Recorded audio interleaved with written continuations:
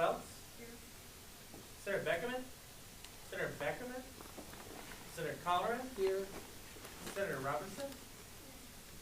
Speaker Roberts here. President Reichert? Here. Vice President Rao. Alrighty, we will go on to the approval of consent agenda. Is there any dissent?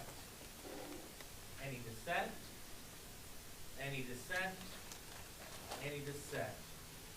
Seeing none, the consent agenda is so adopted. We'll go on to the approval of minutes. Is there a motion to approve the minutes? Motion. There's a motion. Is there a second? Is there any dissent? Any dissent? Any dissent? Seeing none, the minutes are so approved. Before we head over to athletics, I am going to give a few different reminders associated with how this meeting operates.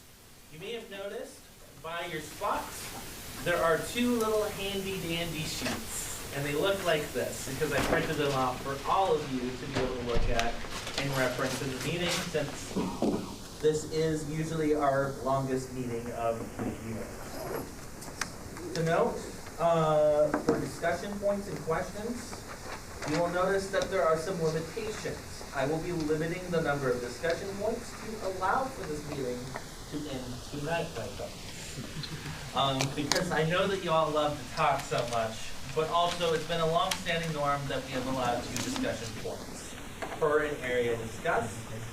That generally, as we set in amendments, I'm only going to reset only 1 discussion point during amendments, unless you are the person making the motion of the amendment, and then I will give you the talking point on the amendment, and then the general talking point later on the amendment. On the groups that are been called in, or the appealing groups, you do get 2 questions per. To note that they do have a time-limited block for their questions. Unless you decide to extend that. That initial time block is 10 minutes per group. For the appealing group, SAC does have right of reply, up to 5 minutes as stated in our rules and our governing documents.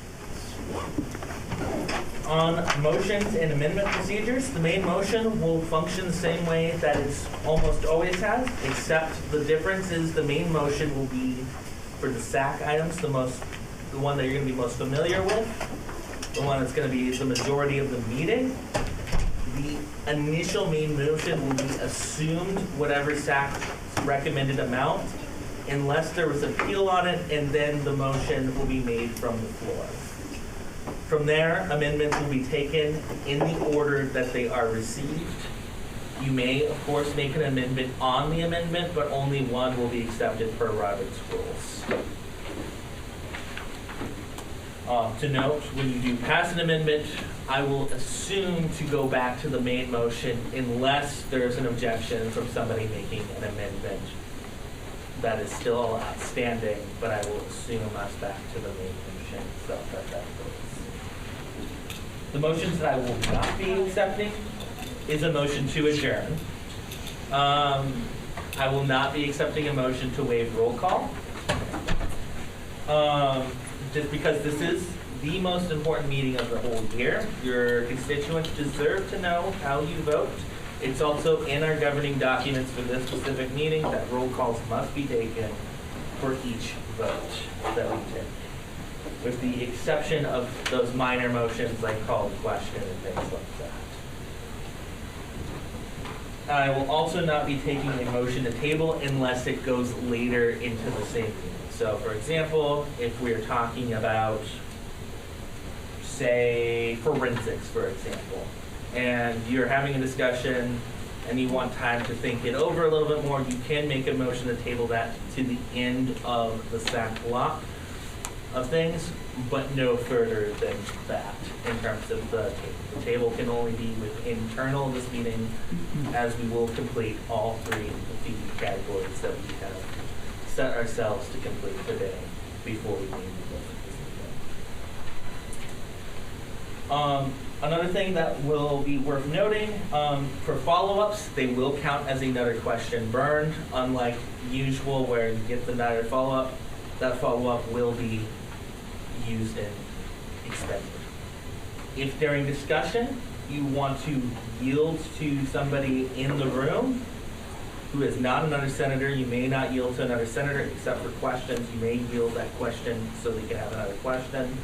But on discussion points, you can only yield to the gallery, to the group that we are actively discussing if you need that for clarification. That does use your discussion point. With that, are there any questions on some of these general procedures that are slightly different than usual?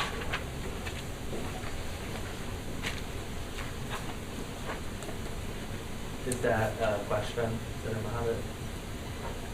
Okay. See no questions on that. That other sheet is just a guide of motions and some rules applying to those motions. Feel free to use that as you need to guide you through some things.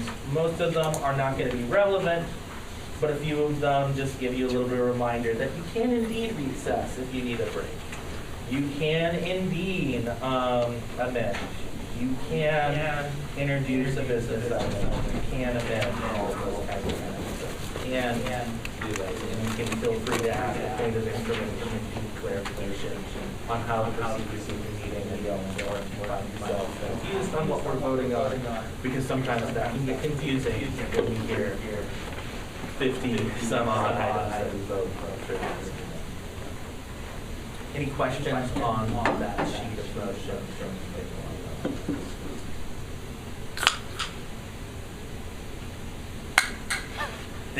Seeing none.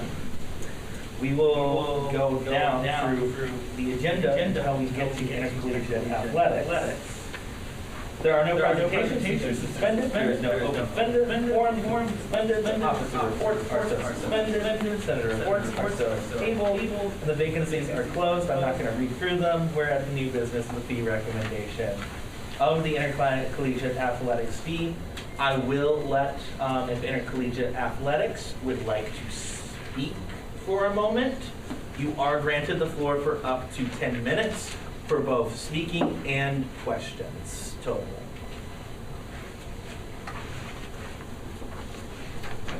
Good afternoon, Kevin Beisman, Director of Athletics. I appreciate the opportunity to make our presentation last week, where we proposed a $1 per credit hour increase. This is to offset inflationary pressures that we've seen over the last 5 years, and in the current year, this would fully restore purchasing power. Right now, there's an incredible amount of fundraising going on by our student athletes to try to address this. That's creating challenges for them with their academic schedule and other commitments that they have. And this $1 increase would help to alleviate some of that pressure on them for fundraising. I was able to meet with Madam President on Sunday afternoon.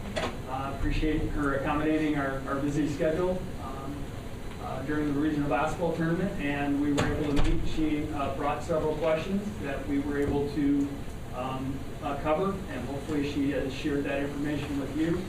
She did ask that the individual sport program budget sheets be uploaded, and they were uploaded to the site. Lots of supporting materials have been shared with you, and at this time I would stand for questions. Are there any questions? Any questions?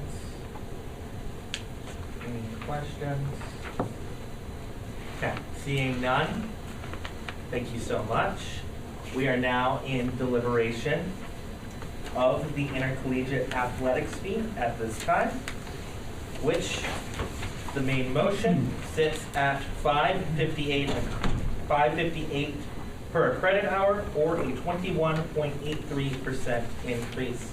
I will now hear discussion points on this. Are there any discussion points?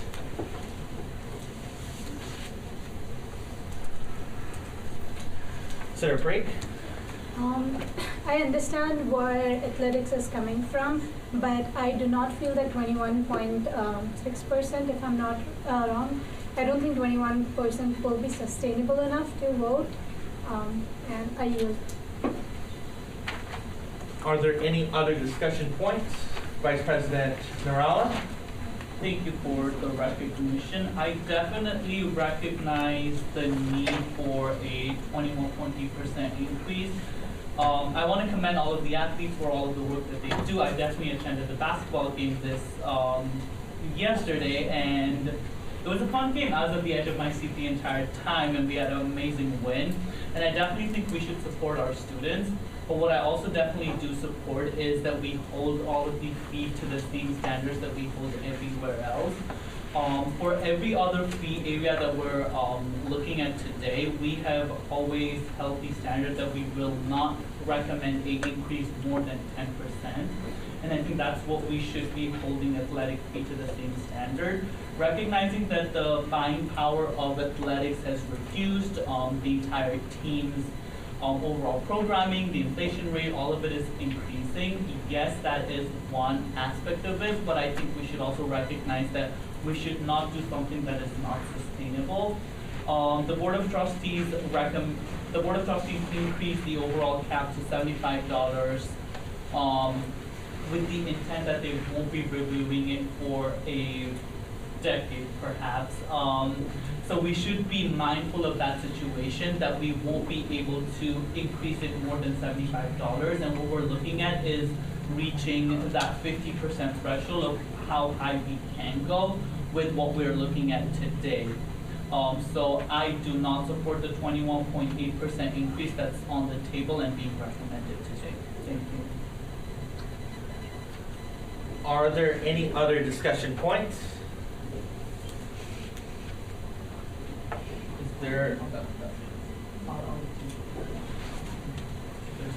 Are there any other discussion points? Any other discussion points?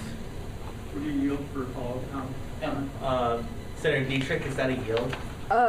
Or is that Sure. a point of, or is that you? Yes, I am yielding. Senator Dietrich yields? Thank you. Again, you know, I would urge you to look past the percentage increase. You know, we have a relatively lower fee for athletics than some of the other areas, and so a $1 increase, you know, by basic math, works out to a larger proportional percentage increase. The dollar is what you'll be paying, and there's you know, others that have asked for a $1 increase. If that's approved and athletics is approved, the total amount, you know, to your bill would be a $2 per credit hour increase. And so I would really urge you to look past the percentage increase. I would also ask that you allow this to go to referendum and hear from all of your fellow students regarding the proposed increase. I would also point out that several other schools in the Mid-State system have asked to go to the max, which is over a 36% increase. 3 other schools are considering that and going to a referendum at the max. This is less, obviously, than the maximum increase that others are considering at Southwest Minnesota State, at Minnesota State Moorhead, and there's one other institution that was requesting the maximum fee. So again, I would ask you to look past the percentage increase, consider the erosion of purchasing power. We have also consulted with the system office and the Board of Trustees. Those schools that were asking for the maximum increase of 36% did ask the system office and the Board of Trustees if there would be any concern or pushback about the percentage increase, and there was not any pushback from the system office or the Board of Trustees regarding several schools requesting a 36% increase to the maximum fee. President Reiger? Is sound working now for IT? It's saying there's no sound on. Sound works on YouTube, but Okay, point of information you need. yeah. Sorry. Okay, so do we know if sound is working? And Robert told me to refer that over to you, Mark. That's not my responsibility. He's got the room, the sound's working in the room, that microphone and that microphone, that's the things we're responsible for in the room. Okay.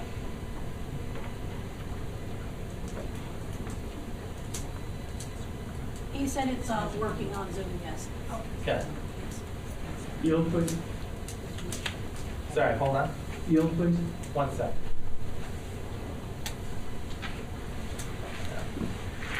Senator Dietrich, did you have a point, though, that you wanted to make for yourself? Initially, I was looking for the breakdown of budgets, but by teams. I did find it. For anyone interested, it is the fiscal year 24 budgets _ studentgov.pdf under the student athletics section. Cool. Are there any other discussion points, Senator Colorado? Yield in redundancy to Vice President Nurala. I do believe the increase of 21.8% is not sustainable for a long-term aspect of the intercollegiate athletic fee. Okay. Senator Mohammed? Can Senator Dietrich say that again? Because I don't know which one you're referring to. Are you talking are you making a point of information? Okay. On the athletics fee, if you are looking for the document, not all the documents have been printed out. The documents pertaining to intercollegiate athletics fee are on the teams folder, located in this upcoming fiscal year, and it will say athletics on it, and all the information you need is within that. Point of information? Point of information for anyone who has their laptop open, if you can go into Teams chat, into student government, Senate, into 91st student government, I believe. All of the files pertaining to all of the fees that you see today are uploaded in individual files within there. The one thing that I also want to make clear is that we cannot decide how individual departments determine individual line items for the budget. What we can decide is the total amount of budget allocated to individual departments. We can make it clear that the amounts that are allocated to them is this, but we cannot determine how they spend those dollars and what they use it for. So if you have your laptops open, if you can go into Teams, all of it is available in Teams. Not all of it is available in hard copy in front of you, so that would be advised that you go into Teams and take a look at all of those. Thank you. President Reuger on a discussion point? Yes. Okay. President Reuger? Thank you also, Kevin, for meeting with me on Sunday. It was great to get those answers right away. One thing with the athletics fee to keep in mind too is we are a school of almost 15,000 students. Yes, not every single student pays every single fee. However, we are still relatively large in our conference, and so that's one thing to keep in mind, as well as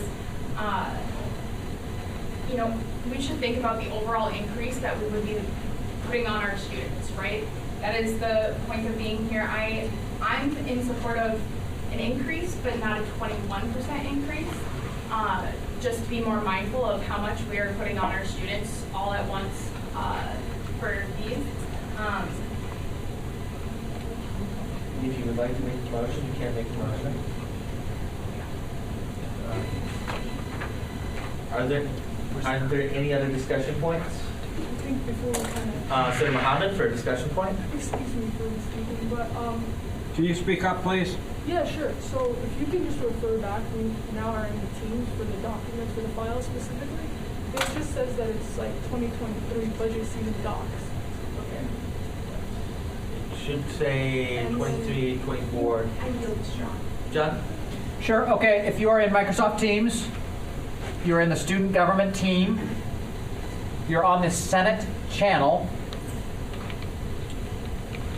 go to Files, there's a folder called Student Fee Process Documents, that's what you need. It's not.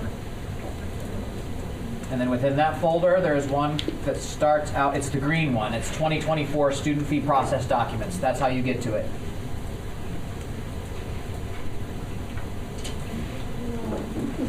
Yield? Still. Okay, hold on. Is there someone yielding discussion to them? Senator Preek yields a point. Go ahead.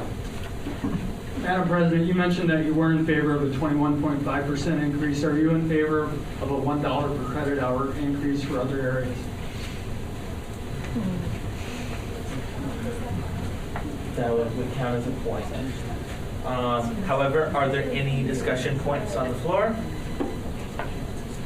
then Senator, my God, President Reiger. It's already happening. Yes, I am, in the sense that you talked about the technology fee. The technology fee serves every single student. Every single student interacts with the technology on this campus, the Wi-Fi. If they aren't physically on campus, they are experiencing the support that the tech fee helps provide.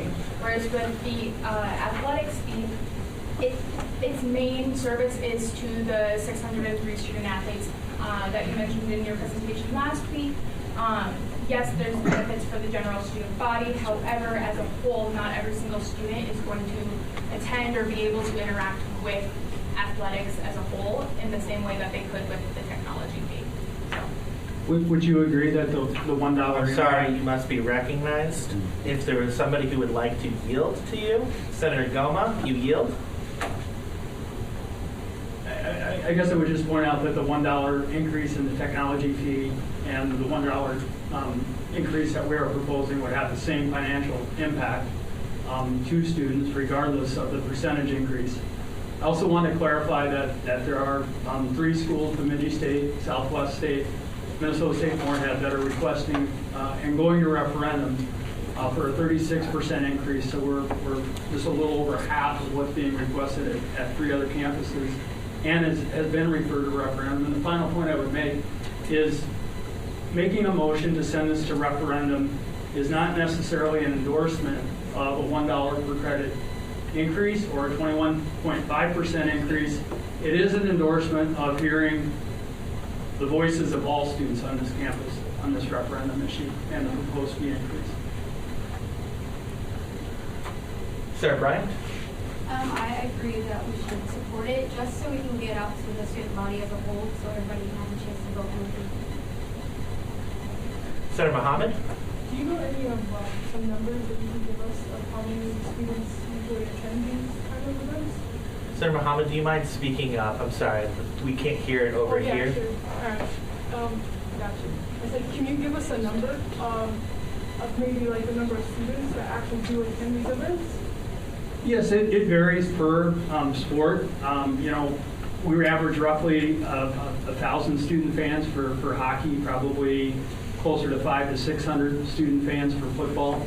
I think in the documents that you were providing in the presentation, we hold over 200 events annually, and roughly the student attendance is 25,000 students throughout the entire athletic season from beginning to end. It felt like there were a lot of you there last night. Certainly appreciate the student fan support last night. I think it was a key ingredient to a rather dramatic win over Northwest Missouri State.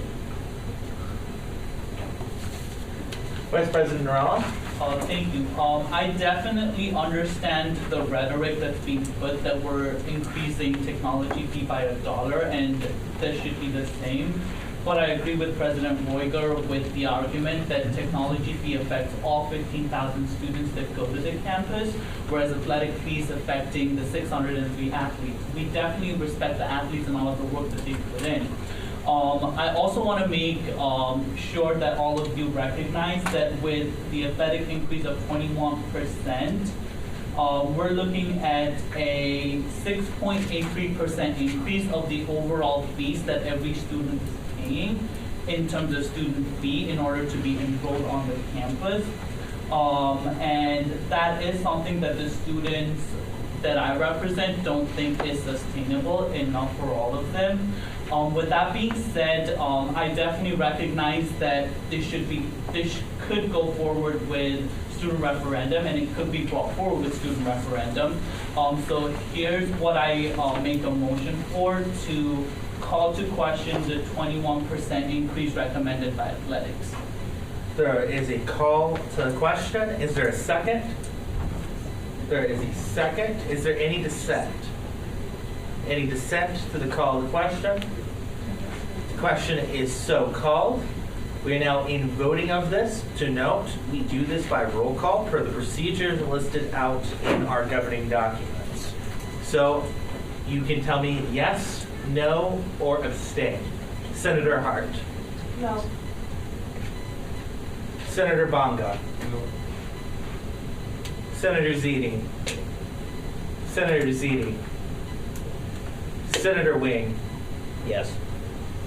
Senator Bryant. Yes. Senator Maega. Yes.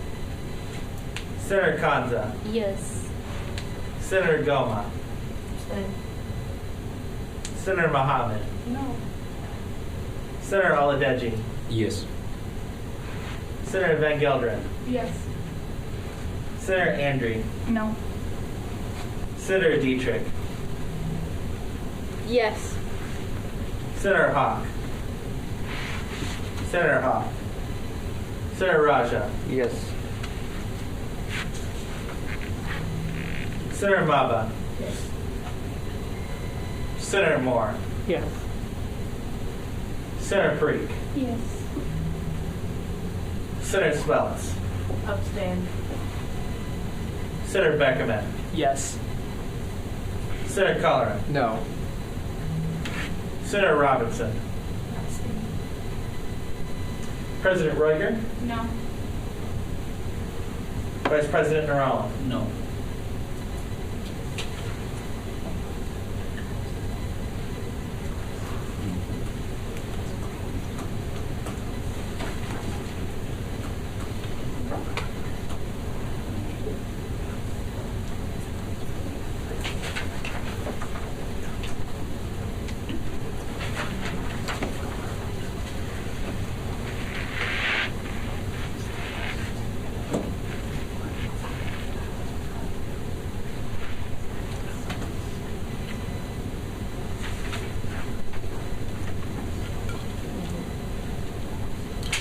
In a 12 to 7 to 3 vote, this is so adopted. Thank you. We are now in consideration of the athletics backup budget, which will be automatically begin at the 2% rate unless otherwise motioned.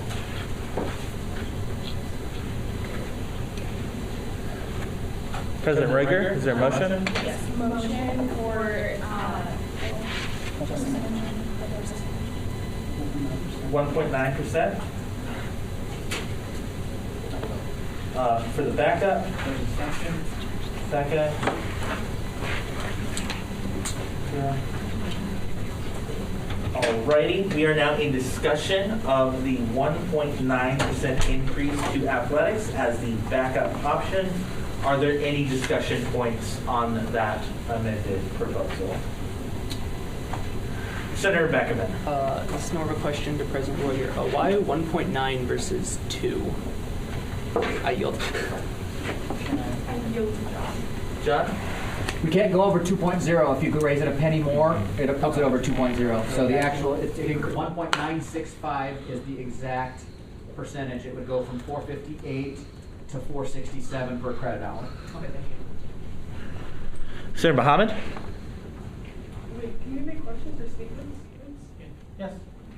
So, call me biased as I am the CSIT center, but I do believe that students should kind of maintain their education and kind of keep up with that, most of all, because that's what we came here to do.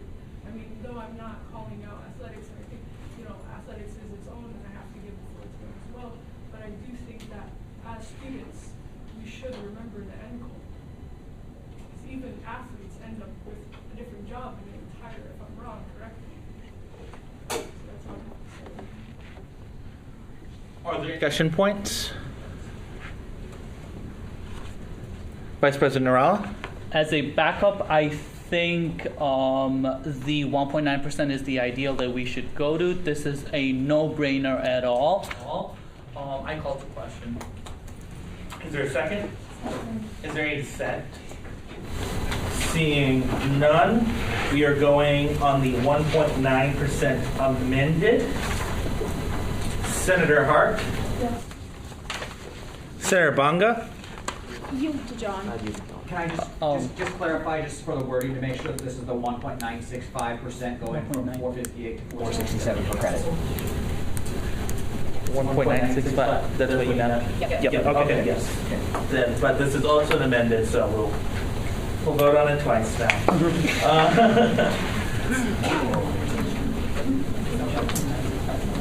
For Over 1.965. That's the main motion now. That's the main motion. It's the amended, but we have to pass the amended and then to the main, technically. Do it. Senator Ziti? Senator Ziti? Senator Wing? Yes. Senator Bryant? Senator Maega? Yes. Senator Kanza? Yes. Senator Goma? Yes. Senator Mohammed? No. Senator Aldeji? Yes. Senator Van Gelderen? Yes. Senator Andrew? Senator Andrew? Senator Dietrich? Yes. Senator Hawk? Senator Hawk? Senator Raja? Yes. Senator Maba? Yes. Senator Moore? Yes. Senator Brake? Yes. Senator Swelts? Yes. Senator Beckerman? Yes. Senator Colleran? Yes. Senator Robinson? President Reuger? Yep. Vice President Narala? Abstain.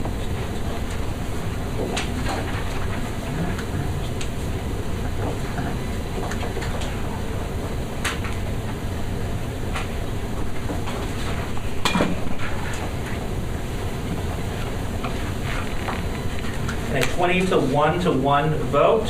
This amendment is adopted and is now the main motion. Are there any discussions on the main motion? Motion? Is there a second? Is there any dissent? Seeing none, we'll go back into the roll call. Senator Hart? Senator Bunga?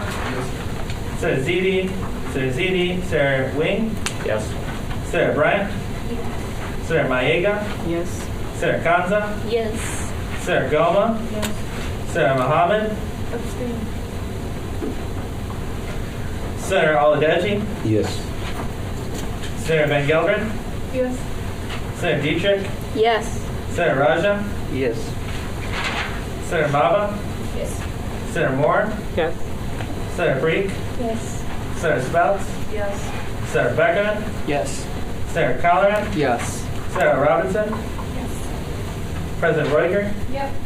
Vice President Narala? Yes. In a 21 to 0 to 1 vote, the athletics backup is so adopted. We will now go on to the student allocation fee, beginning with appealing groups. However, I did hear that J.C. Fry does need to get through earlier. If J.C. Fry is currently present, I will take them first over the appealing group, and then we will proceed to the appealing groups. Is J.C. Fry currently here?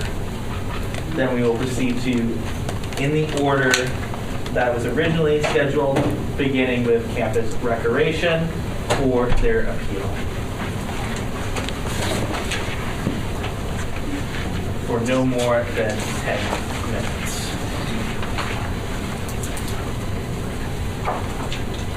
Good afternoon, everybody. Todd Kinston from Campus Recreation. I too was at the basketball game last night, and to me, that is truly your student activity fees at work. It was just unbelievable. I went all weekend, but to see the Mavericks, your colleagues compete like that and win, and our women being represented at halftime was pretty cool. So, what a wonderful student experience that was, and the students were out there in full force. So that was quite an experience. I want to mention one other thing, the bowling challenge on April 10th, Wednesday, April 10th, and I know there's an email that's out to student government as well, so we're hoping to get enough people at 5 o'clock that night so we can have that annual challenge. Campus recreation, we're here today to appeal Zach's recommendation in a couple of areas. 331400, the campus recreation general budget, and I'll talk about that. Sam Steiger will talk about the 331403 budget.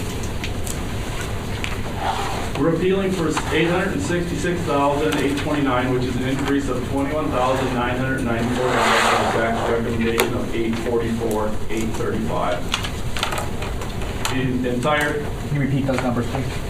866,829 was our request. which is $21,994 over SAC's recommendation of $844,835. So SAC recommended $844,835. We're asking for appeal of $21,994. That's entirely in the student hourly line item. So currently, we're at just short of $205,000 in our regular student health line item. And we're asking for not any more in that line item for this request over what we have in that budget for this year. So I want to make mention of that, because if we don't get that $21,994 now, suddenly we're at about $183,000 in that line item, and that's really not sustainable in that line. We've not included as well the potential $1.50 increase that is going to go to cabinet for approval from $12 to $13.50. We did budget for that as well. And with that potential $1.50 increase, which is 12.5%, that's $25,625 additional that we did not put in that request for this upcoming year. Because we wanted to be conservative. We think we can hire about the same number of work study next year as this year, and I'll get into that in just a little bit. But as I had mentioned, 24 work study this year. A year ago, when we were struggling about $50,000 short, we were only able to hire 12 work study students. This year it was 24. But after Ryan Stevens, one of our program coordinators, he's on the student wage committee, and they met, I believe it was last week. And there is a concern because of the FAFSA process that there will be a delay in awards, work study awards or financial aid awards. Fewer students on the national average are accepting work study. They're accepting student loans instead. And the process itself does not include a line that it used to have in there that says, do you want work study? It doesn't include that. So it's going to be a little more difficult for us, Campus Rec, and other departments on campus to be able to recruit work study students in order to hire them in time for fall semester. So that has us concerned a little bit. We start full operation during Welcome Week. So when students move back to campus Thursday Welcome Week, we try to be fully staffed. We can't start work study students until the first day of class. The Campus Rec can't wait until 2-3 weeks into the semester to hire our work study students because we have to be fully operational. So Ryan does most of his hiring in July and August when the work study awards are out there.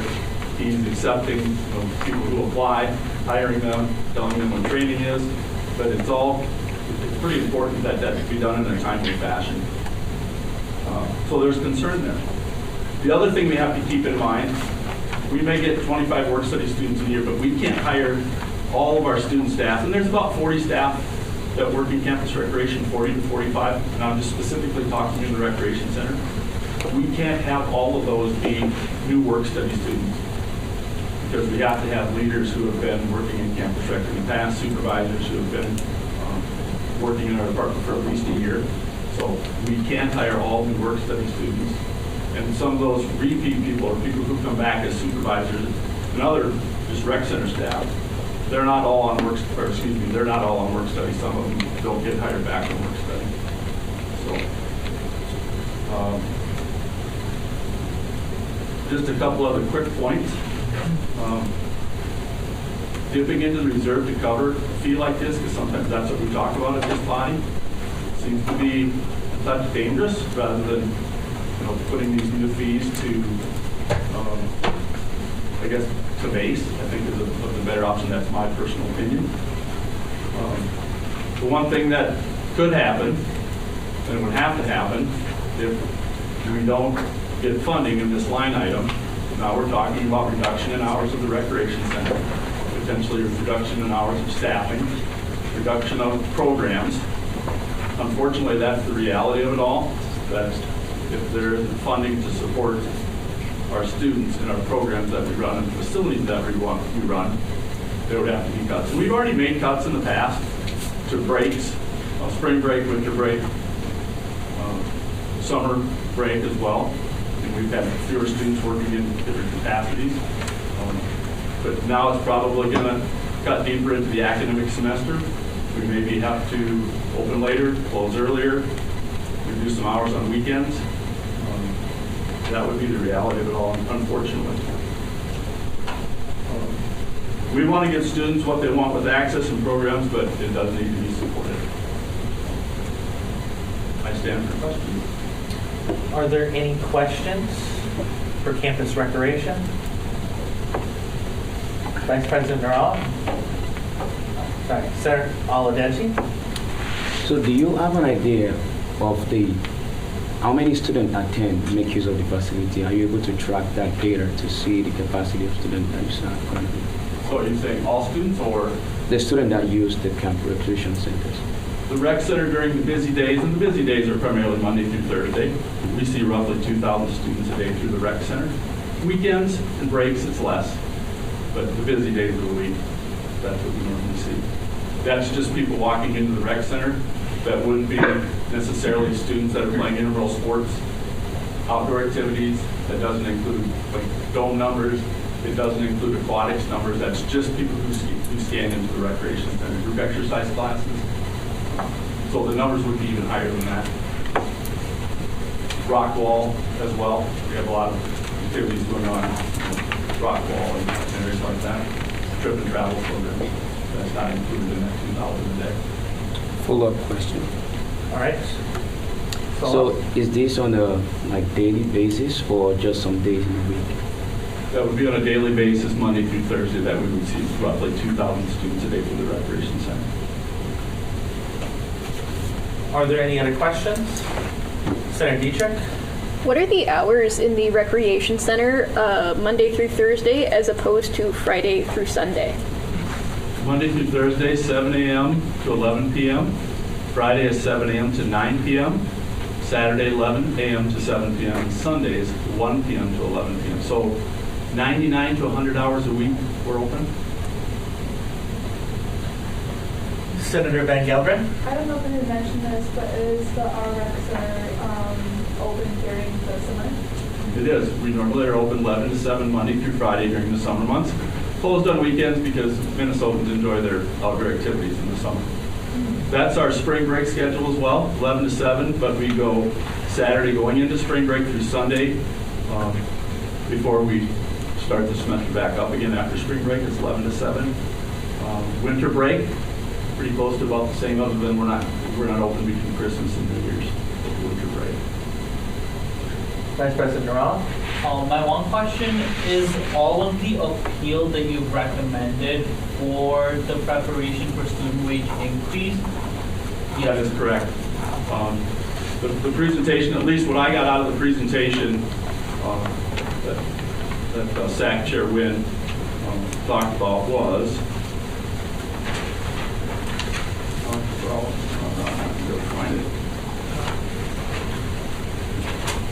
talked about encourages seeking federal and state support for student salaries. So I interpreted that as that number that we weren't recommended was student hourly wage. With most of the other increases that we have were contractual obligations for full-time staff with salary and fringe benefits. I'm sorry, that is the time on the scheduled block. Are there any motions? There's a motion? Question. There's a point of information? Yeah, so, yeah. If you want, yes. A motion. A motion to extend the time by 10 minutes. There's a motion to extend. Is there a second? Second. Any dissent? I'm assuming not. So it's extended. Senator Mohammed. Is Pennington Hall also part of it? It is. So when we have group exercise classes in Pennington Hall, which Carly Hopper, program coordinator, runs, that's part of it.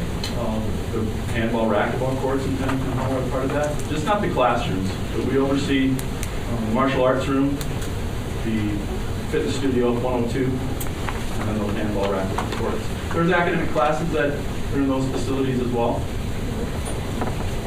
Yeah, self-defense for women classes on the academic side, but we do have martial art clubs who use that matted martial art room as well. Are there any other questions? Point of parliament, quickly. Yes. Are there handheld mics available for individual senators, just so it's audible for the entire room? I can just listen to this. If that could be arranged. for future points that are being made in the room. Thank you. Are there any other questions? Any other comments? Senator Dietrich, second? It's a point of parliamentary procedure or question of parliamentary procedure. Point of information? Yes. If the reason for their appeal is to be prepared in the event that student wages are increased, is it possible to add a contingency amendment in the event that student wages are not increased? This would not be a norm on how things currently function. So I'm going to say for the purposes of making this a effective budget, we will not be taking a contingent budget proposal. That being said, are you wanting to answer that question? Yes, the appeal is to get our student hourly line in line for fiscal 25 that it is in fiscal 24. We're not asking for any more dollars in fiscal 25. We're not asking for that potential 12.5% $1.50 increase. We're only asking to maintain where we're at this year. And we keep our fingers crossed that we're able to hire enough work study students to offset the increase as well. And we all will, and specifically Ryan will work our tail off to make that happen. Are there any other questions for Campus Rec on that main line? Any other questions? Seeing none, thank you so much. Thank you. SAC Chair, would you like your right of reply? Up to 5 minutes. Would it to you? Yeah. Or they're designated. All right, if you would like. Yeah, so the main reasoning about this was that, yes, they were right at the reasoning about the slide. As mentioned in the slide, the biggest attention to the cut between the request and what we actually recommend for SAC was the student salaries, student help line, which provided $205,000, and the state student salary work study line, which provided $15,000. The student SAC recommended cutting that. The student SAC thought, sorry about this, the student SAC considered combining both those two and cutting those by 10%. That's how we got the number of roughly $22,000. So it's just roughly a 10% cut to how much was given for the student wages. Righty? Is there anything that the Secretary wishes to add? So the reason behind the $21,099 to $94 less than what's campus rate first, because we, like I said in the presentation, encouraged to seek funding from federal and state, and we hope that campus rate can optimize the student worker. That's the reason behind the cut. I can use if you want to respond to that. That would not be how that functions. That would then conclude the appeal. Thank you so much, What is parliamentary inquiry? Yes. On the agenda, you scheduled to be omnibus. No, we are up here. Student activity fee main budget. That is all the way down after the final call reports. Sarah Van Gelder on a point of parliamentary inquiry. Point of information. Point of information, yes. I have a bit of a question about campus irrigation. As on the slideshow, it covers 3 points. Would it be, which are we voting on all 3? They are each individually separate categories. You will see that later on the agenda, but the only one being this appeal only pertains to the first slide up there. Campus recreation includes intramural sports, is the particular line item that was appealed. And their appeal, as they mentioned, was $866,829 with the request as asked. Vice President Narella, are you yielding to John? Yielding to John. On this spreadsheet that you have in front of you, this color printed out thing that shows the thing, we're talking about, what we just talked about was line 41. And then the next one is going to be 43. Correct? Yes. Correct. Okay. Are there any other points of information about procedure at this time? Seeing none, we'll go on to the next appealing group, and that is Maverick Adventures. For up to 10 minutes for both presentation and questions. Howdy y'all, my name's Sam Steiger. I'm the program coordinator for Maverick Adventures in Campus Recreation. And just a little bit, as you read in the materials provided in your documents, both digital and physical, Maverick Adventures provides services to both university students as well as the general public through its programming.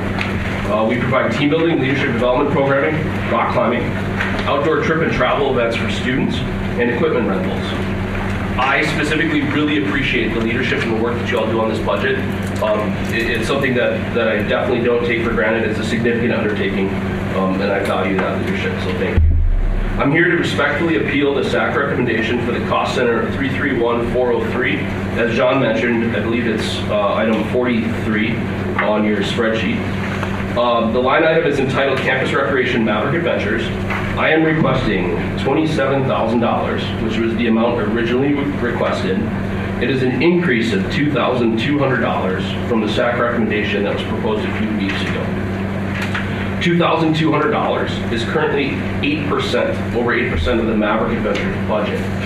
It's a significant reduction that will have a noticeable and resounding impact to the way that we serve students. We have been able to trim, adapt, and do our best to reduce areas that do not impact our student involvement for the past few years while experiencing budget cuts. However, our budget is tight.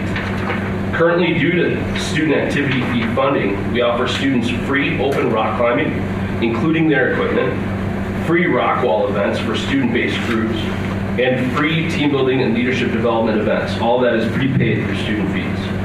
A number of our outdoor trips are offered at no additional cost to students.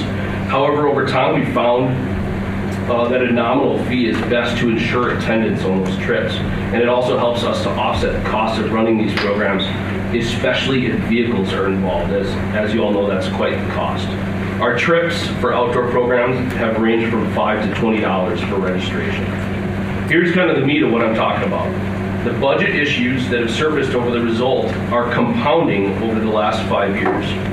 Over the past 5 years, our requests have largely been contractual obligations and student hourly increases, including the past 2 cycles where our full requests were reduced by $7,000 and $6,000, respectively, from what was requested.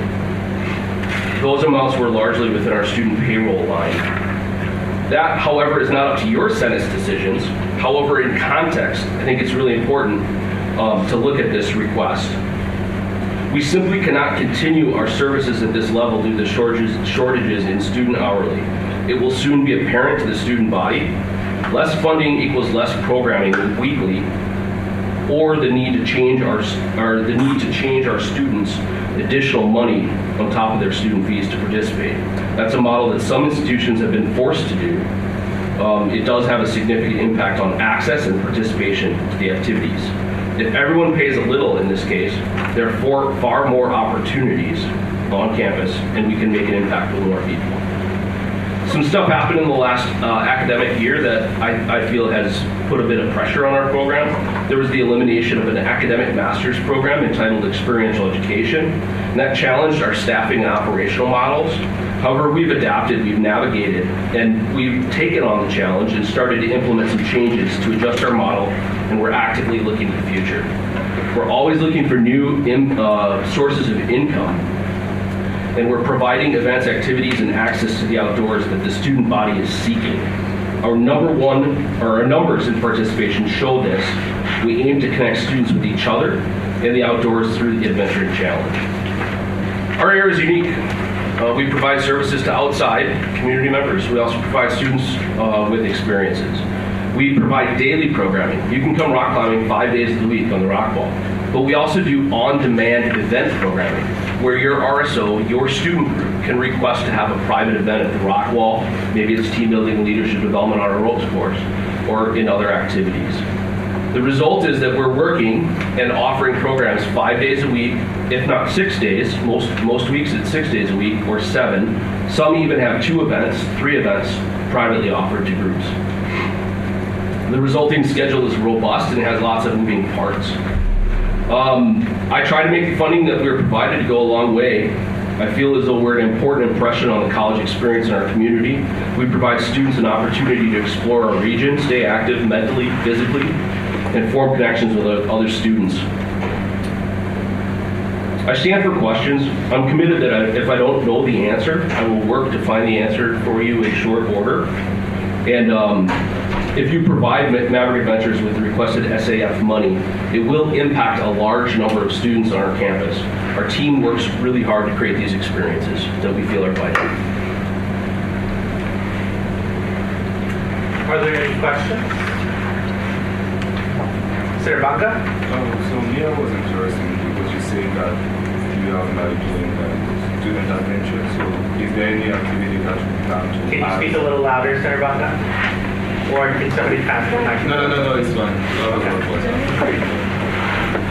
So I was saying that I heard about like student adventure, and then my question is just like, do you plan to have like more activity for the student to do, or do you plan to just like take ways? Because you were talking that there was some activity that didn't match the student, and then you have to. Yeah, really, it comes down to if we can't pay our student workers to work, we're going to have to reduce rock wall hours. We also are going to have to trim back on those opportunities for students to get outside. The Senate, a number of years ago, I think it was 7 years ago, gave us $1,800 to provide 3 activities each semester. And for the past 7 or 8 years, we've provided about 12 activities per semester, every semester. And we stretch the money as far as we can. You've heard about some of those activities when I come up and talk to y'all at open forums: caving, biking, hiking, snowshoeing. We just try to provide any opportunities we can to get students outside. But there's a cost. Are there any other questions? Senator Dietrich? You said that there would be a large impact to students. Do you know, on average, how many students you serve in a week? Yes, ma'am.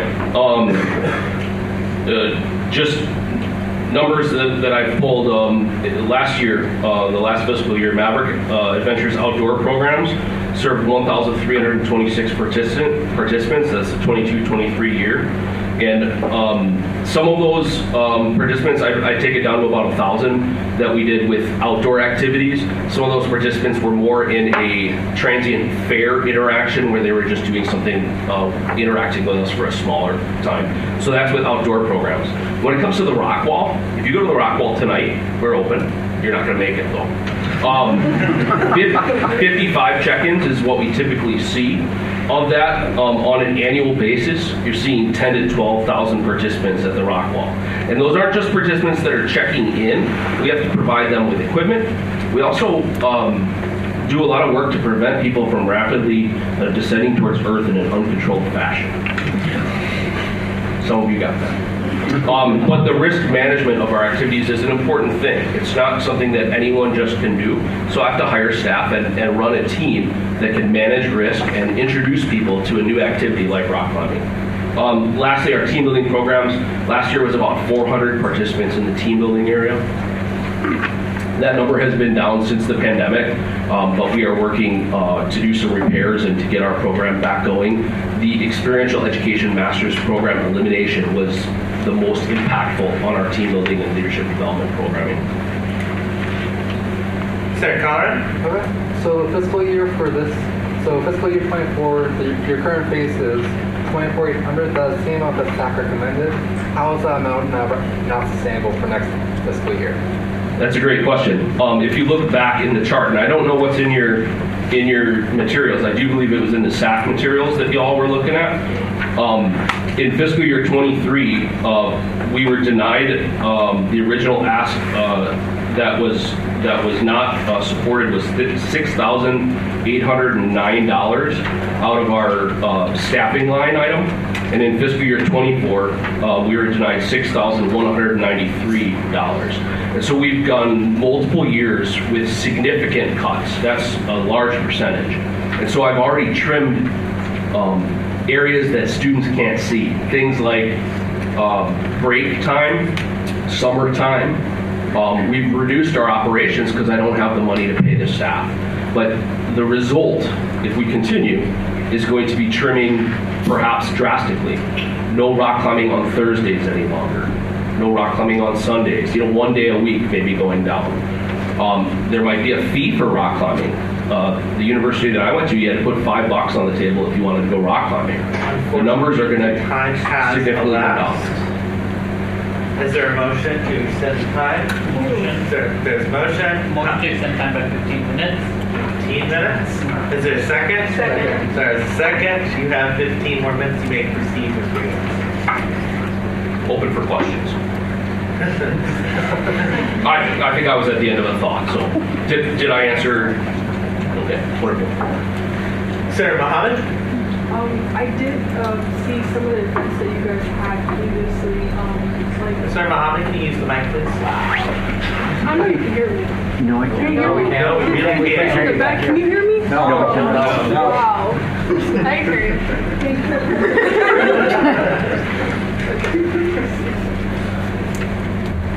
Can you guys hear me now? No? Yeah, it's pretty low. Okay. There you go. So, some of us saw some of the events that you guys were holding previously this semester. I think that, like, my question is, I guess, what kind of things do you guys do to, you know, combat the stress that students go through with, like, classes and that kind of such thing? And I think recreation can be, you know, a stress relief. So what are some of the events that you guys have held? Well, I'm part of the Campus Rec team, so I would argue that Campus Rec is a massive player when it comes to campus wellness. We provide opportunities for all students. My niche or my area that I really enjoy bringing to the students is giving students an opportunity to learn through challenge and adventure.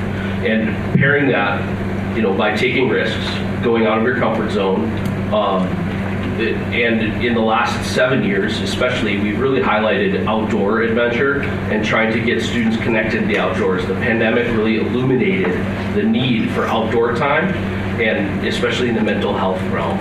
Most universities of our size offer outdoor programs and rental programs, and I have been here now going on 20 years, and I have been a proponent of us revitalizing our outdoor opportunities. That's not part of the ask. I'm simply saying right now, I'm so thin, I'm going to have to make cuts that are going to be visible to students. I'm not trying necessarily, this is not an expansion, this is not offering more, this is in order for us to continue at the rate we're operating at. Senator Moore? You mentioned that some of the recreational services also serve the larger community. Could you maybe go on a little bit about how not increasing the fee would affect that at all? Like if it would affect that more than the students, maybe, you know? Thank you, Senator. You know, there's a lot of stuff, I think I'm pretty lucky. Because I serve the outside community, I can make some adjustments here and there. And so I actually, in this fiscal year coming up, the proposed budget we're talking about, I am raising the prices that I'm going to charge outside groups for birthday parties, for Rockwall rentals, for team building leadership development events. And I'm going to raise those prices up with a few intentions. One is I need more income. And then the other thing is I want to pay our student workers a better wage. So I'm going to pay them $15 an hour to serve our outside clients.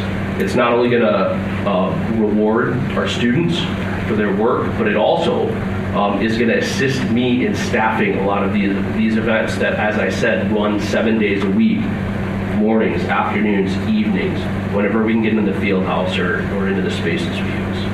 So I am making adjustments to the fees that we charge our outside clients, because those fees help me serve students, and that's the way our design's been for the past 13, 14 years.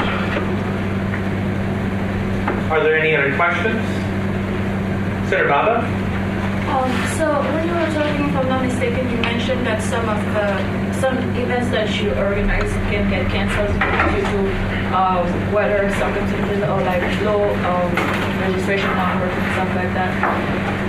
When those events are canceled, is the money that was invested to make those events happen or organize it, does it go to waste? And if it does, do you have a plan for revamping the type of event that you organize every academic year so that the increase that you're asking for would be needed for the revamping, or are you just requesting an increase to stick to the plan that you currently have for the events that you normally do? We love to provide services to students. So a great example is ice fishing this year was a little anticlimactic because of our ice season.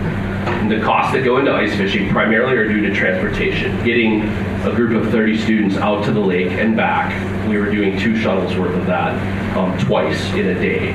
A lot of the equipment, ice fishing rods, all the outdoor equipment, things to keep people warm are things that we've already sourced and things that I've borrowed from friends and colleagues. So there aren't equipment costs with that. Luckily, we canceled the event. We were not charged for vans. But what we do is we turn after a cancellation and then we just create more opportunities. So we'll create a new activity and we'll use the money in different ways. So I can definitely tell you that there is no waste in our budget. We spread it out. Like I said, you asked us for 3 a semester. Last semester, I think we did 12. Thank you.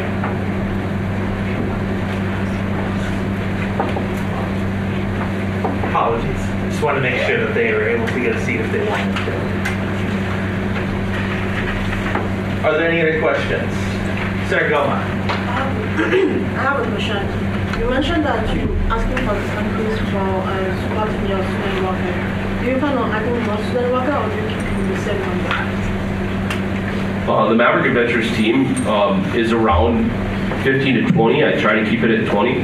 I will very openly admit that it has been hard to hire students on our campus, and I've struggled quite a bit in that, especially when I can't just choose that student out of the hallway and say you're going to go hold someone on a rope at the rock wall. There's a specific set that we have to train in and bring in. Also with leading team building and leadership development, it has to be the right fit for a facilitator to work with the group. So I'm not planning on expanding that. I'm planning on keeping our workforce strong with student-based workers and paying them. Right now, the minimum wage on our campus is set at 12.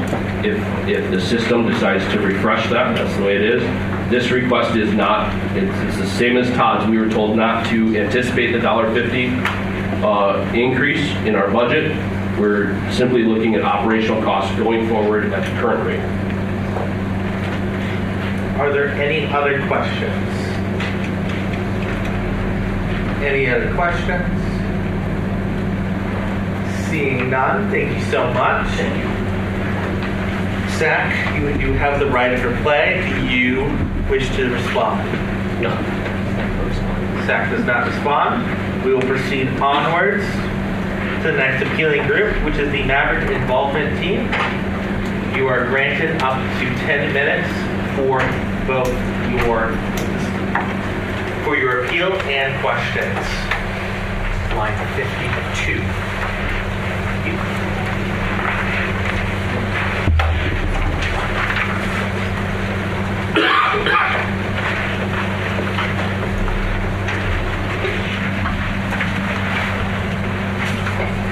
Hello, we are the Maverick Involvement Team, and thank you so much for hearing our appeal today. I am Taylor, the Marketing and Social Media Coordinator. My name is Tyler, and I'm the MAV Central Training Coordinator for the Maverick Involvement Team. My name is Christian. I'm the RSO Coordinator for Maverick Involvement. And our vision is that every Maverick will engage in meaningful opportunities to develop their identity as a leader. If you take a look, here's our total allocation and the way we break it down. Most of it is student proposed. With the proposed allocation, that leaves only about $2,800 for student leadership development, events, and support. This includes the leadership retreat, weekly workshops, and different MIT events that get students involved around campus. With our initial request, it would give us about $6,600 for these events and support. It feels like we're asking for a big increase. This is because we took a 23% budget cut last year. So this year we're trying to look to regain a good chunk of what we lost. So what do we do with that $6,600? So around $5,775 goes to our leadership retreat, and $1,000 goes to our ongoing leadership training. That involves a weekly workshop during the fall, our participation in U-Lead. We're also committed to innovative forms of leadership training. That includes our new 6-week leadership program, as well as a welcome workshop in January, our fireside chat for MLK Day in partnership with the African American Affairs, and our 3-part series partnership with Maverick Diversity Institute. So leadership is not only limited to on-campus students, we also do cater to students that are online. So most of our events have Zoom capacity. We also host a YouTube channel that has Math Central training videos as well as leadership webinars. With only $2,800 for all MIT events, we will be forced to cancel the leadership retreat that MIT has been known for over 10 years. In both 2023 and 2024, 100% of the attendees would recommend the retreat to others. They also are more interested in leadership development opportunities after experiencing the retreat. One specific attendee from 2024 said, "I loved it and it was a great opportunity to get off campus. I met tons of new people that I never would have interacted with otherwise and had so much fun. I learned about leadership in fun ways through collaborative activities. This retreat is a great way to get all different types of people to bond over something they actually care about, leadership. And we would hate to see this event be removed due to the lack of funds."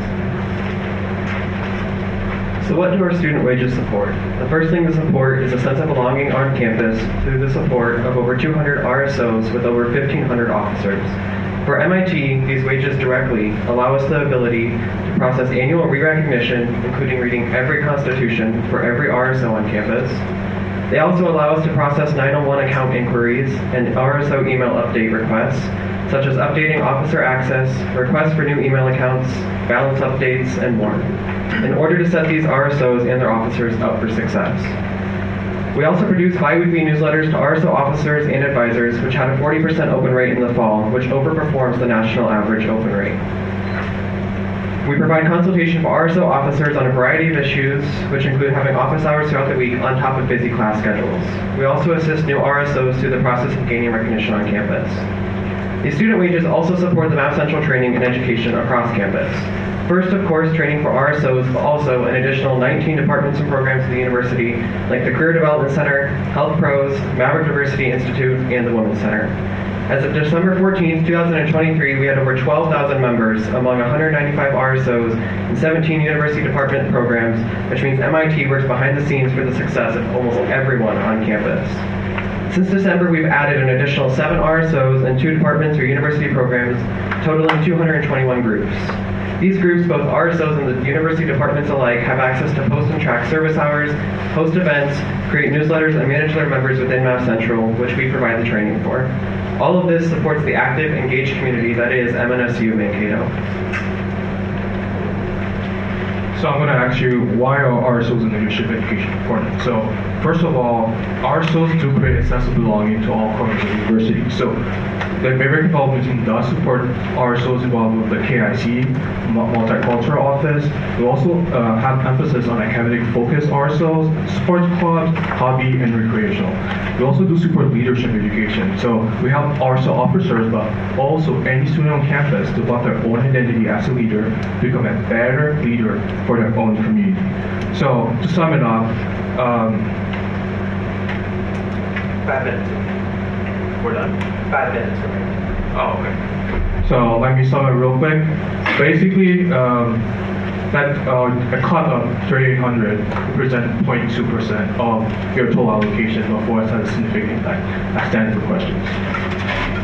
Are there any questions for the Maverick Involvement Team? Senator Dietrich. Could you further explain how your student positions work, a breakdown of duties and responsibilities, and how many hours per week those students in those positions work? Is it okay that every member speaks what he does and how many hours and commitment? Okay. So I'm Christian, I'm the RSA coordinator, so I work around 10 hours a week, so 7 hours are office hours, and 3 hours are one-on-one leadership training with my supervisor, Michelle Harvey, and our GS system. GS in UI is Friday. And also, my responsibilities include checking 911 accounts, reading constitution. So last fall I read about 100 to 200 constitution because we have the re-registration process. So I need to read those constitutions and approve them. I also include like new RSOs, and I do send bi-weekly newsletter, RSO newsletter. I just sent one today. So if you guys are part of RSOs, you might have received it from me. Hello, I'm Taylor. I'm the marketing and social media coordinator. Part of my job is creating posts, reels, videos, and just stuff to get out to students that are online or on campus to get them to know what's going on around campus and get them kind of filled in on the activities that we provide. So like with our leadership retreat, I've posted like recaps and then like advertising it at first so students online and in person would know that that's a thing to get them involved. And we, as Christian was saying, we all work 7 hours in office doing the emails, responding to calls. I take some of that time to make the posts and make the videos and stuff like that. I also have a one-on-one with Michelle, and we also have a all-group meeting where we collaborate and we talk and we create a plan that we're going to go through with the next week. And I'm the Math Central training coordinator for this year. So my main role, obviously with the launch of Math Central this past fall, was to get the word across campus and get people trained on our new program, as obviously that's a big deal. Also with that, I post YouTube videos, how-to videos. So there's over 20 videos currently posted on YouTube with over 600 views just this year, explaining how to use our new program that had a very successful launch in the fall. And then, like both of my colleagues have already said, we do basic office tasks throughout the week, such as emails, processing forms, and providing office hours so that if anybody has questions regarding ours, so that they can come see us and we're there to help. Mr. Carr? Madison said that if we keep the recommendation at $18,000, you all will cut the leadership retreat. How many people go to this retreat? So this past retreat you had over 30 students, around 30 students, but if you want a more complete number, I'll defer over to Michelle Harvey. Is that okay with you?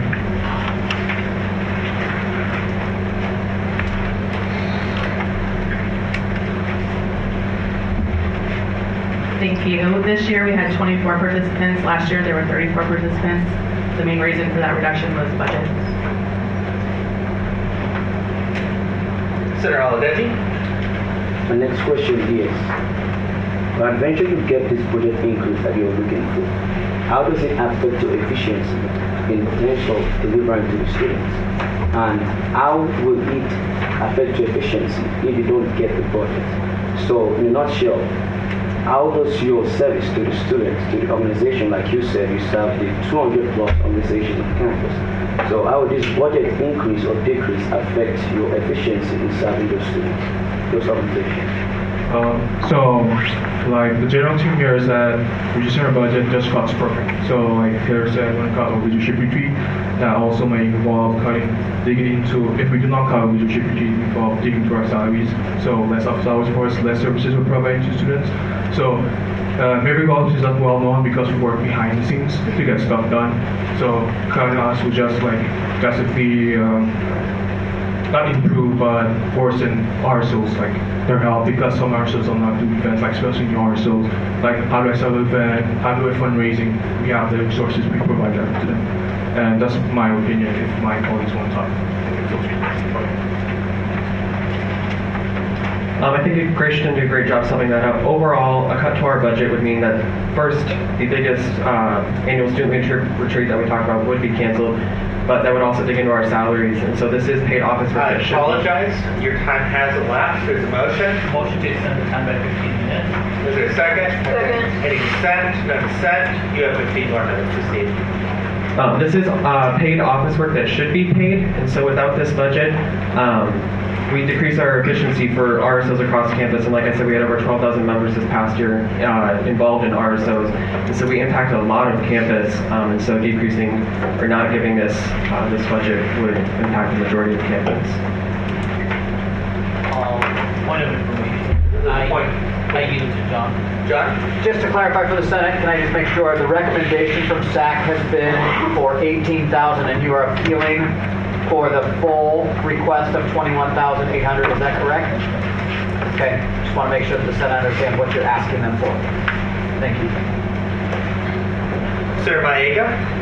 So will the increase be directly directed towards student wage or the wage rate or persons? Like, what's going to be the impact of persons? And like, you guys student wage and also your wages? So if it's okay, I'd like to defer to Michelle Harvey to give you a more concrete and detailed explanation of what that request is for. So I think we are short basically one salary stipend for a student leader position. Our experience this year of having 4 students working instead of 5 students has been that 4 students is the bare minimum that we need. And so without the 3,800 as it's currently recommended, we would be forced to go down. If we went down to 3 students, that just is not sustainable for all the support that needs to happen. So instead of reducing a salary, a stipend, we would be looking at canceling the retreat. So it's not an increase to add staff or change staffing, it's to stay where we are right now, the way Maverick Development Team is operating. The reason we have 4 student positions this semester is because of some rollover that came outside of our area from the student activities world at CSU to be able to maintain our 4 positions that were not funded through the last year's allocation. Is that clear? Are there any other questions? Second question from Sarah Maega. Yeah, so you say that you have a student worker shortage right now. So what are the consequences that you're seeing on your activities? I think it's slower to process emails, it's slower to process, like there's fewer hours. So each student does about 7 hours of office hours. So without a position that's 7 hours every week that our office is not staffed to help RSOs with questions and problems and turnaround time with their questions through emails or processing forms or all the things that they talked about. So I think the more support we can provide, the more successful the rest of campus is. Senator Dietrich? Is there anyone here that can provide a example of the difference between Maverick Development Team today as opposed to Maverick Development Team back when you were getting around 7,400 a few years ago? Yeah, I'll invite Johnny to come on up. He was here for both experiences. I will say that the stipends were brought about by a student government previous to y'all that found value in paying students for the work that they're doing. And so I wasn't here yet. I've only been here about a year and a half. And so I'll let Johnny speak to the difference between the teams. Hi, everyone. I would say that we've successfully carried out events more efficiently when they were paid more than they weren't, because we had the mentality of dividing and conquering. Also, we don't have people quitting and trying to find other jobs, so there's less turnover rates. They've also achieved more paid compared to not paid, and they have responded timely to administrative tasks and all the responsibilities, which our RSOs appreciate. Some of the successful events that we've achieved this year, they've touched upon it a little bit to support our students and leaders with phenomenal numbers as they've described and with great quality, include our RSO programs, our leadership programs, and our administrative tasks. For our RSO programs, again, recognition of 200 plus orgs, RSO fairs, First Friday RSOs, our RSO leadership launch, with our leadership programs, our leadership award, leadership retreat, leadership league, and then also with administrative tasks, processing a lot of emails and forms, including our 901 lockers, RSO email creation and management forms as well. And personally, they also feel more motivated and not inclined to find other jobs, as I mentioned before, more productive, more dedicated, and they also value being appreciated for what they do. And for us, also, we're not taking advantage of all their labor with their office work and with the event planning and execution that has to go through their job descriptions. Thank you. Senator Hart. I just had a quick question because I think the leadership retreat that you guys put on is a really great idea. What would be the increase to help you guys support just continuing the retreat but not giving the amount of an increase in the full stipend, if that makes any sense?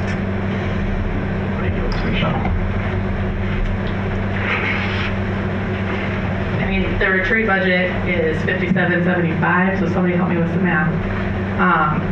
We're $3,800 short of that $57.75. So we need $3,800. Is that, I mean, that's a bad, I don't know. Are there any other questions? Vice President Earl.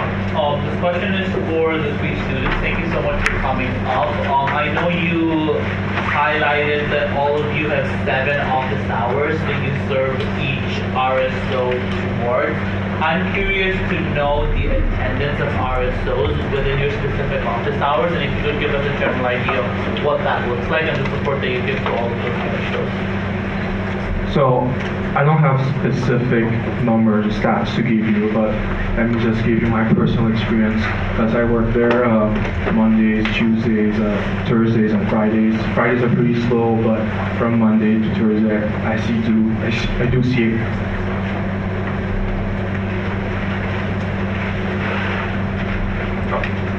Sorry, just give me some numbers. So we have around 40 plus consultation, like per semester. So 40 students, 40 different RSOs come over and we have to chat.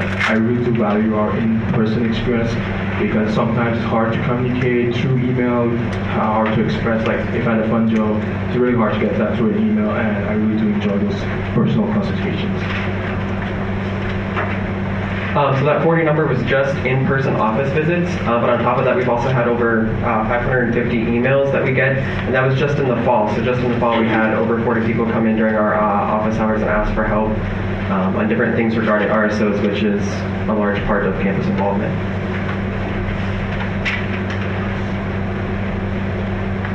Alrighty, are there any other questions? Any other questions? Sir, Wayne? So the current year, you guys receive $18,000, and you guys still have the retreat credit. So what the changes for next year? If you guys still receive $18,000, what's the reason behind the cut? Yeah, so this past fiscal year we got $18,000 and we were still able to put on the retreat because there was another $3,800 found through different funds, through student activities in CSU that is not guaranteed. It was rollover dollars, and so we are not guaranteed that money this next year, and that is why we need the increase of $3,800. Are there any other questions? Any other questions? Seeing none? Oh, sorry, Senator Bob. So, can we just ask questions or give opinions? If you are giving opinions on this, that would be reserved for discussion points later on when we have a discussion. This is just purely for clarification for being able to make the decisions that you might need in referencing information. Of course, if the group is still some members who are getting later, you could ask them another question, but do not. There is no guarantee that they will be present at that stage to answer this question. So please, if there are questions, do ask these wonderful people. Are there any other questions? Last call. Seeing none, the SAC utilized their right of reply. Yes. Alrighty, SAC Chair. You have up to 5 minutes. If you would like to go up there, you can.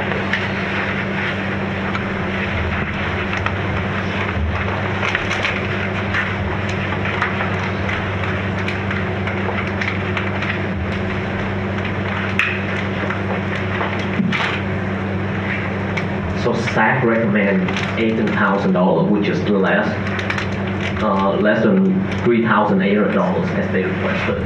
And the reason behind this is SAC don't think $3,800 compared to the impact of MIT is justified. And we also believe that they can still operate fairly with $18,000. And that's the reason for $3,800 coverage from the request. So, that's the question. Probably there are not questions. However, since you yielded, Senator Mohammed. What kind of things were you looking at when you were considering what they did? Senator Mohammed, microphone, please. No, I'm gonna speak a little bit louder. You guys can hear me, right? Yes. All right. It's gonna sound like I'm shouting to the next person to shout. I'm sorry, but you said you were considering some things of what they did and how you kind of made that conclusion. The impact, yeah. Right. So how did you get to that conclusion? So we had a whole group of 4 members in SAC, and based on that experience, and we also asked all the students on campus, and we just don't see the impact of MIT, so that's why we make that decision. Yeah. No, I mean, like, what things did you consider? What kind of things kind of gave you that conclusion? Senator Mohammed, I apologize, but can you please use the microphone as no one from this side of the He didn't answer the can question. actually hear. He didn't answer the question. So I was just saying, what kind of things did you guys consider besides, like, for example, we heard from students. What did the students, like, for example, like, be like, okay, maybe they weren't that involved, or maybe they didn't have a return quickly email, or, what kind of things did you guys hear? Like I said, the impact of MIT on campus. And we asked all the students, also all the members on SAC, and we conclude that decision. We stayed base for $80,000. Can you does that answer your question, or can you paraphrase, or? No, but I feel like you're answering the question probably to the best of your ability. Yeah. So that's okay. Thank you. Alrighty. Senator Kaza? Is this increase going to affect the students' fee? So,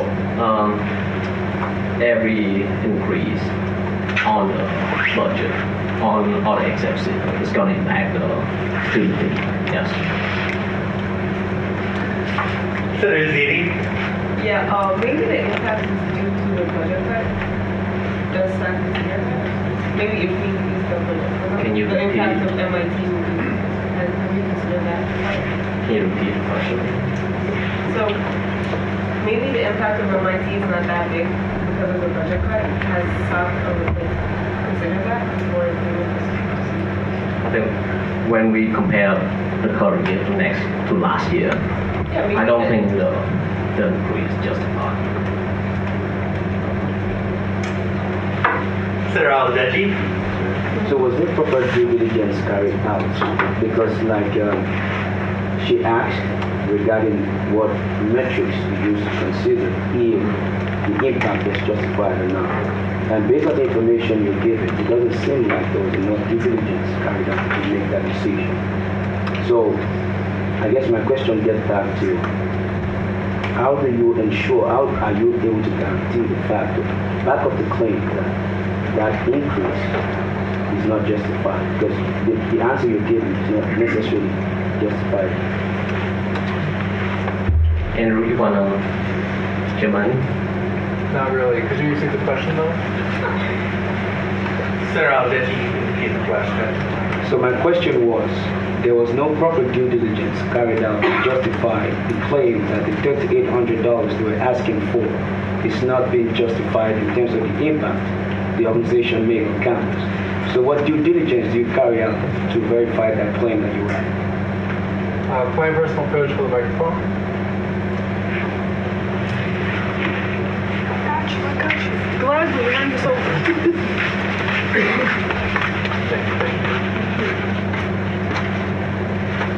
Yeah, so SAC had talked to a few members of the student body, and there was a lot of questions of what was the impact of, what does MIT do, what's the impact they did, and then there was not much difference between opinions of MIT between last academic year where they had 5 members, and now when they have four members that are being paid. So SAC did not find justified to raise the number after 5, but it was not much difference with the organization of MIT. All right, with that is the time on the SAC reply. I encourage not a motion to extend. However, I'm assuming that's a motion to extend. Motion to extend the SAC reply by 2 minutes. Second, is there any dissent? Seeing none, it is so extended. Are there any other questions that are my? So I'm gonna jump on to her question about cutting the budget for the MIT. So don't you think that the reason why they didn't have any impact is because of them not having enough budget and like they're running out of student workers, so like they only have 4 students right now. So don't you think that like increasing? Senator Maega, could you also kind of get the microphone, please?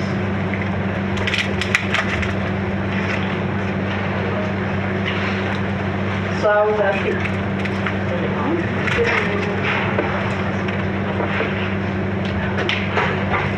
So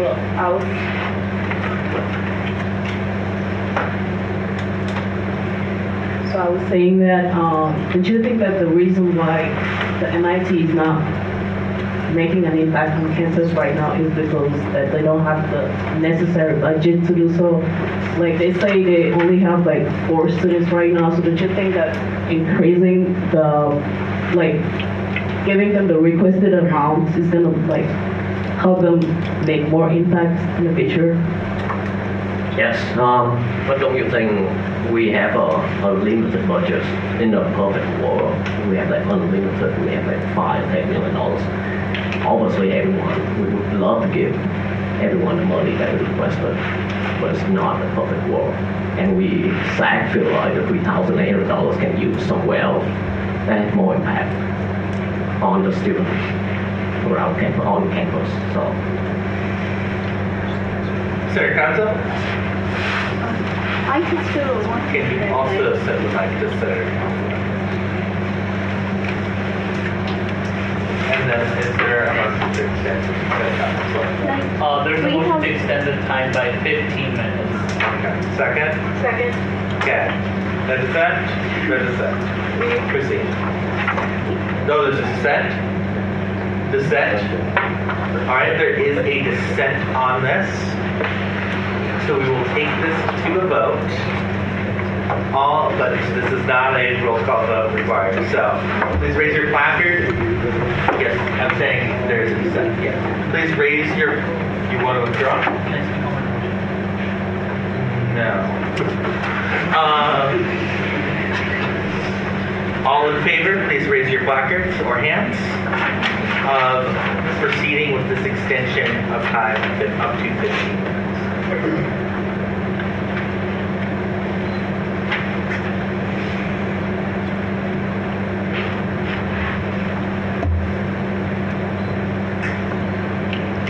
Okay, all against?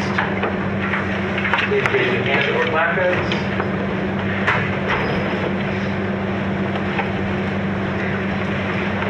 All abstaining?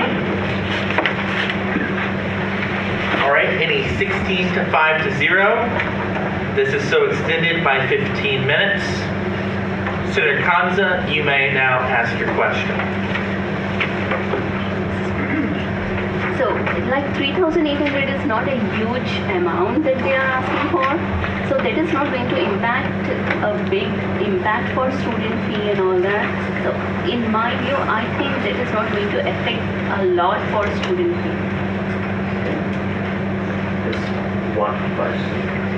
Is that a statement? Like 3,800, will that be impacting the SAC? If you look at the Excel sheet, it's not impact. It's not a huge amount. I just want to. There is only one question at a time, but there is. John doesn't have their hand. Nidhi has already. Sorry, Senator Parikh has already yielded to John. This is just a procedural thing for the Senate, and I encourage you to think about holding some of these things for the actual discussion when you get to the line item in the budget. This discussion right now is for SAC's response to the appeal from the group. That's all this is for. You're going to have an opportunity to get into the line items very specifically for further discussion based on the merit, what you think is a fair recommendation.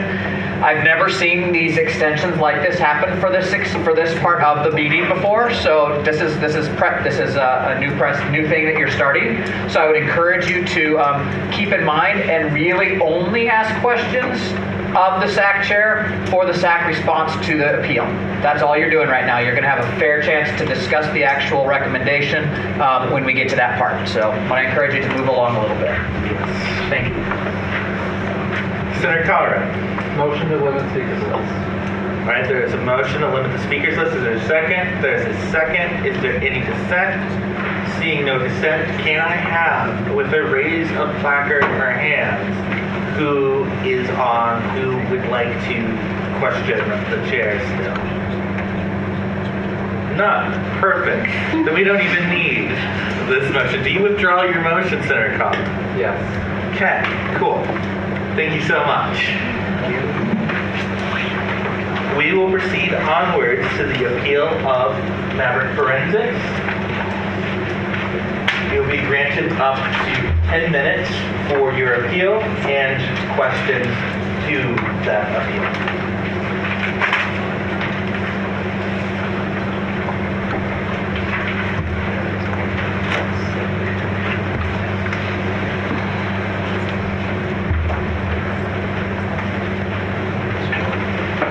Good afternoon, everyone. My name is Katie Brunner, and I'm the Director of Forensics here at Minnesota University of Mankato, and I have with me today Vanessa Fowler, who is one of our graduate coaching assistants in our program as well. And I wanted to thank you all for giving us this opportunity to speak with you today, just to run down what we are talking about here, just to give a little preview of what it is that we are hoping for in this conversation.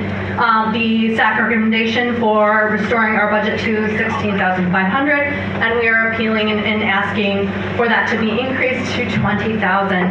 And looking at the reasons given from the SAC committee for the recommendation, and the recognition of the importance to the community, the reinstating the funding level to align with the 23 base, ensuring restoration of essential practices, maintains that additional allocation be directed specifically towards student travel for tournaments, and ensuring the student activity fees utilized for direct student engagement, and encouraging the program to seek funding elsewhere for what was the original request. And I'll get to that a little bit later. So just to give a little rundown, excuse me, of the reasonings behind the recommendations. So to start with, we really appreciate the recognition and have been really excited to work in tandem with student government all of these years, since at least that I can speak of from the time that I took over.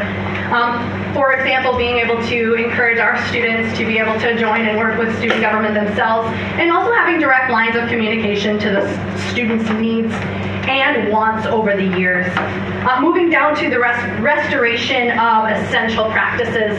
This is the piece that I wanted to look at most closely, and it requires a bit of context over the years, specifically regarding the travel budget. And with your forgiveness, I'm only going to go back about a decade here as I'm looking at our travel budget in regards to what's been happening throughout that time. So looking back to like a 2013, 2014, in which the travel budget for the forensics team was at $27,890. And then moving on down, and I'm not going to go year by year, but 2016, when we were looking at that first, one of the first cuts where it was 22,000, in 2018, 18,000, 2019 to 11, and then 22,000 to the year that we were referring to in the reinstating of the 16.5, and then last year is the minor cut that was accepted and understood completely. And the reason that I wanted to run through this is that restoration of essential practices, because over those years in conversation with the Student Allocations Committee, many reasons were justified and really heard by our leadership and our graduate coaches and everybody who works with this team. And that we, had a relatively smaller group and this skill set that wasn't available to as many students. And so in response to those concerns, what we really wanted to do is make this team as accessible as possible. to as many people as possible. And so we developed a debate program that has granted access to numerous international students, including people who have gotten our talent grant. In response to that, in addition to that, the special skills piece, we have worked really hard over the years to make this something that people with absolutely no experience can come and join us. Work one-on-one with our graduate coaches in a hands-on, skills-building kind of workshop environment where they get this, particularly for people who have high communication apprehension, experience with public speaking skills, argumentation, writing, etc. And so for those who aren't aware, when we came to have our initial request, it may have seemed pretty high when you saw that presentation, and we were actually looking at supporting some more graduate coaching roles to make that even more accessible. And we absolutely hear the recommendation that that may not have been the applicable use for these fees. And so coming on back to travel, one of the reasons that we had wanted to ask for that increase is the reduction in travel over the years has meant a lot of things to this team. And one of those has been that with a relatively lower travel budget, we've had to increase our standards for what is allowed to competitively travel, which means that students have to work a lot harder to be able to have enough events to be able to get to these competitive tournaments. And that does not stop people from being able to build the skills, but unfortunately it does stop them from being able to take that next step, in that sometimes with other things going on, they just have not had the ability to be able to get to the competitive tournaments. Whereas we would love to have people who join us at any capacity, be able to travel and be able to apply those skills and become a part of the competitive traveling team, which is really where they're networking and bonding in a much different way than they're able to do when they join us in the one-on-one coaching or in the team meetings and the administrative part of things. Additionally, when it comes to national travel, you had seen me in the meeting and discussing some of those extensions and a request for some supplemental funding in one of our national tournaments specifically, which is one of those where we would be able to give a little bit more opportunity to those brand new students, to the students who are trying things and building their skills with little experience, is an open tournament, and thus unfortunately not applicable to those supplemental funding at the end of the year. And so the increase in travel would allow us to provide this experience to more students, which is really what we are hoping to achieve, and we are hoping to continue on with that recommendation in the increase of travel funding. So yield the rest of the time to questions. Are there any questions for Maverick Forensics? Any questions for Maverick Forensics? Senator Aladeji? So I have a question. When I was going through your document that you submitted, you stated an aspect talking about how the fee will help you to pay graduate students in serving the speech and debate students. So I'd like you to iterate more on that. How will the budget you're requesting for, how will it affect the graduate student in providing services for the speech and debate student?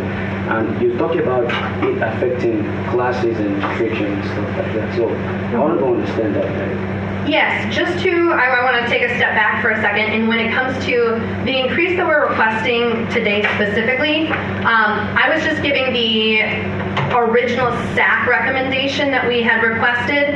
That was going to be in an attempt to support more graduate coaching roles, to make the team even more accessible, to bring more people in, to allow us to support that. But with the recommendation toward SAC fees going toward travel specifically, that's no longer something that we were referring to at this point. So I don't know if you still wanted me to reiterate on that, but I just wanted to clarify. Did you still want me to go into it a little bit? Okay. Yeah, and this was a support role as far as making our team a place where we can, for example, increase our DEI efforts. We are a place that are very supportive of students who experience neurodivergence in different ways, particularly when it comes to anxiety and communication apprehension, but also across numerous gender spectrums, the LGBTQ community, as I mentioned, international students. But many times when it comes down to being able to work with our graduate students, it is the amount of students then just equals a little bit more hours then we would have been able to support. So we were hoping to supplement at least one of our graduate assistant teaching assistants. But again, this is not necessarily what I'm talking about right now, so I didn't want to reiterate that. Sarah, I'll get you for a follow-up. So can I get like a metric of how much students that you serve in the speech and debate team? Yes, absolutely. So when it comes to the question of the numbers on the team, it's a two-pronged answer because we are accessible and we have involving between 20 and 30 students that are working with our graduate students, working with myself, that are involved in the team, that are putting together and working toward events. But the number of traveling students is not the same. So the number of students that are competing, and the reason being is that we don't have the travel funding to support that many students. So we have to say that they need a certain amount of events in order to travel to an overnight tournament, for example. So the amount of students on the team and the amount of students competing is different. And so we would love to be able to increase the amount of students that are able to compete and travel with us. Senator Ziti? So how many travels and competitions do you guys attend, or does the team attend? And what's your success rate? Yeah, absolutely. So per semester, and this is, so some of them are local, especially in the fall, but we have about between 6 and 8 that we travel to per semester. And in the spring, that's a little bit less because we also have our national tournaments at the end of that spring semester. So I would say we're closer to 6 traveling tournaments, and then we attend the national tournaments in the spring. And what's the success? Follow-up? What's the success rate of our team? Yeah, so I'm going to use our state tournament for an example. We took the exact number. We took 10 students there, and many of those students in our team right now are first and second year students. And we actually saw 20 finalists throughout the entire weekend, including 3 state championships, and we were 3rd in the state. And so we see quite a bit of regional success throughout the year. But one thing I wanted to make mention of is that throughout the years when we were seeing a higher travel budget, it allowed us to travel with more students and allowed those students to travel more often, which meant that we were actually seeing a little bit more consistent, higher competitive success. So the less students we've been able to take has had a little bit of an impact on what we've been able to see there as well. So the increase would help us to be able to get back to that level, which is what we're hoping for. Senator Dietrich? So you said that your restrictions on travel prevent you from taking more students with you. I apologize. Time has elapsed. Is there a motion to extend? Motion. Is there a second? Second. Is there and how long? 10 minutes. 10 minutes. Any dissent? Seeing no dissent, go ahead, Senator Dietrich.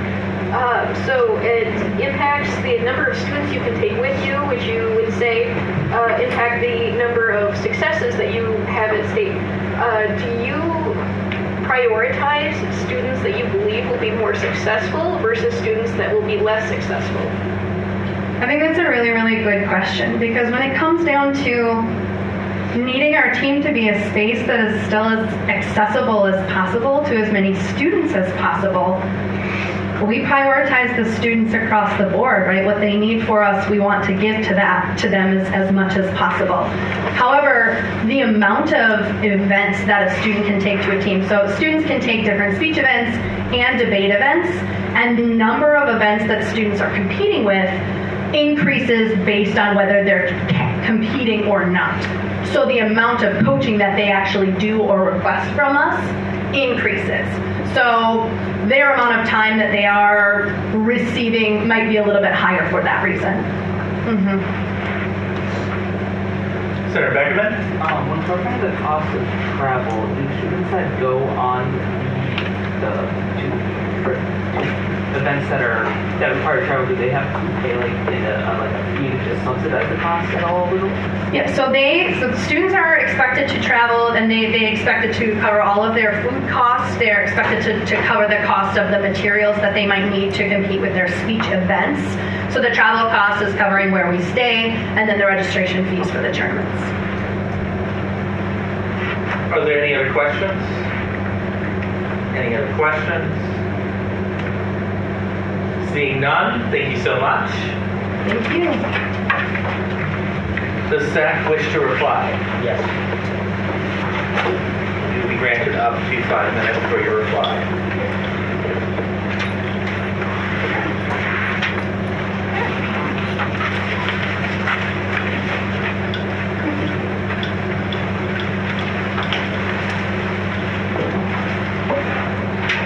All right, let's do a quick recap.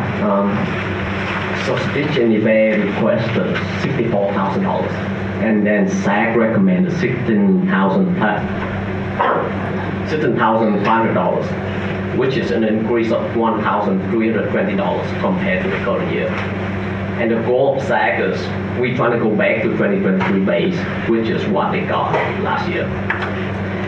And the reason why we did not give speech and debate $64,000, which mainly for the GA position, and we don't, based on SAC philosophy, we don't think it's justified, and that's more like a department question. That's why we give them $16,500, which is 2023 base. So yeah. I don't have any question. And Andrew, you have a statement you want to add? Yeah, go ahead. Point personal privilege from the microphone.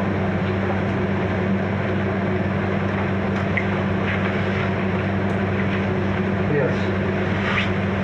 So yeah, just to add to that, this is definitely a new development between the actual budget requested and the actual budget they're talking about now. When looking at the budget line numbers, SAC has given everything the forensics has requested outside the graduate system, which outside the graduate system, they requested $16,050 and SAC granted us $16,500. So this is definitely a new development that should not be considered too heavily by the SAC recommendation.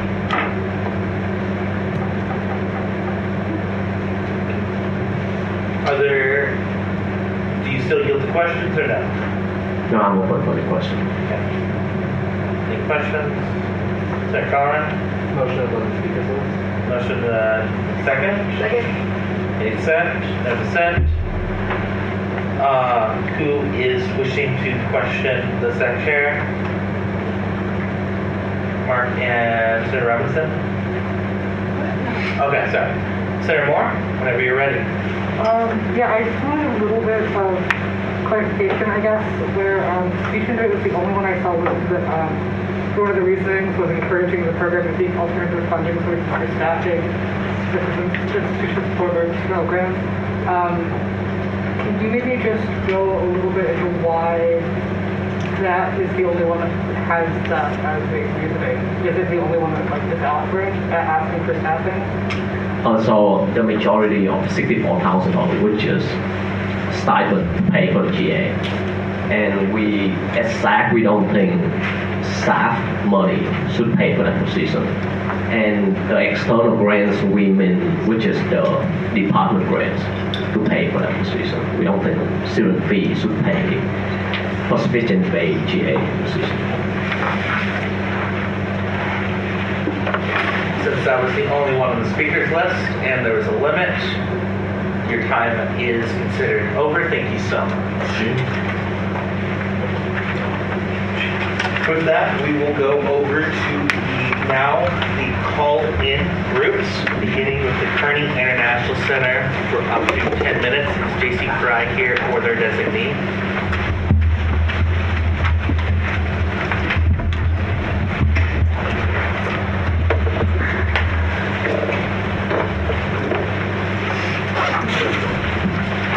Hello, I'm JC. I'm the director of the Kearney International Center.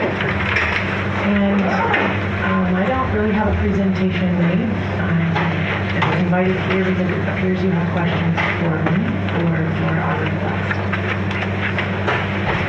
All right, are there any questions? Senator Bree? In the presentation, we saw that you guys mentioned math tax. Could you please elaborate more on that? How many students does it impact? Does it only impact international students, etc.? And if it's only for international students, do we have a ballpark number of how many international students do we serve? And in general, how does the math tax program work? Great question. I'm happy to answer that. The MAP tax program that we are piloting this year is through a partnership with a nonprofit that's housed within the University of Minnesota. It is a service that is provided to non-resident aliens who have to file their taxes as a non-resident alien. Taxes, as you know, filing in the U.S. in a state that requires you to file an income tax is pretty complicated. And we've noticed that students have taken the easy way out and have decided to file their taxes using TurboTax, which is great if you've been here for 5 years or longer and have a substantial presence. A lot of our students do not. And so they're misfiling their taxes, getting false refunds, and then finding themselves in a lot of trouble years down the road. We recognize this as an issue. Years before the pandemic, we had a program on campus called the VITA Tax Program, which was free tax preparation for our international students through the accounting program on campus. They are no longer able or willing to offer that, and so we went out on our own and founded this partnership with the University of Minnesota. It's difficult to find volunteers. I'm sure you're all experiencing on campus through your programs or just as students. And so we needed to incentivize this to try and help get professionalized volunteers. They had to go through some very rigorous training so that they can help international students confidently file their taxes. So we are able to offer 2 in-person trainings. They're coming up the weekend of Easter and the weekend after, I believe on Saturdays, where we'll have in-person tax preparation for students if they've signed up. We also have online tax preparation appointments for international students to sign up. Because we belong to this nonprofit coordinated effort through the University of Minnesota, other schools are also part of that pool. So there are schools at the University of Minnesota, I believe St. Cloud, and other bigger schools with larger populations like ours. So if our students need help filing their taxes and one of our volunteers isn't available, they may be able to use one from a different school through a Zoom appointment setting mechanism. I don't have a lot of data yet because this is our first year, but before spring break we had already helped over 100 students. And when we consulted with the nonprofit coordinator, she said, that's typical, wait till after spring break and as we get closer to April 15th. I don't have an updated number on that, but I only anticipate it becoming a more popular and attractive option for our students. It will help them stay compliant as well as the university. Senator Raja? Yeah, I absolutely appreciate your this step, and currently I am also facing this filing with my taxes, and in addition to mine, a lot of the students are also facing a lot of problems, and we appreciate your this step. And I strongly request you, if you arrange in-person here, just for the filing purpose, that would be a great step to help us support international students. Sure, thank you. Yes, we'll look into that. And even, I just want to clarify, if you don't work with international students, you may not know this. Even if you don't work in the U.S. and you're in the U.S. at all during the year of 2023, you have to file something. So international students with no income who arrived on December 30th to start their program this spring, they have to file a form. And like it's pretty overwhelming, and so that's another thing that our office is able to help them. We have 1,400 international students in case you're wondering. Can someone quickly yield to John? Yield? Okay, just a procedural thing, just for you, the senators around the table. The groups that you're asking now are not appealing the SAC recommendation. Okay? So right now we're looking at line number 14 on your spreadsheet. They're here because somebody around the table here had specific questions and was considering action with their line. So just keep that in mind. So that's why JC said she didn't have a presentation for you. She's here for questions. But just know that what is in that column H for line 14, she's not appealing that. She's not asking for anything more than what's recommended there. And that's the same with any of these other groups that are here for being questioned. Just to make sure you understand what is in front of you now. All right, we'll proceed with questioning. Senator Maega? So are you planning to hire more people during tax season, and like what are your plans after tax season? Good question. If you'll notice, and I don't know how much of my budget presentation you have, but we did change the way we want to allocate the funding for next year to employ more undergraduate students for retention purposes. We're offering stipends to the current students who are helping us with our piloted tax year. We will do a thorough review of how many students did we serve, what do we need to do to serve more, and if it shows us that that's where we need to spend those undergraduate and student employment dollars, that's where we'll do it. Vice President Roth? Question for clarification. Are you stating that through the Math Tax program we're employing undergraduate students or graduate students?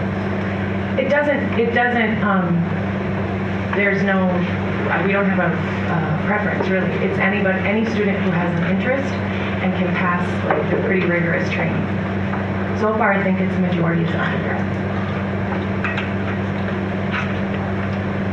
Senator Moore? Just for clarification, you mentioned that other schools are also, like this is other schools are involved in this. I was just wondering if their budget is like proportional, because we are a smaller school compared to the ones mentioned. If it's proportional to what our use is. I don't feel like I have enough information to answer that. I do know that the students that we employ or who have volunteered for this primarily serve our students. I know the more students that we are able to put into these positions, the more students that we can serve and help have competent taxes filed. So I don't think I can answer your question. Senator Raja? So, why we are like more concentrating on our own undergrad students, why not we hire some professionals who help on that period?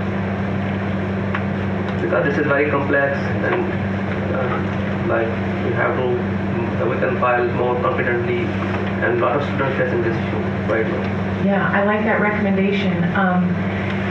This isn't a requirement of issuing I-20s to get international students to attend your school. So like I feel like what we're doing right now is more than what a lot of schools are doing.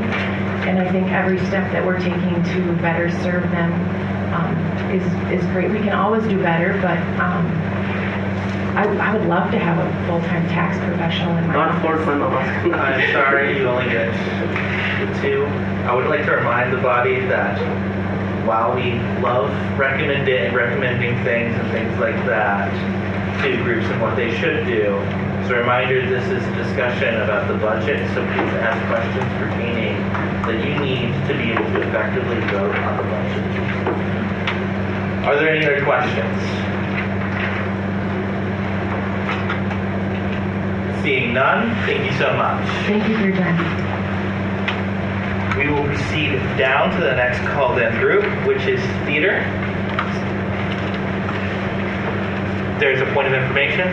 Well, I was just wondering if we could take a 3-minute break to use the bathroom or other facilities. Are you calling for a motion for a recess for 3 minutes? Yes. Is there a second? Second. Is there any dissent? Seeing no dissent, we are in recess until 5:11 p.m.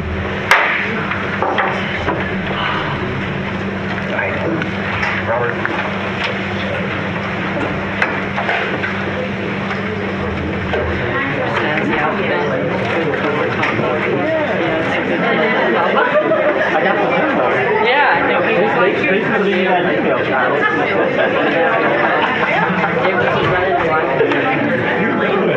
I'm pretty sure I did. I already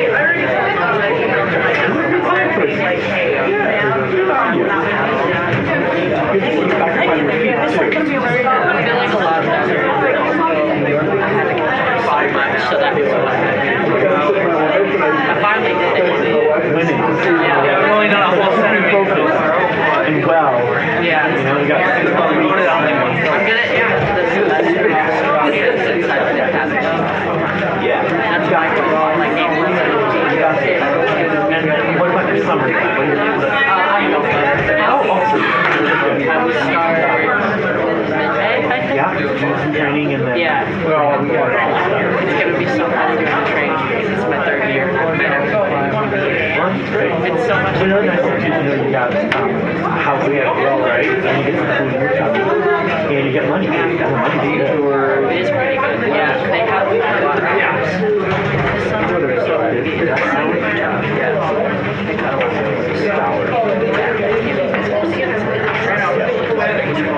But still, go for it. Yeah. No, I'm excited. And then I know. I'll be right back.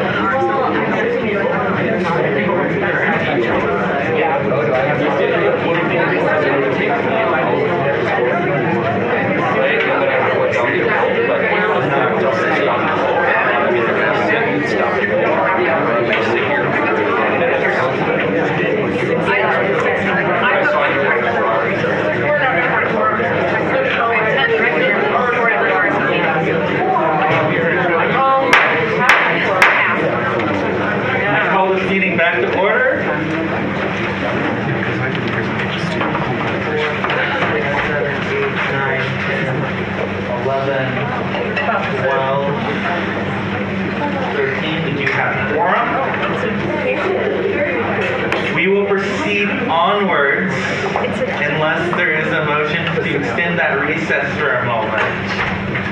Motion to extend it for 1 minute. Is there a second? Ready to set? Taking of the set. See you in 1 minute. So please do return to your seats.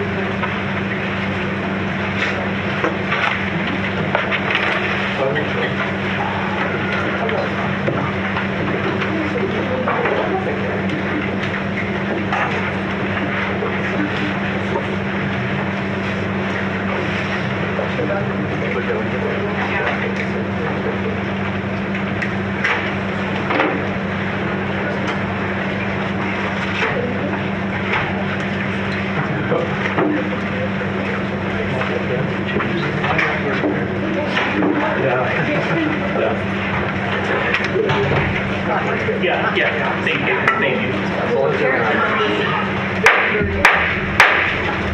We're back to order. We will proceed onwards to theater and the call-in groups. Is theater or their designee present? Theater or their designee.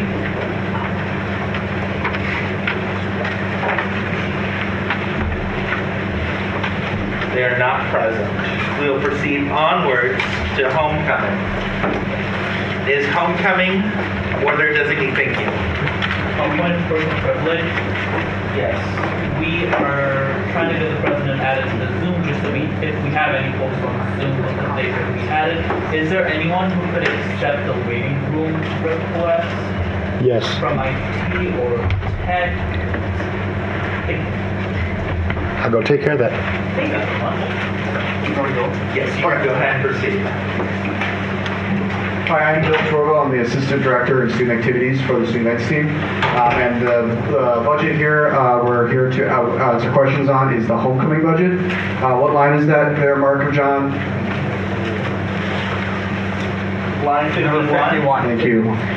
We did ask, put in a request to SAC during during this process to bring the allocation for homecoming back to the base of FY23. They did not approve the entire allocation, but it is moving in the correct direction, understanding that budgets are not unlimited. We did want to accept the recommendation of SAC. Knowing that everybody here wasn't able to see the wonderful presentation the homecoming chair gave, I'll just give you the Cliff Notes version of that presentation. Last year there were 7,333 people who attended an event during homecoming. Our average over the last 5 years has been about 6,900 people. We had the largest lip sync attendance ever recorded, and we actually got to invite the old royalty alumni back to help crown this year's royalty. About 20 offices participated in a decorating contest, and new this year is we had a royalty kickoff, a Lego making contest. We eliminated the food eating contest, and kind of observation that food insecurity is a thing. And when people are food insecure, we don't want to be having food eating contests. And they did a volleyball tournament. In total, that was 10 events or activities in 6 days, coordinated by 2 student leaders. So this fall, we have hired Bethel. She's an international student from Ethiopia with the intention of intentionally trying to engage more of the international community during the homecoming process. Includes planning intentional events that might be more popular to international students and coordinating with the Community International Center to provide more education about what homecoming is or what it might be like, something similar at home, even though homecoming is kind of an American thing. And we're trying to hopefully make a little bit bigger shot at getting a better concert artist next year in recognition that people are willing to pay more to see someone who's better.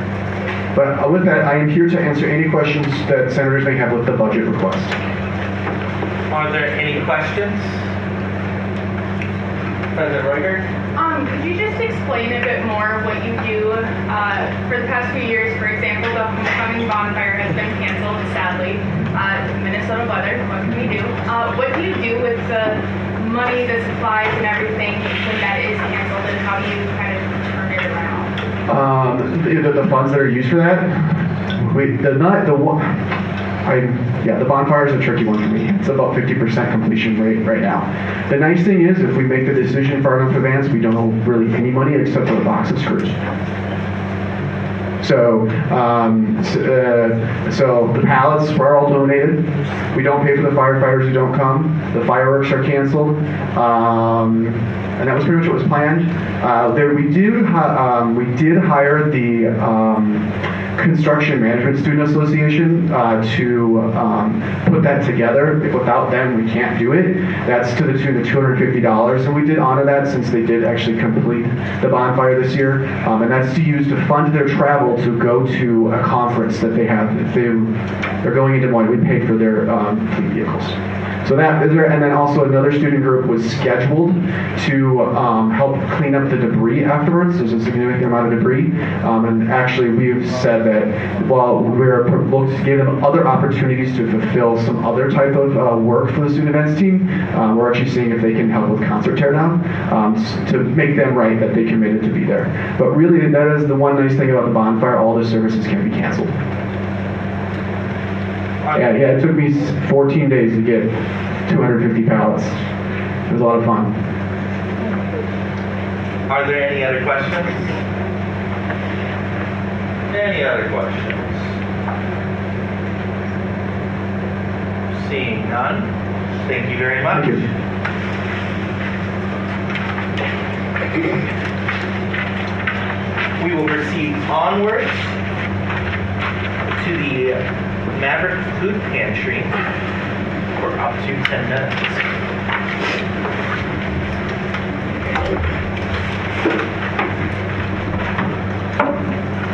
Hello everyone, my name is Megan Hutbaker. I'm the Director for American Indian and Multicultural Affairs and coordinator of the Maverick Food Pantry. I also don't have a prepared presentation, so I would be happy to answer questions.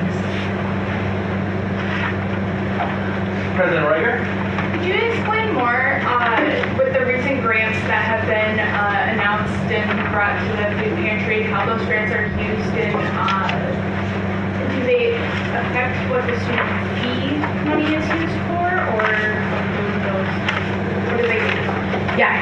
So our budget, our operational budget is in the handout presentation that we did for SAC. And so there we have money contributions from a few different areas, the student fee allocation being one of them. And so the grants that we did receive this year are going to support our operational budget that we currently have. So the funding that we receive from the university through Diversity, Equity, and Inclusion, from the Kearney International Center, and then through the student allocation fee does not actually equal the operational budget needed to operate and maintain the pantry at its current standard. So those grants will ensure that we can maintain our operational standard for this year and part of next year, but mostly for this year.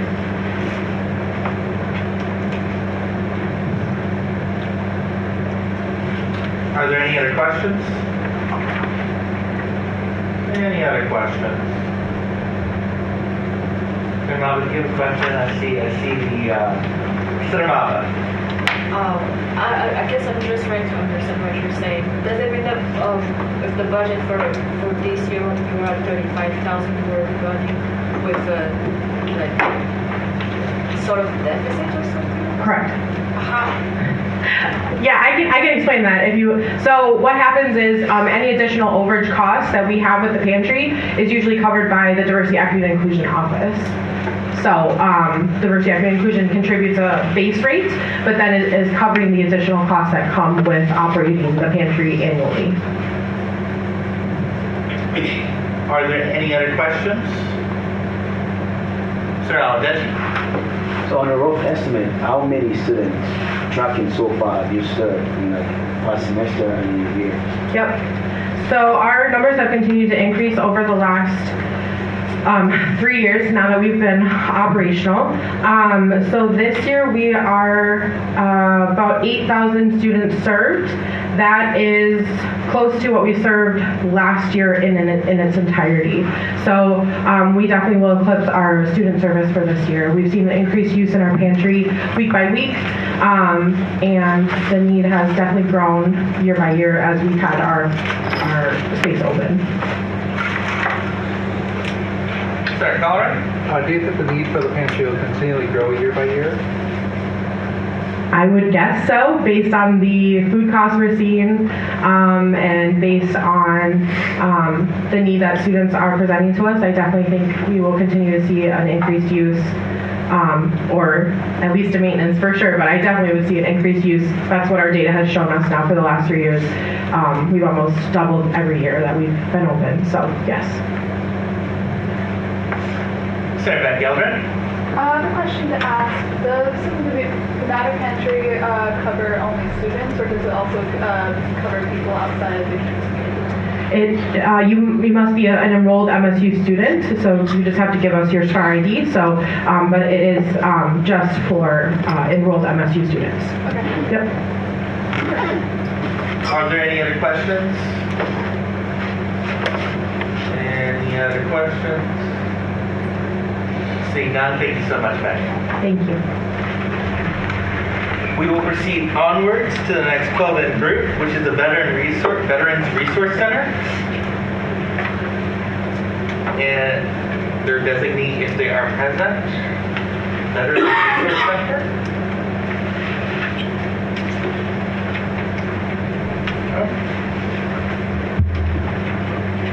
Student events team.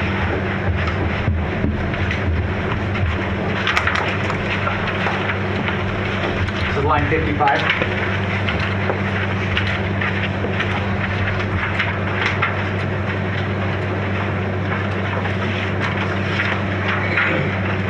Hi, my name is Sophia Lee. I am the Educational Entertainment Chair on the Student Events team.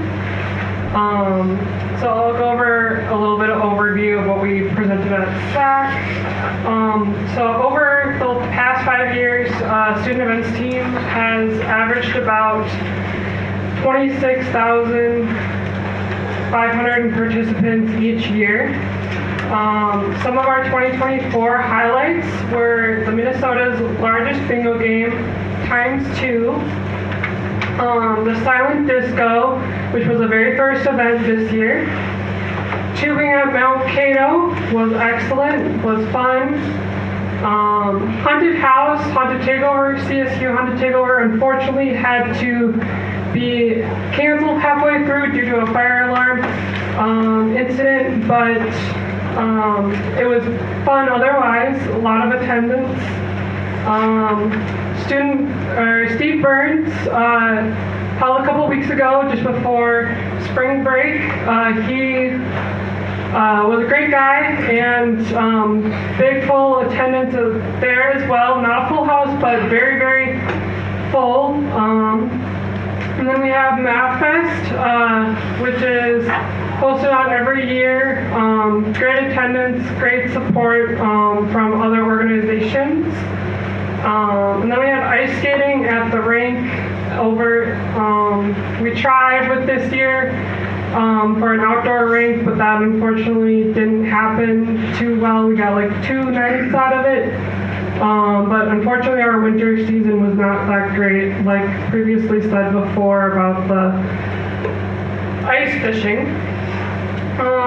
Provided that we have an excellent value averaging about $6.74, which is about the price of your coffee nowadays, per student to put on this event. Since 2019, we have increased the number of events provided through the Traditions event and online events, as well as homecoming parade events. Due to strategic staffing concerns and decreased budgeting, we have eliminated 4 events for this year. 1 special event, 1 concert event, 1 Mavericks After Dark event, and educational entertainment event. The allocation back to year 2023 levels will help offset the rising costs in security, catering, artistic entertainment expenses, audiovisual productions, and other services.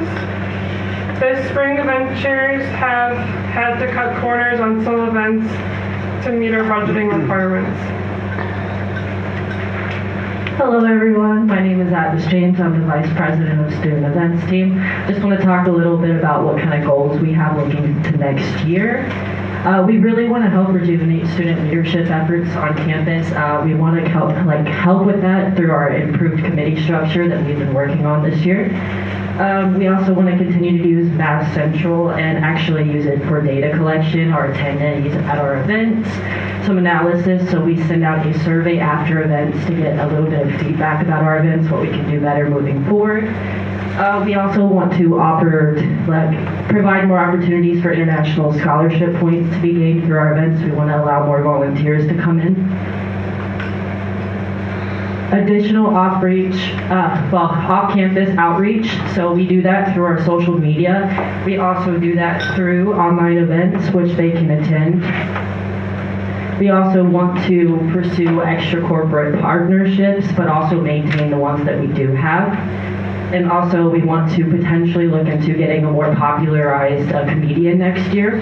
That's something we would be interested in. Hi again, Bill, Assistant Director. For the budget requests, we did request, the SAC request was to bring us back to the previous year's funding level. This year we were able to operate somewhat close to normal because we had a decent amount of carryover due to a smaller concert last year. And so that helped. That was the Band-Aid over the cuts this year, and so that's why we went back to the base from last year. We are not appealing the recommendation that SAC sent, and we are here for any questions you may have about the budget. Are there any questions? President Ryder. Could you talk more about the Stomper Cinema Chair, what they specifically do, and why the increase to there, just so we can get a better picture of salary increase piece of it? Stomper Cinema has been in a constant evolution since the pandemic. So prior to the pandemic, Stomper Cinema would basically book Ostrander for the week, pick a movie, show it. That was it. Sell concessions, show a movie just like you're going to a movie theater. Well, streaming kind of took over, and there was demand from students, so you had some online streaming. But then again, what we were finding is through some interactive surveying, as well as proof in attendance, students still wanted to go see movies, but they wanted to go see them in a little bit different style. They want to see them on the football field. They want to do a Mean Girls night, where they watch Mean Girls, have trivia, and do that, and let's go, Glen Coco, right? So, it might be something, doing an international festival type, throwing different movies from different countries, or a film festival. So with that shift of what the student demand has actually made more work for that person. So that person was being compensated at an hourly rate for 9 hours or 10 hours a week, I can't remember which one. And now they're realistically doing the job of like these two, where they're doing 6 or 7 real events, not just, all right, we're gonna do this movie, this movie, this movie, this movie, go. This movie, this movie, this movie, go. Maybe we'll do a film festival. This movie, this movie, this movie, go. So they would literally just pick a lineup and say, CSU Tech, play the movie for me, please. So they're doing the work to bring what students want. So that film festival is a lot of work. You know, movie in the Dome we got coming up. Unfortunately, the showing at the observatory had to be canceled due to cloudy weather, and then the faculty went down to Brazil for like 6 weeks to like walk at the sky. He's back. We're gonna try to do it this summer, but that's kind of the justification there. Are there any other questions? Any other questions? Seeing none, thank you so much. Thank you, guys. Alrighty, friends. That is the end of the appeal and requested groups as on my list. However, I do need to put out a final call. Are there any groups outstanding still wishing to make an appeal? Seeing none, we will now go on to the student allocations fee recommendation. Proper, there's a motion. I'm going to motion for an executive session. There's a motion for the executive session. Is there a second? Second. There is a second. Is there any dissent to the executive session? Seeing none, we are now in executive session. I apologize to the gallery, but when an executive session is called, you must leave the room at this time. There's a motion. There's a motion. Motion to let the student government advisor and office manager stay in the room. There's a motion. Is there a second? Any dissent? There's no dissent. That is so done. Everyone else, I am so sorry. I must ask if you're a senator, you're Amber, you're John, please stay. Otherwise, for the rest of you, looking forward to a break. You may return at the end of the executive session, but for the time being, you are asked to depart.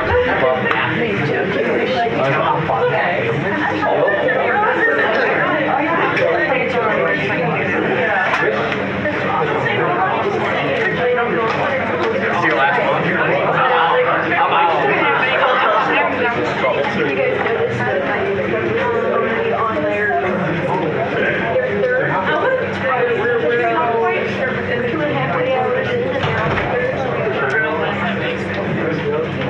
Let's make sure the Zoom is out. Yep, I'm on. Oh, Jen, I have the side thing from the winner of the gift card. Perfect. I'll take it. I guess that means it wasn't me. My learning community coordinator had sent it out to a bunch of people she knew, and it's a help boost. And one of the people she knew won, so I was like, oh, okay, I'm here, she's here, let's do this. And I'm like, okay, great. Now I don't have to try to find a time to train with you. YouTube's still live. What? YouTube's still live. Oh. For the wonderful friends on YouTube, I ask that you avert your eyes. Yeah, I just yes, and sound. Much love to y'all on YouTube. Are you already 3 of those in? Yeah. I'm not gonna judge. I told you I would drink one every hour.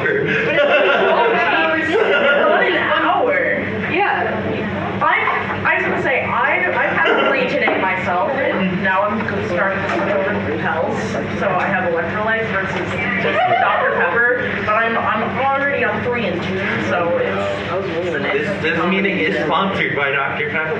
Yeah. Not literally. I mean, Please don't sue us, Dr. Pepper. Depending on how you look at the cost of the Dr. Pepper. in my veins, man. I have like Buying up a how Dr. Pepper and water really things I what's that?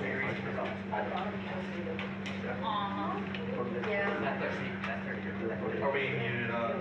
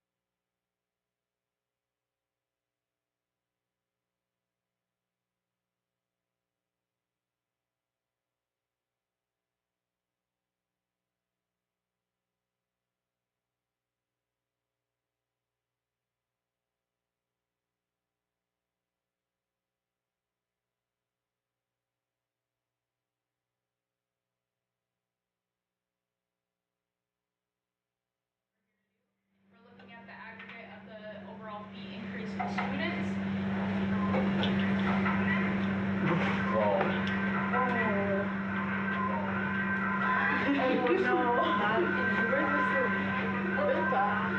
Can we have a 5-minute recess? I'm not sure if I'm going to assume that there's a second, there's no dissent, so done.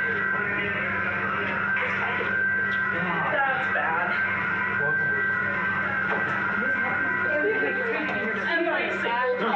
Every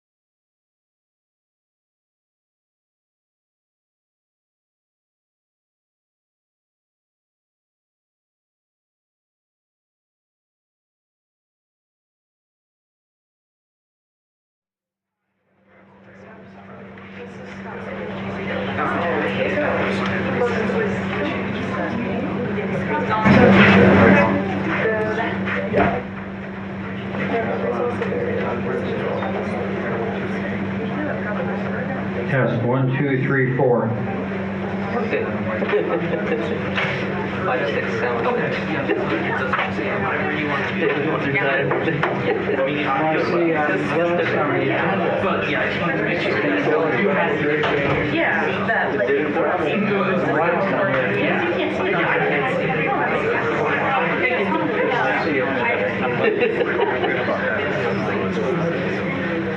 How are you doing?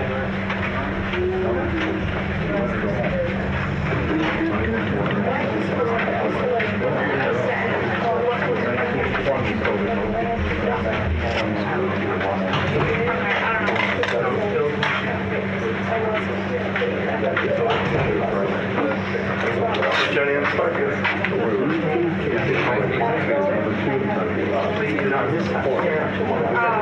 Yeah, I don't know. How are you doing?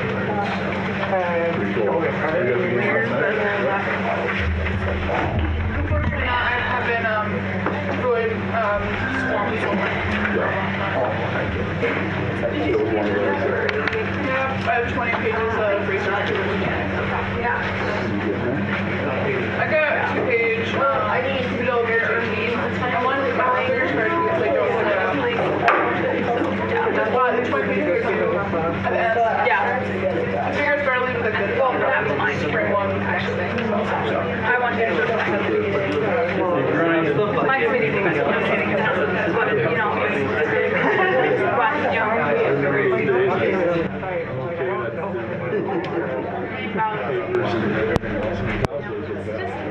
I think you're good. Start of the year.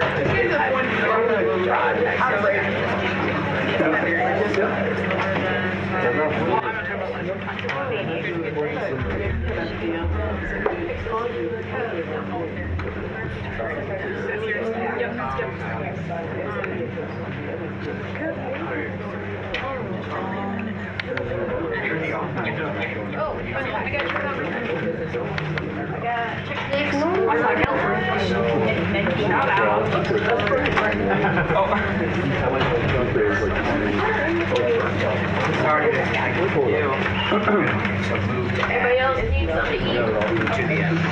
Oh, okay. Multiply the times 12 shot and then the down.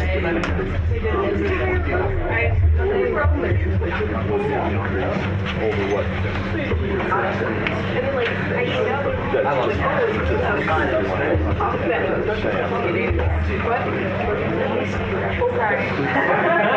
If you want to do something like yourself.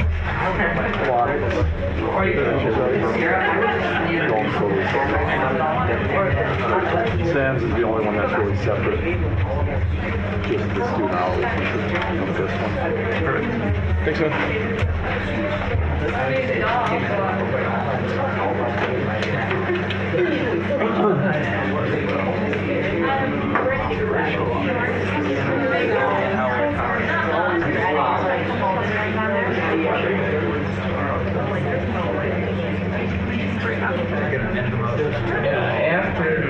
I was thinking independence, and that was after 2 days.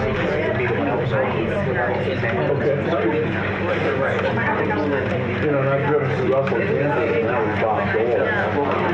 Or it was just off the highway that we were going to Hastings.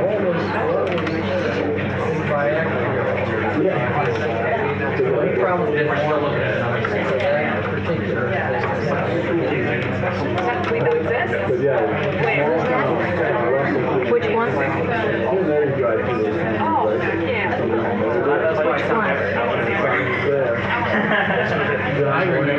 Which person? Independent, liberty, yeah, we get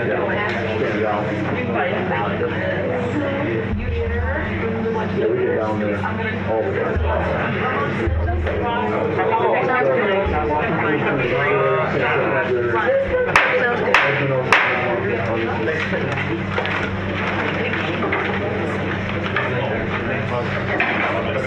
Like somebody like to extend the recess for like 2 minutes.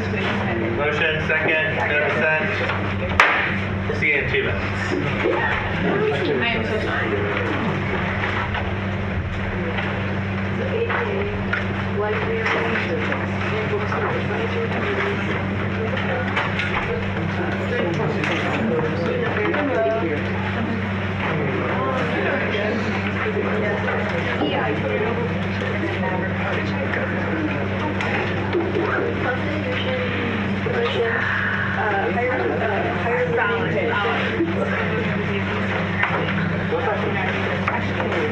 So like every 4 years, the school goes through an accreditation process.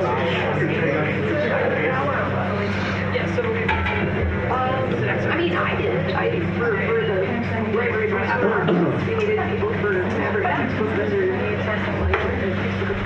yeah, no, so we got oh, I see.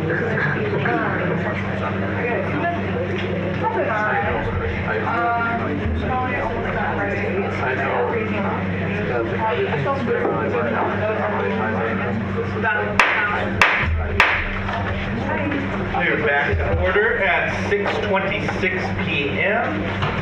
We will be proceeding now to the omnibus SAP budget resolution, motion by President Reiger and seconded by Vice President Narala. I know that there are making some slight last moment adjustments to it. I'm going to consider the adjustments that they're sending me as the version that exists already without necessarily seeing it necessarily yet. Okay, we should have it. Cool. But that being said, this was motioned by President Reiger, seconded by Vice President Narala. President Reiger, do you wish to speak on your motion? Yes. So the point of this whole resolution is to just get the groups that have been non-controversial. We're not requested to come in. We're not appealing their requests or anything. Get them passed so that we have a starting place. Because without a starting place, it will take many, many, many more hours to go through this. These are all non-controversial, again, like I said. I haven't heard a single thing from anybody on any of these. And then just because I sent the updated one to Speaker Roberts, the updated version includes those that were invited in to, again, be for their staff recommended amounts. Again, those are the ones that were invited in because somebody here or multiple people had questions for them, and they weren't appealing the amount staff recommended. So this just calls for their staff recommendation to be included with all the other non-controversial ones. Would the second wish to speak? Yes, thank you so much. I'll just expand a little bit more. If you believe that there are any of the departments that are listed in the omnibus package that you wish to talk a little bit more about, definitely let us know and we'll accept it as a friendly amendment to pull it out of the omnibus package so we talk about them instead of just passing them through with the omnibus package. With that, I yield to any questions. Before I bring it to questions, just because people don't have the full access to it, I will just be reading off the 19 numbers off there. I'm not going to talk about them before, but I'm going to read them off so you are aware what's on the omnibus as is, because it is not what is in front of you right now. The first thing on there is gender and sexuality programs at $55,000. Second thing, multicultural student activities at $48,000. Music ensembles, $72,150. Non-budgeted request fund, $20,000. Repertoire dance, $5,000. Reporter, $146,029. Reporter equipment R&R, $3,000. Staff administration, $233,600. Student Activities Administration Office, $707,540. Community Engagement, $10,000. Fraternity Sorority Life, $15,000. Non-Traditional Student Resource Center, $1,900. Recognized Student Organization, $3,705. Veteran Service Programming, $5,000. Homecoming, $50,000. Kearney International Center, $59,000. Theater, $68,000. Maverick Food Pantry, $40,000. And the Student Events Team at $158,475. With that, are there any points of information directed towards the authors of the resolution? Seeing none, we will now go into discussion. To note, we will now be returning to the 2 points of discussion. To note, you are welcome to make amendments as well. Are there any discussion points slash amendments to this omnibus bill? Any discussion or amendments?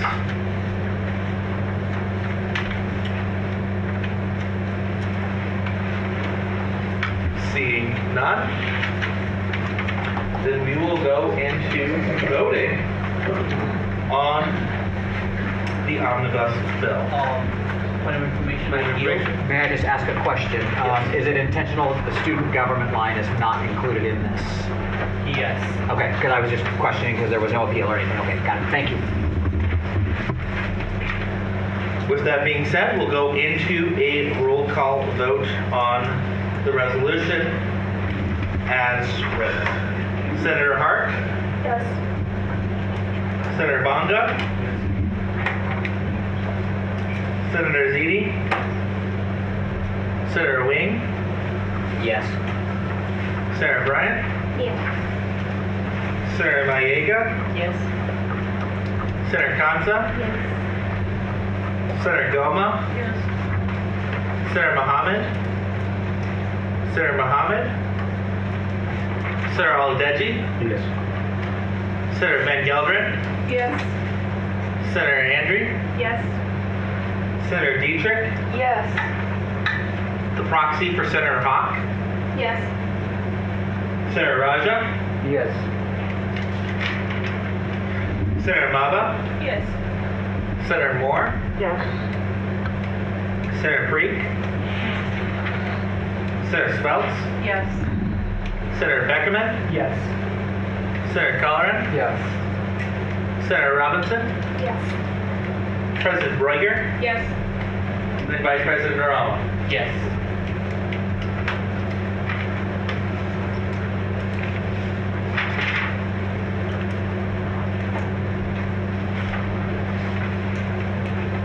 A 22-0 vote. This is so adopted. Wow. 17, 20, 19. Alrighty. This takes us straight to the appealing groups, starting off with campus recreation. The SAC recommendation was $844,835. Their appeal request was $866,829. As I mentioned at the beginning when I was stating how I was going to take this, appealing groups, I will take a main motion to the floor, but I will not consider that the main motion has been laid on the table. So is there anyone who would like to motion an amount to the floor? Campus recreation, which is line number 41 for those who are following the sheet.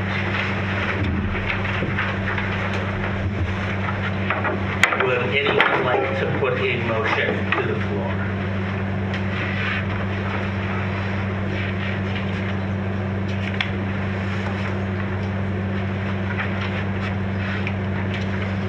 Then I will consider us in general discussion of no motion on the floor, but a discussion of the area. Are there any discussion points in the general area of campus recreation?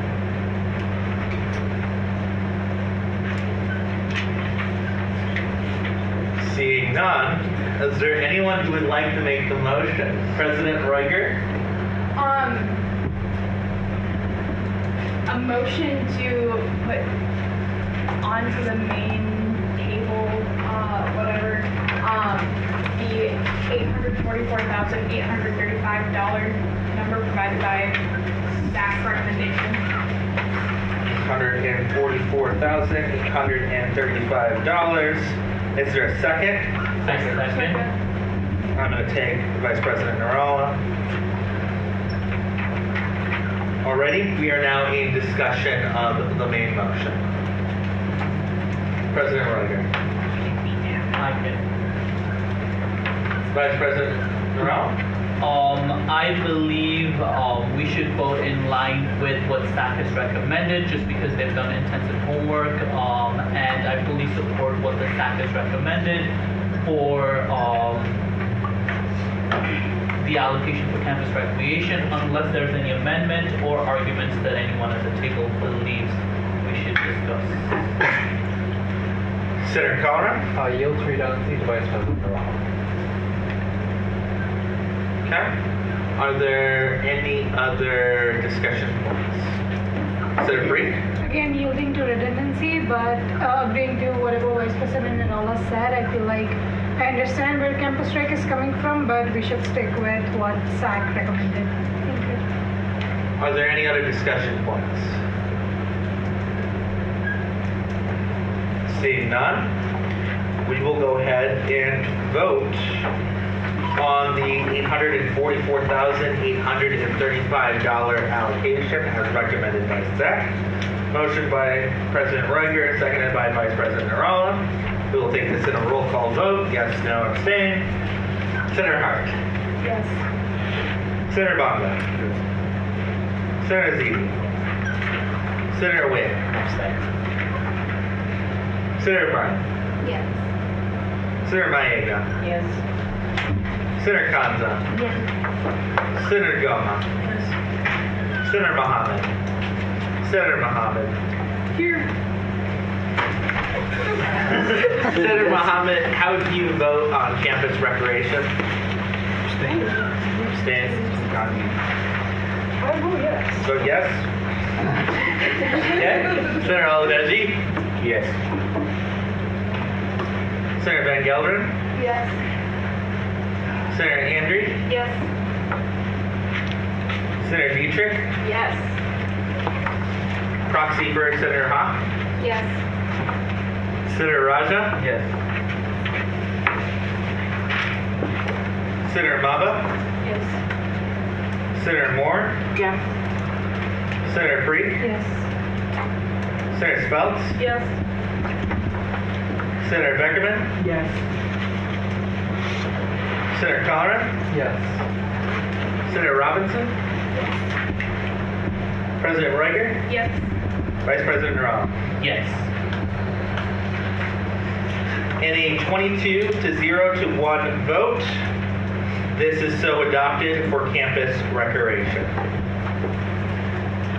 We will now proceed onwards to the next appeal, which is Maverick Adventures.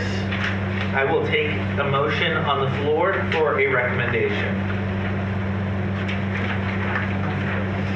If I may, since the SAC recommendation came up with all of these, your main motion is the SAC recommendation, so you can take amendments to that. So All right, then that's what I would will consider. I will instead revert back to that. I know that I noted that I would take either or anything in between. All right, so my motion will be at $24,800. Are there any amendments or discussion points? Senator Van Gelderen. Amendment for the budget request of $27,000. There is an amendment to amend that to $27,000 by Senator Van Gelderen. Is there a second? Second. There's a second by Senator Beckerman.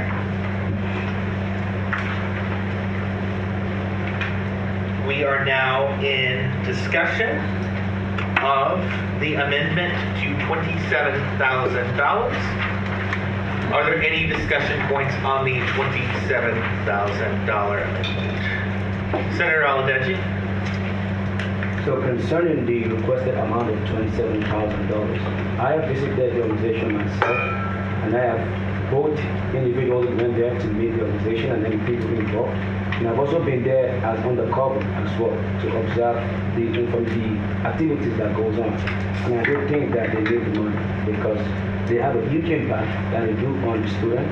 And given to the point that Senator Safa made initially regarding how these recreation centers do help students' mental health and get involved in campus, I believe these are activities that definitely does help students to improve their mental health, their involvement, and relieve the stress and all that. So that is why I support it.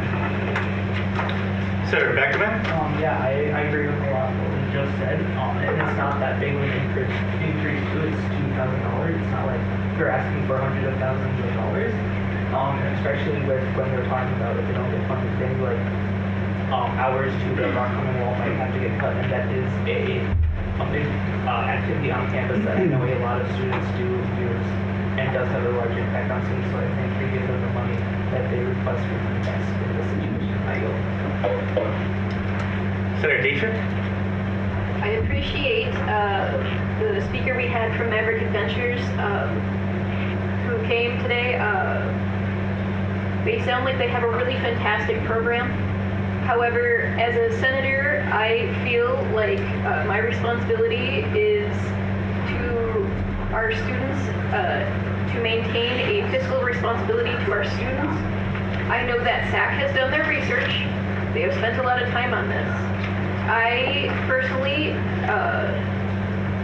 have had experiences with Maverick Adventures, but I'm going to keep all of my personal feelings about all of these groups today entirely out of my decision making, and I am going to go with what I believe is best for the students, which is a fiscal responsibility, even when we say it's only a small amount of money.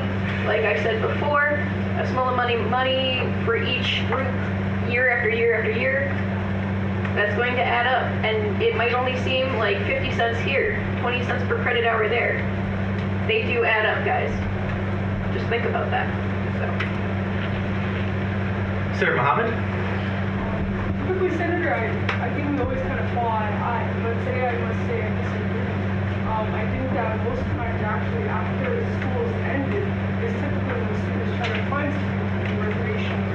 So playing basketball or some kind of stress relief. And I would mention there are some RSOs that can use team building exercises with them. So I think we should kind of range our thinking as well as the way that it could be used. And I do think that even though you're right, there is obviously a budget and there is a dollar amount, but I think that we should consider mental health over the dollar amount.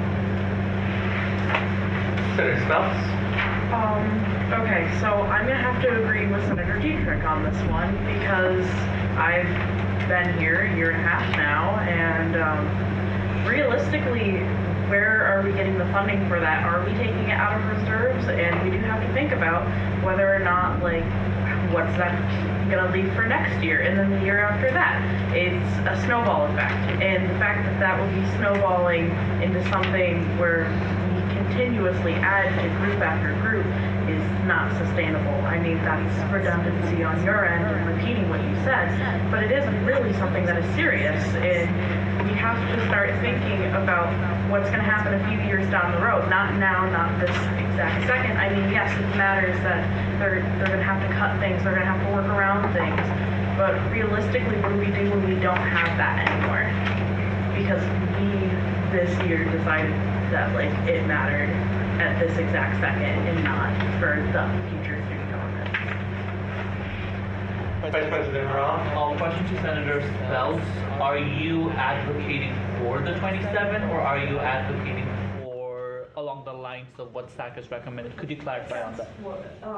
For what SAC is recommending. No increase. Thank you. Senator Van Gelderen?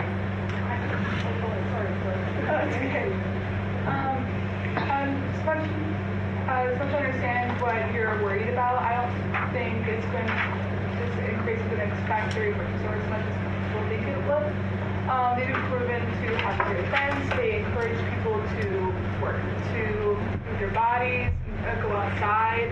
I think these are some amazing skills that'll bring new hobbies, new things to do, even out of college. I think this is good. This would support a great resource on community, and I would love to have them be able to keep doing what they're doing. Senator Mohammed?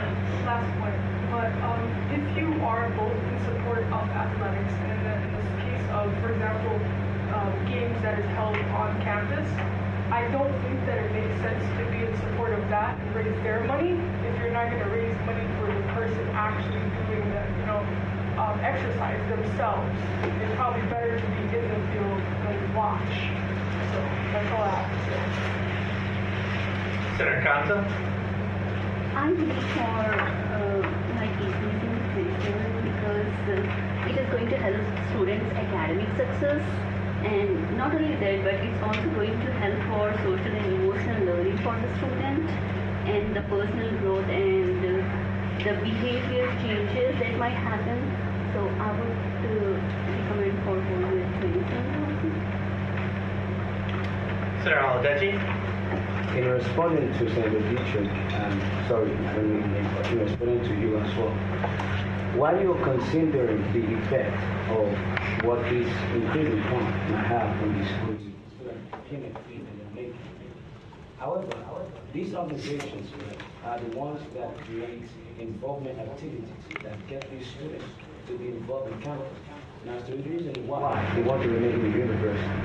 When you cut down on these programs and these activities of student engagement on campus, and then they don't have anywhere to involve and to get themselves involved. Based on research and studies that we have been discussing about in the university, and a lot of retreat we have been having, we have been always emphasizing on increasing student engagement and activity on campus. When the students are gone, who is going to provide the funds for the reserve? When you don't have students anymore to contribute fees, when they keep dropping out, how are you going to raise fees to fund the organization? You're trying to save fee, but you're also considering the effect of what this department can make in terms of attracting more students and retaining more students, which means we add more money to run the university and run our program. President Riker? I think another great thing to consider too when looking at Maverick Adventures is we have seen them continuously sell out of spots for every single event. I honestly don't remember the last time Sam came to a student government meeting and would say, hey, this event is tomorrow and we still have a ton of spots, please sign up. It's always been very much so first come, first served basis. They've continued to look for ways to expand things they provide, the programming they provide. They've also looked at how to, if something happens with an event and they have to cancel, they're constantly looking at what they do and how they serve the students and continue to bring that experience to the student body, especially for many who may not be able to experience that all the time. So I just think we should also put that into consideration.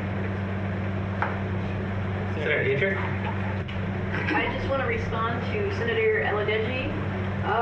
By the logic that, we give more money to these places and these institutions to increase student engagement, which I'm a very big proponent of. At what point do we say this is the right amount of money to give you versus, 2 or 3 times the amount of money? How do you determine the return on investment for student engagement? Are there any other discussion points? Senator Mohammed, this is your last one.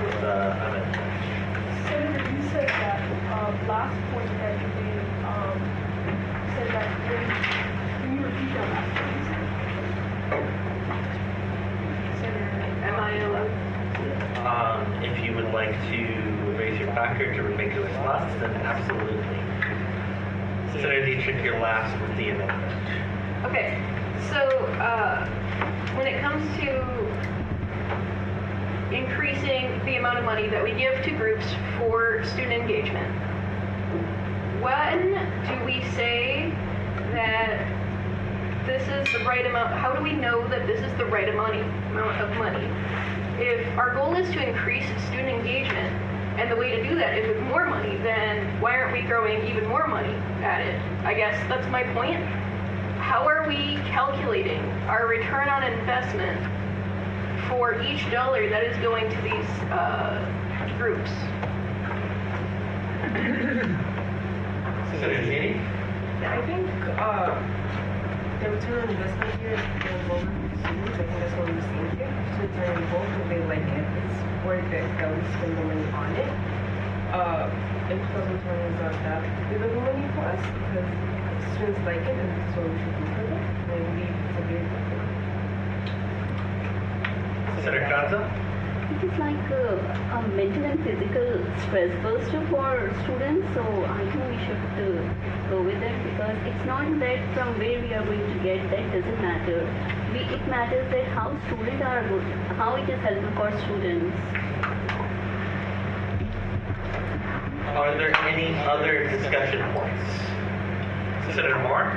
Well, I do think it's important to realize if we take a little bit to everything that adds up, we should also, like, articulate that this is going for this specific thing also. Like, I don't know, we're not voting for everything all at once. Like, this is its own issue, even looking at, like, a little bit here, a little bit there. Are there any other discussion points? Any other discussion points? I'm going to make a motion to decrease it to 26,000. So you would like to insert another amendment? Yeah. Okay, there's another amendment on the table. The way that I mentioned that I would take these is this would be taken after the vote on this one.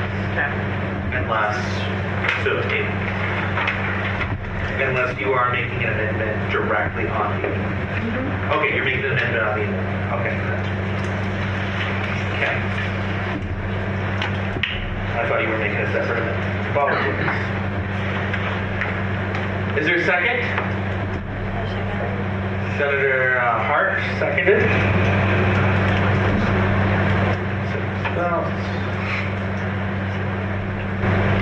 Then with that, we are now over in discussion of the amendment on the amendment. To note, we will revert through these in order. So, of $26,000. We will now hear discussion points. To note, we have one discussion point replenished for everyone who's wondering of those discussion points, how those are working. So, Senator Beckerman? I think when it comes to this, I think along with SNAC, Maverick mentioned probably know best what they need. And what I still have they should just stay with what they requested at 27,000. Are there any other discussion points? Senator Speltz? I prefer to meet in the middle. I mean, it's not a full increase, but it's also not a full decrease. So they get some of that funding back that they're requesting, but also it is staying that in like favor of also being aware of what is in reserves and what is going on. Senator Colleran? I do definitely agree with Clarence Speltz. I personally believe that Maverick should deserve a increase from what SAC recommends, considering all the cuts they have given for the past decade or so, and why I don't believe the increase up to 27,000 is as justified as it can be. I think 26,000 is great in the middle, see what everyone wants. Senator Van Gelderen? I like to point out, just because we're meeting in the middle does not mean it's better for the campus or Maverick Ventures overall. I prefer to stay at 26,000. Senator Banga? Yeah, I'm quite agree with her. I think that basically there was something basically need for a specific purpose. So basically being the middle can be something they can lack. So I think either we have to take the choice of the recommendations and requesting because we can do it for other activities that will be Senator G? Yeah, I believe the recommendation is not because we see the value in the actual thing, it's because we want the Senate to vote on 26,000 rather than staying with like 24,000. I think that's why that was the recommendation, so those are the vote. And I think we should... Senator Hart? I like the idea of meeting in the middle. As much as I think all of us would love to give everybody what they requested, we just can't do that, and I think we gotta understand that it's not always fair just to be like, oh, well, they requested, everybody requested money, everybody needs a certain amount of money, but we can't do that. I think meeting in the middle is a great way to show our support, but also be mindful for the other organizations that we're voting on for their budget today. Senator Goma? Just adding what Senator Hart said, I believe meeting in the middle is beneficial for both the party and us, and also we have to be mindful of like the increase of students. I'm very aware of what Maverick Adventure do. I have friends who go to the banking every week, every day. And as much as I want to support them, I have to be mindful. So I will stand up against it. Sir Mohammed, I just want to clear something up, more of a question. point of information on procedure or a question to? Yeah, on the budget, some people keep saying it's going for reserve, some people keep saying it's coming out of the student votes, we're gonna increase. So I'm just trying to clear that up so we all have the same understanding. Yes. So in terms of the procedure, after you have voted on all of these different line items, so once we have passed Maverick Adventures, MIT, Forensics, and a couple of other things that weren't on the omnibus, then you as a group, this entire Senate, will decide how you are paid for. Some of that might come from fees, some of that might come from reserves, but at the end of the day, you all as a Senate get to organize how that gets funded in the end of the day. Very well. Okay, with that, John, did you want to clarify even further? Nope, very well explained. Cool. My clarification will come later. All right, perfect. Then with that, are there any more discussion points? I call to question. There's a motion to call the question. Is there a second? Second. Is there dissent? Seeing no dissent, we'll go down the great roll call chain that this is about to be. We are voting on the $26,000 amendment to the amendment. So the amendment to the $27,000. But we are voting on $26,000 right now. Senator Hart? Yes. Senator Bonga? Yes. Senator Ziti? No. Senator Wing? No. Senator Bryant? No. Senator Maega? No. Senator Kanza? No. Senator Goma? Yes. Senator Mohammed?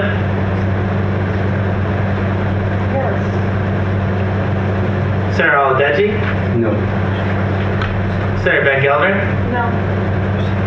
Senator Andrew? Yes. Senator Dietrich? Yes. Senator Hawk? Sorry, proxy for Hawk? Yes. Senator Raja? No. Senator Maba? Yes. Senator Moore? Yes. Senator Freak? No. Senator Speltz? Yes. Senator Beckerman? No. Senator Colorado? Yes. Senator Robinson? Yes. President Roiger? Yes. Vice President Narama? Abstain.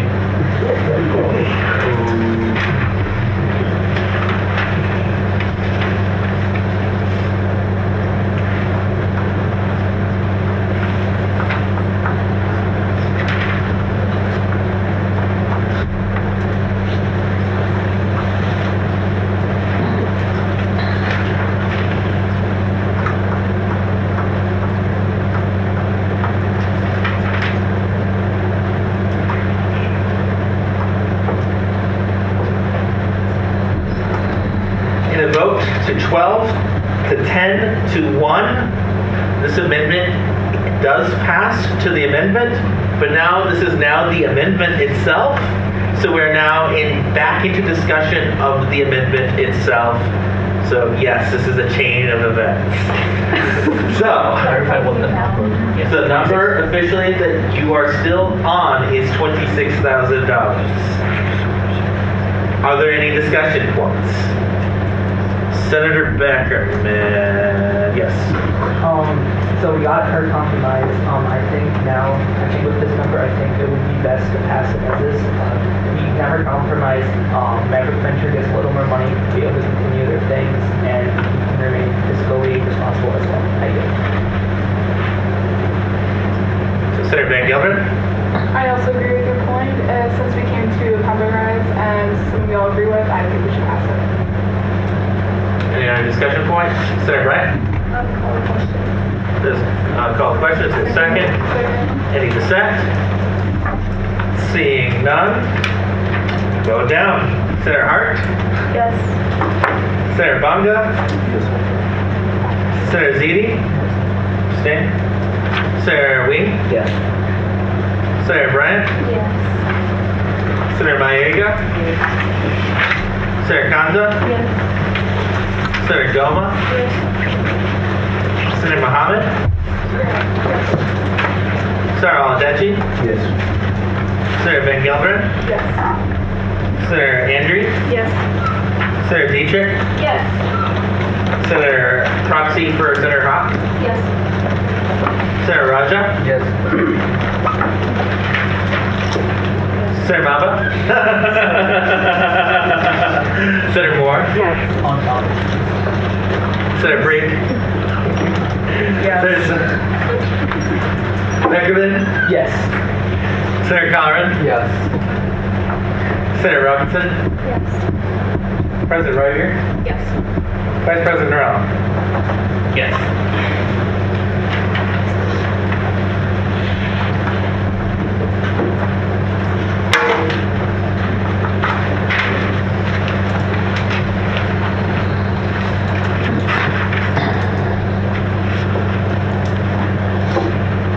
And a 23-0 to 1 vote. This passes. Now it's the main motion, y'all. We're now in discussion of the main motion of $26,000. This is why the amendment of the amendment takes time. Call the question. Second. Any dissent? All right. Senator Hart, you are voting on the $26,000 now as the main motion. Oh, yes. Now we are there. Senator Bonga. Yes. Senator Ziti. Sorry, say it again. Senator Wing. Yes. Senator Bryant. Senator Mayorga. Senator Kanza. Yes. Senator Goma. Yes. Senator Mohammed. Yes. Senator Aladeji. Yes. Senator Van Gelder. Yes. Senator Andrew. Yes. Senator Dietrich. Yes. Proxy for Hawk. Yes. Senator Raja. Yes. Senator Maba. Senator Moore. Yes. Senator Brady. Senator Speltz. Yes. Senator Beckerman. Yes. Senator Colleran. Yes. Senator Robinson. Yes. President Reiger. Yes.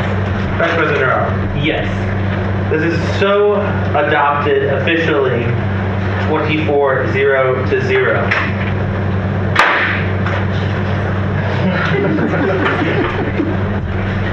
All right, we will proceed onwards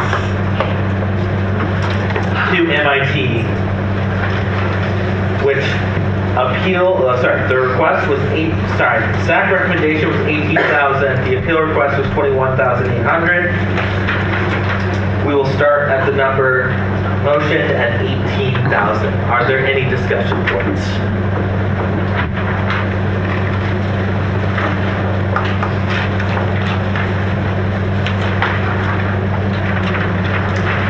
Any discussion points on MIT?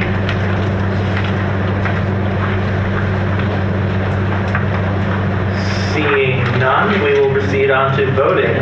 I'm sorry, I apologize, I did not see you. Senator Aladeji? Can I recommend an amount? Yep, you may make a motion. Okay. I make a motion to recommend 21 for that instead of 21. Okay. A motion for, an amended motion for 21,000 for MIT. Is there a second? There's a second from Senator Goma. Cool. We're now in discussion of the amendment. Are you wishing to speak on that, or did you have a parliamentary report? All right, Senator Mohammed. So, what I'm looking at here is like... Can you use the microphone, please? I apologize. No, I was speaking lower. I'm sorry, I should have looked down. Everyone can hear me, right? No. No. No. You just said no. We can hear mumble, but we can't hear the words. It'd be helpful to all of us if you use the microphone. Thank you.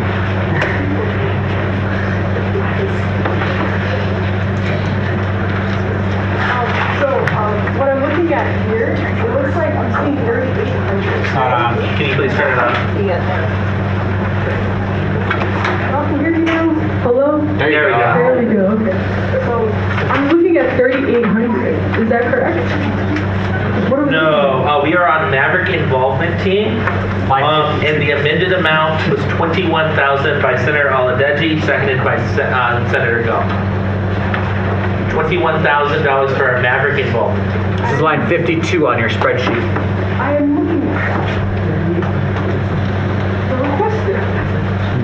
The $3,800 is the amount that they are appealing for. They're asking for $3,800 more. Yeah, it's, yeah.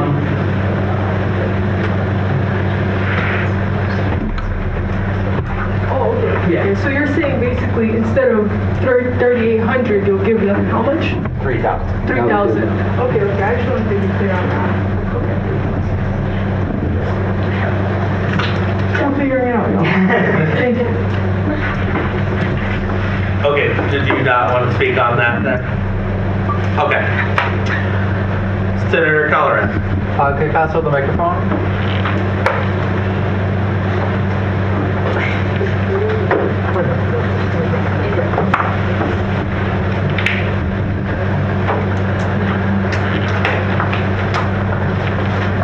I personally believe that it should remain at 18,000 because just looking at how much effort, like how much results have been done compared to this academic year to last academic year, when looking at the difference of funds, I honestly have not seen too much difference. I think that they could definitely make do with what they already have with their funding at remaining at $18,000.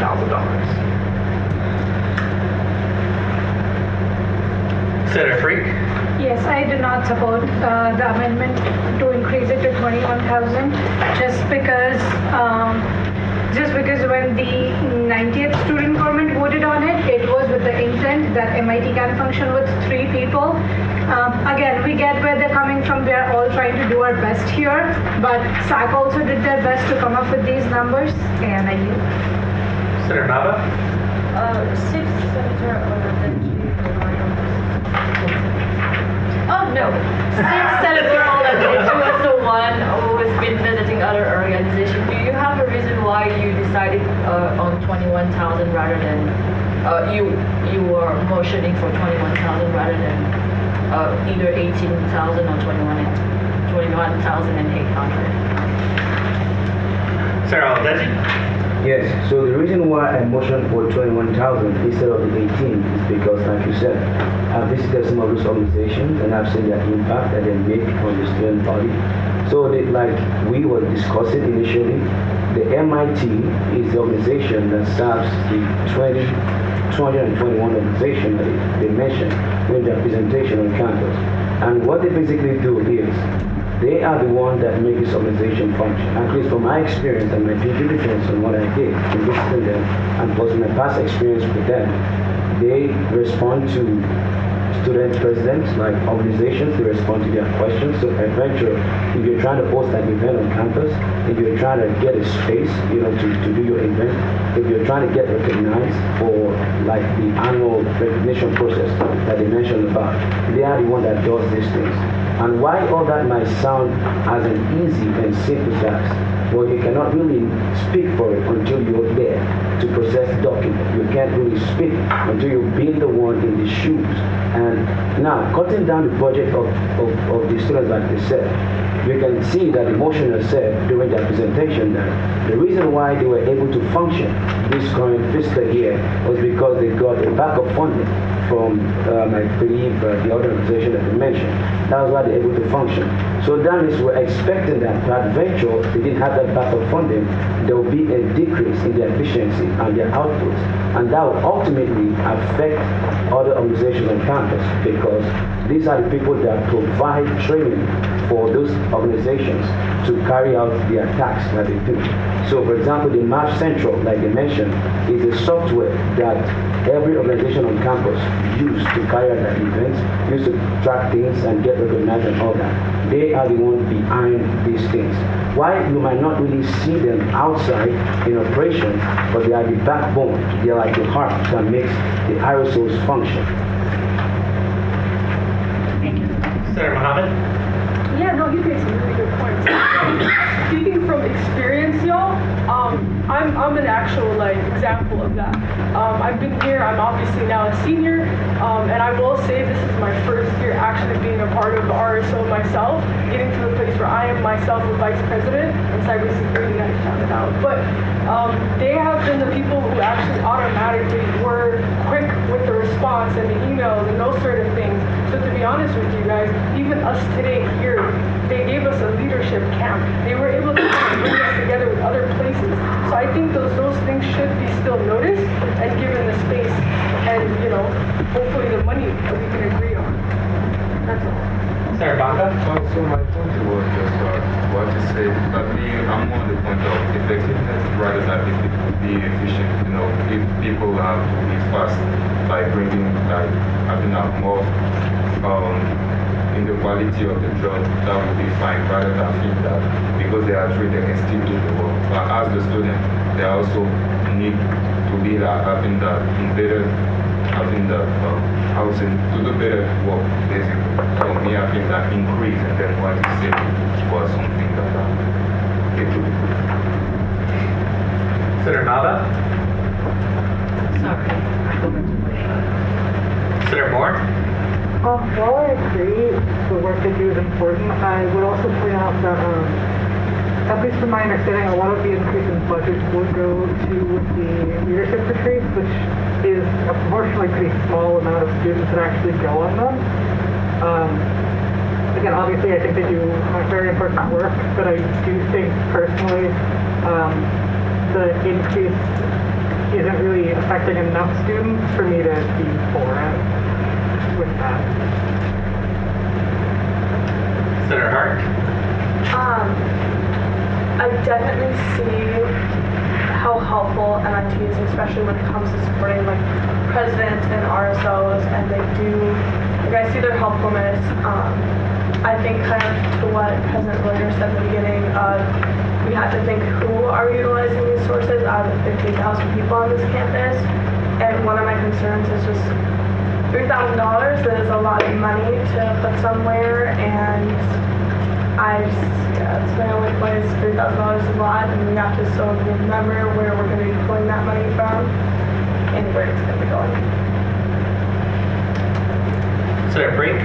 Yes, again, I want to repeat that I do not support the increase of 21,000, and we should vote along the SAC guidelines recommending $18,000, and I call to question. There's a call to question. Is there a second? Is there any dissent? There is dissent. So we will vote on this. So please raise your placard if you are voting in favor of calling the question.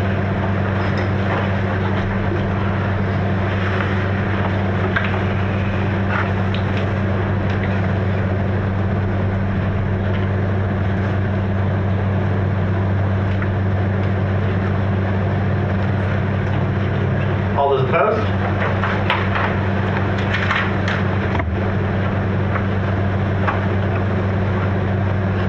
All those abstaining?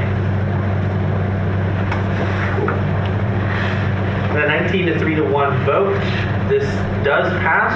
We have called question on the $21,000 allocation. To note, this is the last thing we will be voting on before the dinner break at 7:15 as scheduled.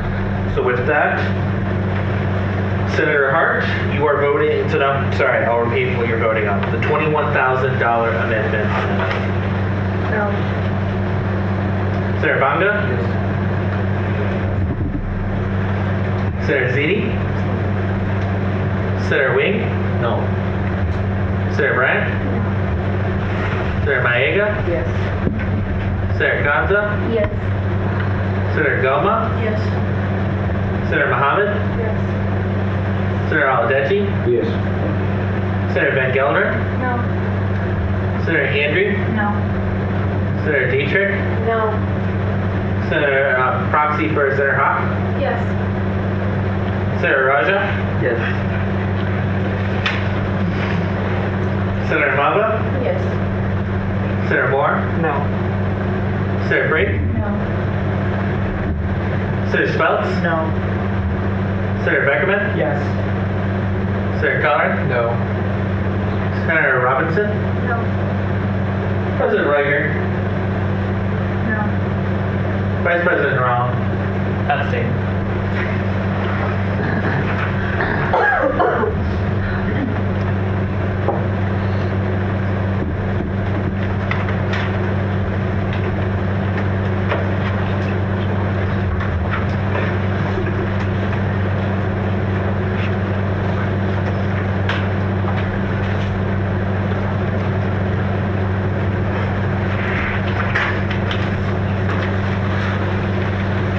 In a 10 to 12 to 2 vote, this amendment does fail.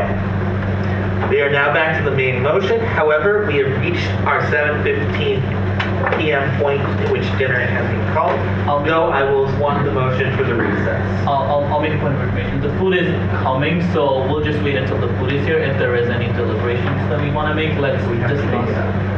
No, we have people. Okay, we have people? Yeah, Okay. we're on it. So let's just finish the discussions. If anyone has anything to say, let's just get that on. So then we will not be going to I lied. There's an inquiry. Corey, Senator Van Gelderen, All the questions? on the 18,000? Yes. Second. Second, is there any dissent? Dissent? All those in favor of calling the question, please raise your hand or placards. Whether to end the debate on the main motion, which is currently 18,000. Okay. So raise your hand, placard, if you are calling the question.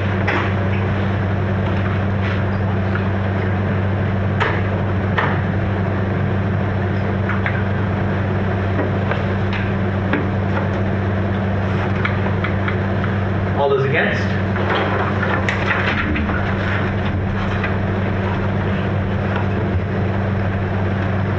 All those abstaining. In a 16 to 4 to 1 vote, the question has been called. We will now vote on MIT at $18,000. And we'll run the good old roll call. Senator Hart? Yes. Senator Bonga? Senator Ziti? Abstain. Senator Wing? Yes. Senator Bryan? Yes. Senator Maega? No. Senator Kanza? No. Senator Goma? No. Senator Mohammed? Yes. Senator Aladeji? No.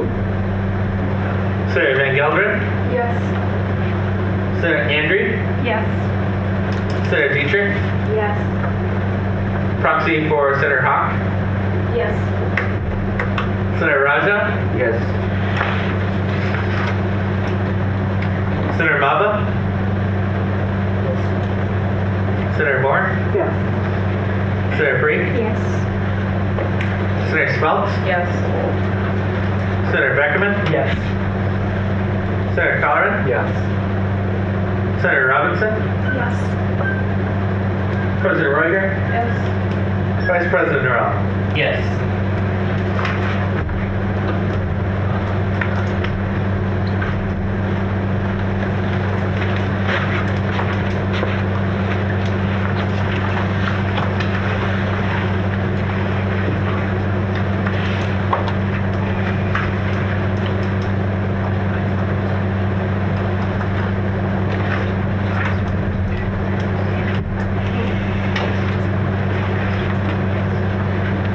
In a 17 to 5 to 1 vote, the original $18,000 is so adopted for MIT.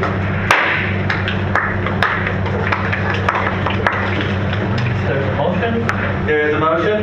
I motion to enter into a 45-minute recess. Is there a second? Is there any dissent? Seeing no dissent, we will return at 8:04 p.m. The pizza is for the senators, IT, the proxy of course, IT, and John.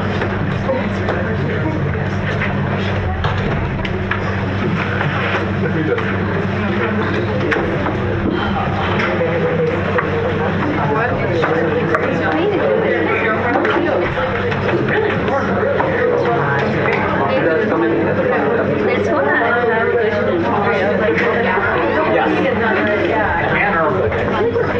So we can ask. Do you want to see where things are?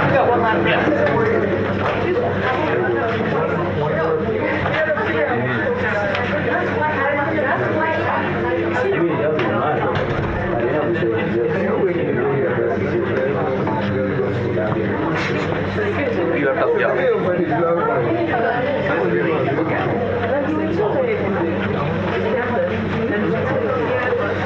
You have really tough job. What's that? You have tough job. Yes. You stand Sometimes. This is one of the longest events, but yes. Yeah. Most of the time there's more movement, but yeah.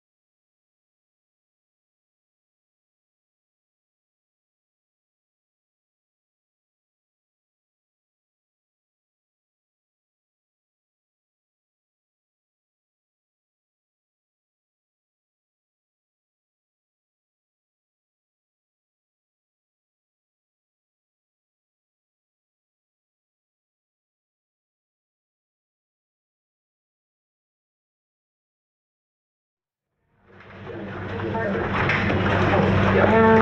think I just looked on back what's happening, that we want to happen, because my daughter was explaining, because I think I was to the doctor like explain what's happening. No. The letter sheet, like, it was like, just like that. That's easy way to do it. Most of the time. Yes. There was a boy in my elementary school I used to teach, and he was like, she tricks people. What do you mean you worked out the last It's like this thing, never stop saying it either. Nice. I like great intent so far.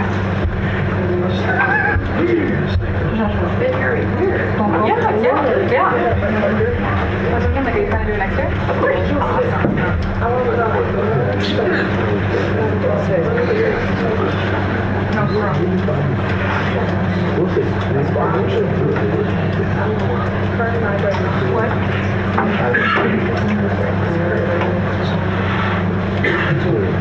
I think they were talking about that, to be honest.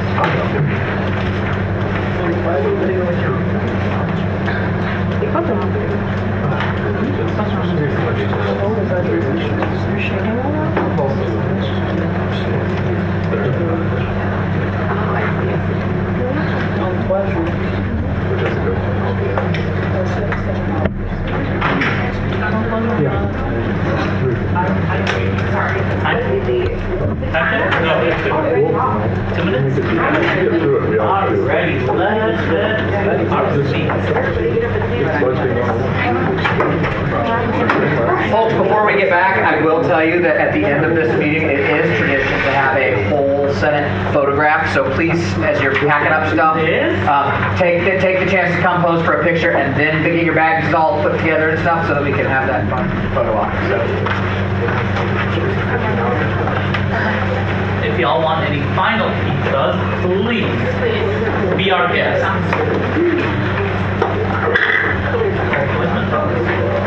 If you are a vegan person who eats vegan pizza, please take the rest if you would like it. It's right here. Or if you want to try something of it.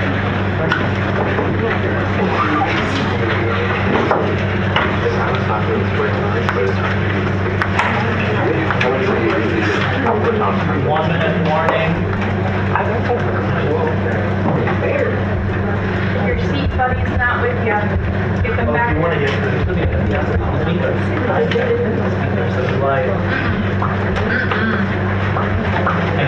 I know. Were you there for the thing? So that was a few years? Yeah. I will make the point right now, so that we have a little bit of time, but those in the gallery at this point, if you would like to get some pizza yourself, you are welcome to getting some.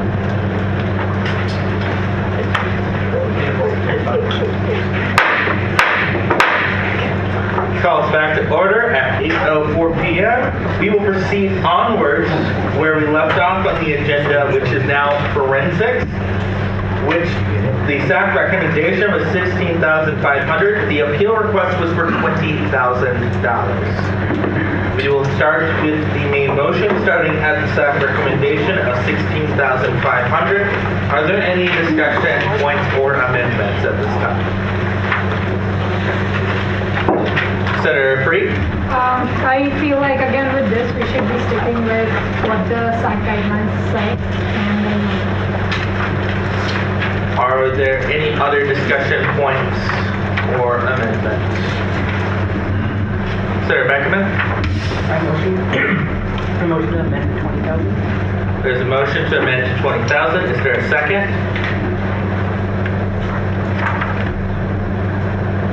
Seeing no second, that motion does fail.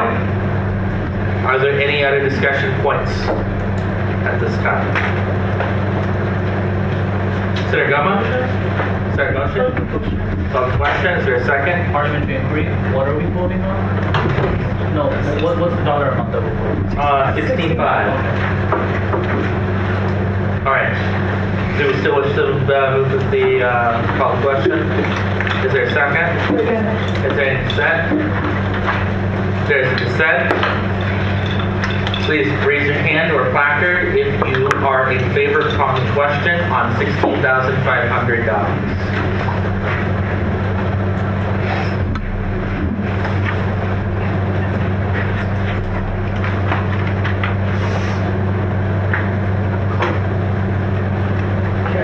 All opposed?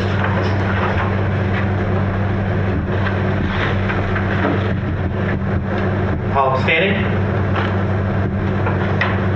18 to 2 to 2 vote. This motion is passed. We will now go into the roll call on forensics at $16,500. Senator Hart? Abstain. Sorry, say that again? Abstain. Abstain. Senator Bonga? Abstain. Senator Ziti? Yes. Senator Nguyen? Sorry, Wayne? Yes. Senator Bryant? Yes.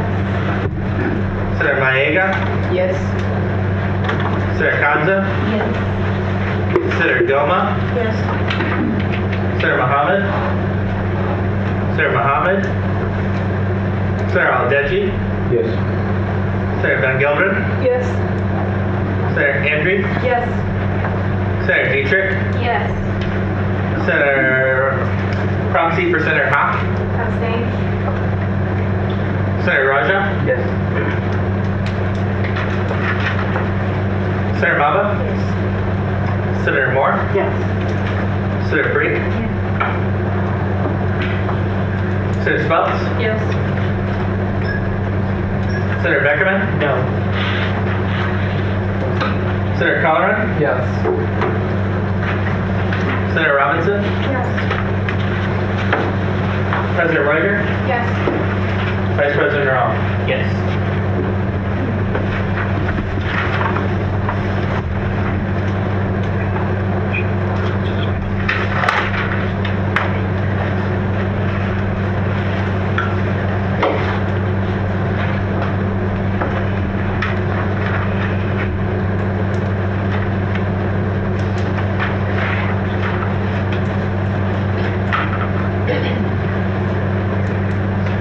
Alrighty.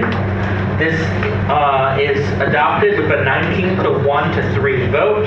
Forensics has received 16,500. With that, we will proceed onwards.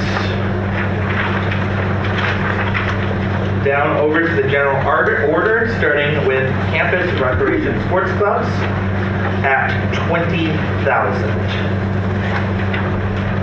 Are there any discussion points or amendments at this time?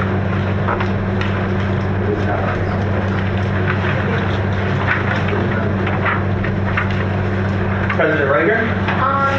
As has been stated numerous times throughout the course of this meeting, if a group didn't appeal or didn't get requested to speak on a specific line item like this one, I think that obviously means they know what they're doing, they're in control of their budgets, and we should follow staff recommendation because that's what they are seeing, and so that's all we vote. Are there any other discussion points? Senator Bryant? Question is called. Is there a second? Second. Is there any dissent? Seeing no dissent, we will take the roll call on that for campus recreation sports and clubs at $20,000. Senator Hart? Yes. Senator Bonga? Yes. Senator Ziti? Senator Wing? Yes. Senator Bryant? Yes. Senator Maega? Yes. Senator Kanza? Yes. Senator Goma? Yes. Senator Mohammed? Yes. Senator Al-Deji? Yes. Senator Van Gelderen? Yes. Senator Andrew? Yes. Senator Dietrich? Yes. Proxy for Hawk? Yes. Senator Raja? Yes. Senator Maba? Yes. Senator Moore? Yes. Senator Bree? Yes. Senator Speltz? Yes. Senator Beckerman? Yes. Senator Colleran? Yes.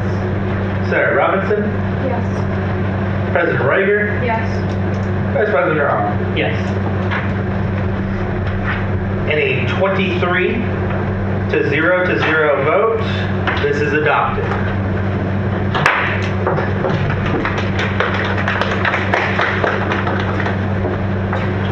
We will proceed onwards to campus recreation R&R fund.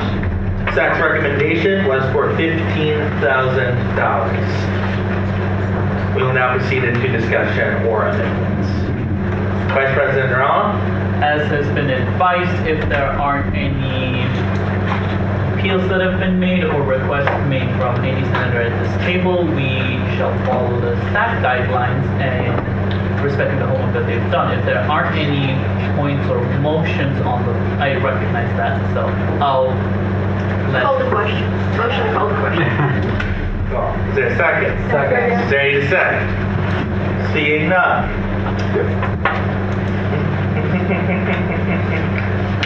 Seeing none, we'll go down the order.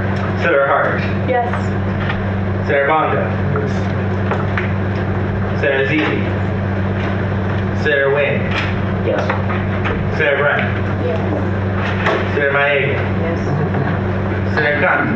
Yes. Senator Goma. Yes. Senator Mohammed. Senator Mohammed. Senator Aladeji. Yes. Senator Van Gelder. Yes. Senator Andrew. Yes. Senator Dietrich.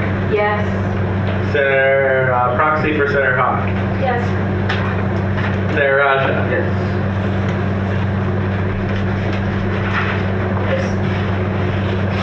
Senator Moore. Yes. Senator Fraser. Senator Speltz. Yes. Senator Beckerman. Yes. Senator Conrad. Yes. Senator Robinson. Yes. President Reiger. Yes. Vice President Arnold. Yes. And a shocking 23-0 vote. This is so adopted.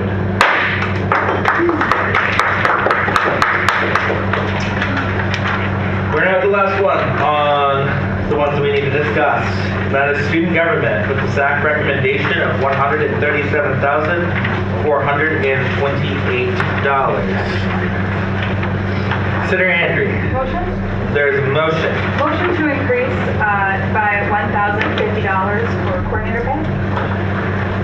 Okay, so can somebody do that math for me? 137,428 plus, actually, no, I got it. 138,478 is the amended number, so $138,478.50. $1,050. Senator Andrew motion. Is there a second? Second. There's a second by Senator Colorado. With that, we are now in discussion of the student government. Senator Andrew. So three of the coordinator positions will be taking a pay cut under this bill. They will go from $1,000 a year to $650 to $325 a semester. So this just ensures that every single coordinator receives the same amount of pay as they have received this year for next year. Are there any other points of discussion? Senator Freak? I completely support the motion. It's just to sustain and maintain what our coordinators have been doing and our future coordinators will do. And if there's no further points of discussion, I call it a question. There's a call to question. Is there a second? Is there any dissent? Seeing no dissent. Point of parliamentary inquiry. Point of parliamentary inquiry.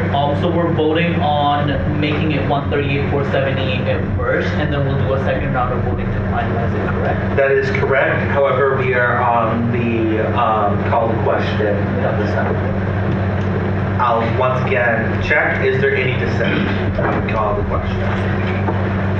Seeing none, the question is so called. We are voting on the amended proposal for student government at $138,478 or a $1,050 increase to student government.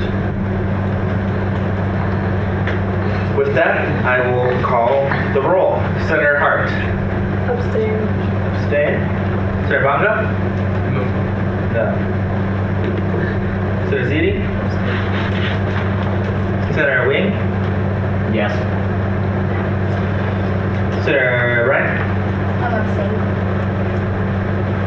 Senator Malega? Senator Kanza? No. Senator Goma? Senator Mohammed? Senator Mohammed? Senator Al-Deji? Abstain. Senator Van Gelderen? Yes. Senator Andrew? Abstain. Senator Dietrich? Abstain. Proxy for Hawk? Abstain. Senator Raja? Abstain. Senator Baba? No, okay. Senator Moore? Yes. Senator Preek? Yeah. Senator Speltz? Yes. Senator Beckerman? Yes. Senator Cohen? Yes. Senator Robinson? President Reuter? Yes. Vice President Narao? Abstain. All right, give me a moment here.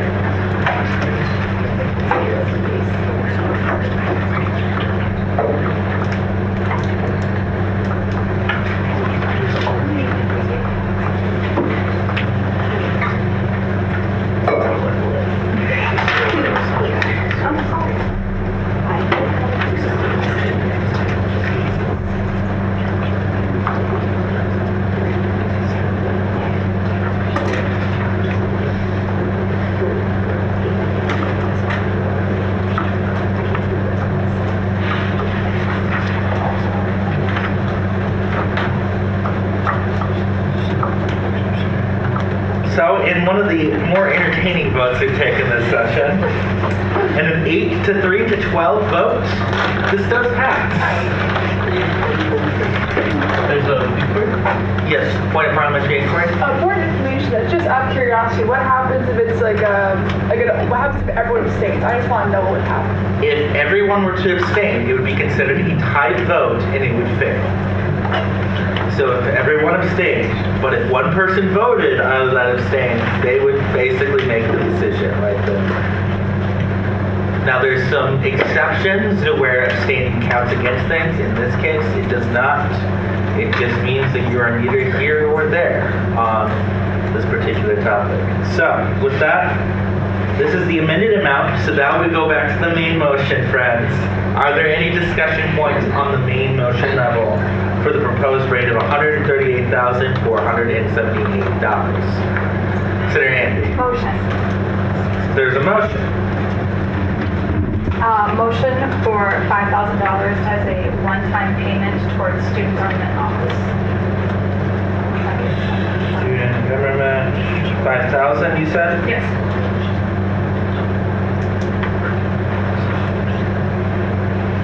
Is there a second?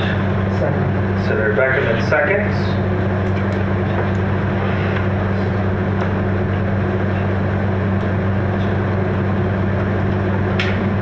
Okay.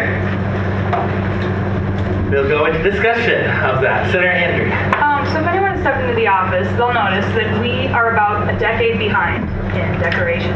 We haven't updated our presidential wall since 2018. We still have signs that say we're Student Government Association, multiple of them, no plaques that say Student Government, or the Student Association, whatever it was before years ago.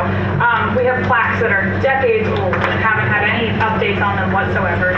Corkboards that are falling apart, whiteboards that aren't working, or they're all scratched up and stuff. We've had multiple times where we've taken things down and tried to find new ways to use them and have been struggling on that sense.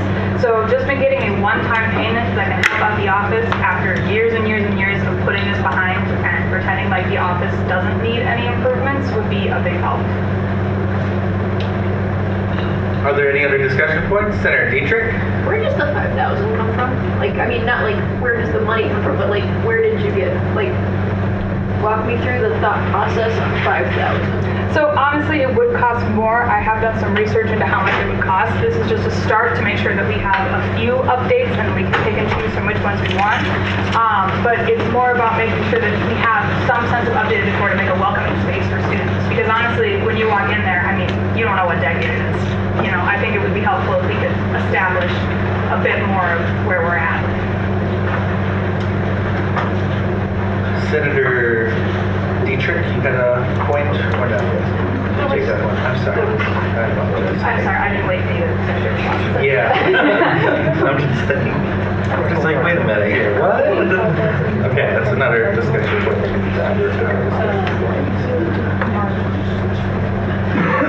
Senator Conza. If we are not allocating the amount for others, like for MIT, we have not done that.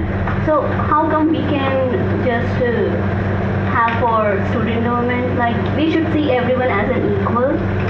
So I just don't agree with that. President Roger, you wanted to yield? Mark. If it helped you all in this budget, rather than spend $5,000, I'd be willing to go ahead and spend up to $5,000 from the CSU budget to help with any supplies or things you'd want for the future. If that would help soften the budget a little bit.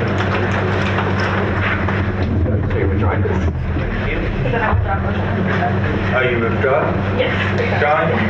Does Senator Beckerman accept the withdrawal? Yes. Okay, then the motion is so withdrawn and it fails. We will now go back to the main motion itself of $138,478. To note, that is an increase of $1,050. This is the main motion now. It is already passed with the amendment, but we still need to vote on the main thing. We're now in discussion of that $138,478. Are there any discussions? Senator Aladeji. Coming up of what she said, I kind of find it funny that we don't allocate funds to other organizations, whereas we can allocate extra funds to ourselves twice. What kind of leadership do we run whereby we consider ourselves more than the other organizations? Senator Kanza? Like MIT is also helping students for leadership programs and many things, but we have just not allotted them any funds. So I think for student government also we should be with the equal fund that is being given by SAC. So I just don't agree with the 138. President Roger? So a little bit more context, I suppose, when we talk about this $5,000 extra. To know that's not what we were discussing. I know, but they're talking about the concept of allocating extra funds to other groups. For example, something that would have been for is making sure that we are able to function and that coordinators can help support the students and the committees that they're doing and the work that they're doing in those committees. There's a lot of things that we do to support the other groups as well. Other groups are able to request those funds from their various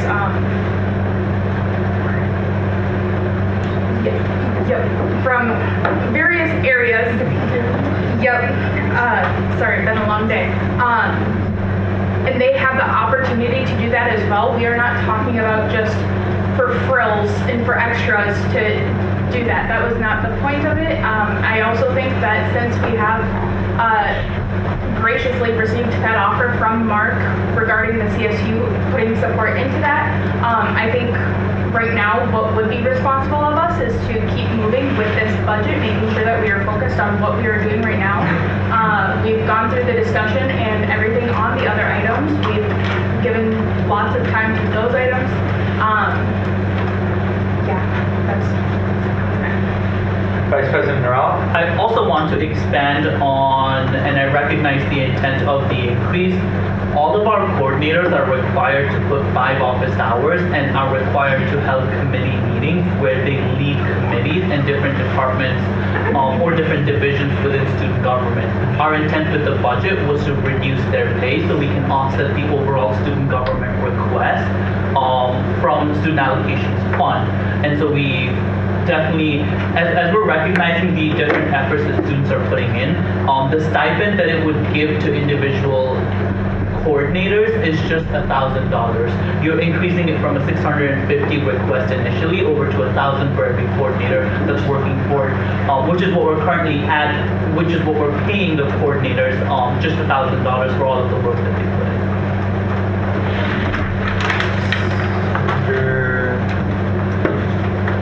Gonza, you do have a question. Yep. Yeah, we have already talked that SAC has already done a lot of research in allocating the funds.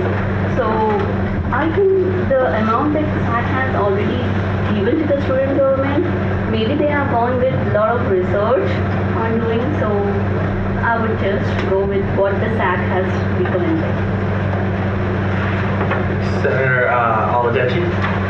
Speaking in the continuation with what the council said. So now we are talking about funding the committees, right? So that they can carry out their duties. Do we consider that other organizations will cut down their funds as well need funds so they can carry out their responsibilities? So I will call to question that we go along with SAC budget and not increase, because if we are going to increase for ourselves, we can take budget cut for ourselves, but we can give other people budget cut. They also go through the same process that we go through. So if we are going to act as a true leader, we got to defend that fact and not just pay that budget. Can I get a clarification on that? Are you motioning for an amendment back to the 137? Apologies, $137,428. Yes. Okay. Is there a second? There's a second from, how did I take CDs since I got verbals there. So, Deji. And $137,428.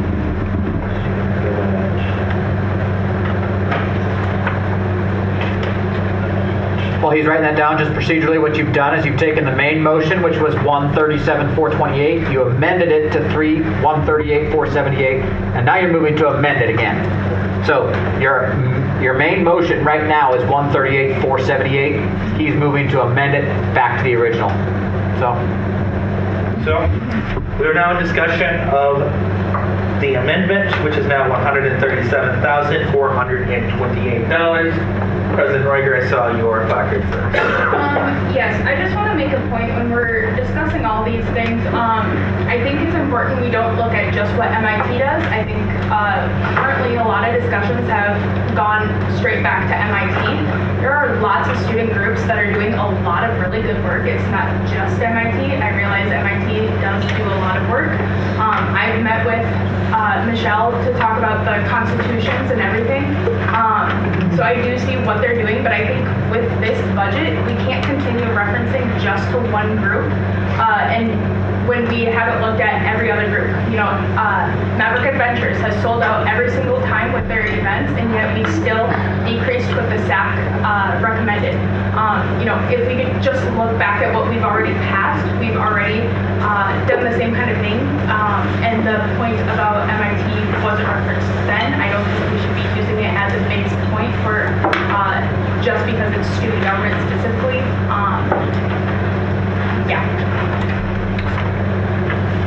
I will take Senator Mahava on these number improvements. So, Senator Mahava. So I don't know if I'm missing something in the team's listening channel, but is there a breakdown, like an itemized breakdown of that explains the SAC recommendation? So do you mind adding more at the time? I can reply. Also, right to reply. No. Point of information. Point of information. Yes. If you go into, if you go into Teams Senate files, student fee process documents folder that's red in color. Merry Christmas again. And then if you go into the 2024 student fee process, as you're in there, that's green, Merry Christmas. Student activity fee, once you go in there, there's purple folder that says FY25 budget request. If you go in there, there's PDF form of all of the different departments' requests that we have in front of you with the blue folder. And they've been in there since February 27th. So once you get in there, you can find student government's request, the explanation, the breakdown, and the impact of that budget artifact in Teams folder. So, just once you get into Teams, go into Files, Student Fee Process, 2024 Student Fee Process, Student Activity Fee, and then there's the FY25 Budget Requests where you can find that folder. Thank you. Senator Colorado? Yes, I would just like to say that I do strongly dissent to the amendment to change back to the SAC recommendation. When the consideration for the SAC recommendation was done, I was mostly talking about what was actually given to us through the budget recommendations, and mostly looking into should we cut what is given. There was no consideration if we could increase what we were given. And when we actually went to the topic of student government, the very first thing was that we all approved unanimously compensation for students in student government. First thing that happened, yes, senator pay, and second thing that happened, astounding yes to foreign air pay. I think SAC would definitely recommend having this increase to giving foreign air pay a lot better. It actually is. Does it yield to John? If I may make a point of information for the Senate, just as this is your last item in the budget, the $1,050 increase does not make any difference whatsoever to the overall student activity fee. It doesn't change it by anything. The money's still going to be collected. It's a matter of whether it gets allocated to a group or whether it goes into your reserve. So at this point, the $1,050 changes nothing except how much the department receives. Just an FYI. Senator Dietrich? I just crunched some math on my little computer calculator here. At 5-hour office hours a week by 12.25 times 16 weeks per semester, that's about $1,000. And so if you cut it down to $650, that ends up being about $8.12 per hour that the coordinators would be paid if you did not increase that. So I intend to abstain for ethical reasons. But I just wanted to share that in case anyone hadn't considered where we were at that way. Sarah Aldeji? So back to President Berger's point about wanting out MIT. I don't think any one of us that dissented to the increase of income talked about MIT. We are talking about in general all the organizations that got their budget affected. And the point I'm trying to point out here is, if we expect every other organization to take the budget reduction and try to manage the funds, so why then, as we as leaders will recommend them to uphold that standard? Why can't we operate based on that standard too? It's a question of ethics and dignity and integrity. Senator Free? Okay, in response to that, I want to note that last year's Senate cut out a huge amount of budget. I do not have the numbers on the top of my head, but that meant to us that none of us have senator pay this year. And we all know us coordinators do a lot of job here, and this is not a pay raise. This is to compensate what they're already promised or what they will be promised for. And I feel coordinators, senators, all of us put a lot of work in it. So I do not agree to the amendment of going back to 137428, and I would go forward with the number, with the increase of 1,050, that is 138478. Senator Moore? I think we should also make the point. I'm sorry, it's Senator Moore. So also in response, we aren't saying everything else to take a pay cut.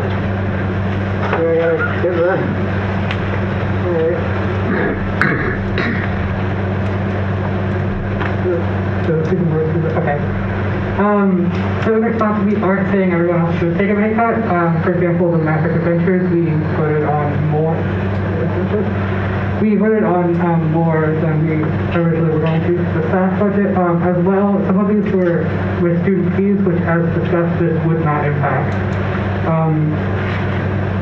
I also do think it's important to compensate the coordinators, especially because as Dietrich mentioned, it would be about $8 per hour, right? Which is below basically all the other student workers. So, Senator Mohammed? Pass that on down to Senator Mohammed.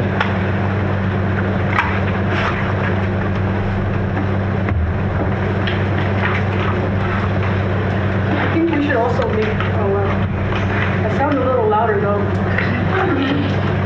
I think we should make the point about how you mentioned that coordinators should be paid, but you guys, we cut money from student government here inside of this room being paid, not coordinators. So to be honest with you, I do think there should be a point there where, you know, student government doesn't get paid, but student coordinators do.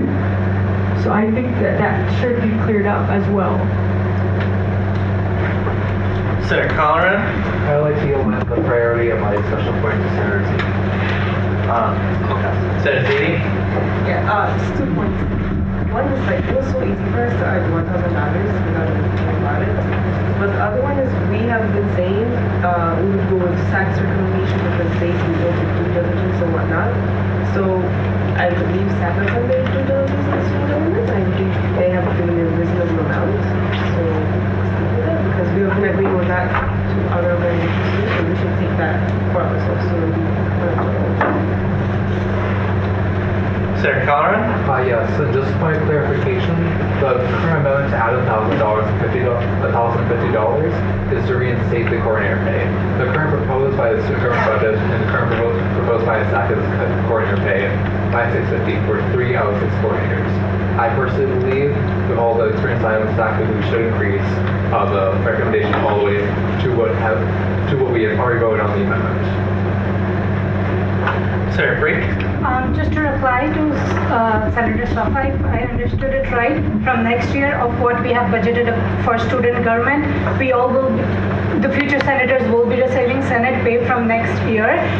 I want to repeat myself, this is not an increased pay to coordinators. This is to match what they're already getting. And I've personally seen a lot of my fellow coordinators pull all-nighters to do jobs to make agendas at 3 a.m. I feel we all need to respect what we all do here, especially considering last year that we had our senators' pay taken away from us. We all need to respect the work which we do here, especially with the coordinators pulling all-nighters on a daily basis so that the student government can run on a daily basis the way it does. I yield. President Riker? Yes, also with a decrease in the coordinator pay, I want to point this out too. That's an increase of the work on the executive team, which just for context, creating this budget alone, we did do many all-nighters because we constantly went back and forth between what is right, what is needed, what will serve students best. For example, if we didn't have well, technically right now we don't have academic affairs coordinator, but if we didn't have the student affairs coordinator in addition, thank you, Senator Brink, Coordinator Brink, then that would be an additional committee that we have to run somehow, as well as make sure that the committee itself is productive, which the role of the coordinator is to support the senators. For those who pretty consistently attend committee, a lot of things get discussed in there, and it's a great opportunity for all of us to figure things out before we're going into this meeting that's supposed to be a 2-hour meeting every week. But there's just a lot of stuff in general that, without the coordinators, would be added on to the executives. We are already stretched as thin as possible and continuing to add more as we, as coordinators or senators are not able to pick up projects or help out with some of those things. So just bear that in mind too, please. Senator Moore? So as a response to multiple people, first of all, I do think the issue of like Senate pay or coordinator pay like it's important, but it's not what we're like voting on right now. And I think saying that kind of, it can both be true. Coordinators can need an increase, and also Senate pay would be nice.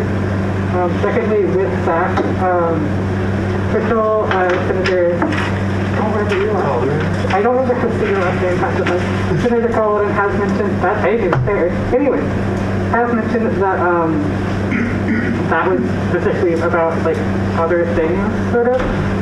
And also, like we have disagreed with what SAC has said though in this meeting. Like that's why we vote on things.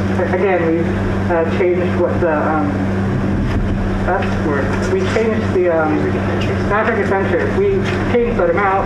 We like compromised on it, but like we are within our rights. Not like within our rights. I'm not saying we're taking away our rights. We're within our rights to debate that. And I think going back to SAC says this for this isn't as helpful as it could be because first of all, a representative of SAC has said different things, and also we are allowed to disagree with that even if they have research. Senator Conte, you are out of discussion on this. Senator Maba? I think I just need some clarification. You said that by increasing the amount recommended would be, by $1,050, you'll be able to match what is already been, what the coordinators are already receiving. Can you just clarify that? Like, what would be, so if we were, I guess we're not going back to that, but what is the difference between what the coordinators will be getting if we were to stick with the 137,000 versus going to 138,000? Yes, because you were out of discussion. Vice President Rao? Yes, so if you have that PDF file open for student government, if you look at the third page, the allocation request specifically lays out the individual coordinator pay. What our intent when we built student government budget was that we keep academic affairs, student affairs, and public relations and marketing at 1,000, and we decrease student basic needs, legislative affairs, diversity, equity, and inclusion over at 650 per semester. What that 1,050 request is doing is to make sure that these three coordinators get paid the same $500 per semester as the rest of as all six of the coordinators are getting paid currently. Are there any other discussion points? Vice President Rao? Senator Maega. I have a quick question because I'm not understanding something. So, fiscal year 24, student government was at 100. No, not again. Sorry.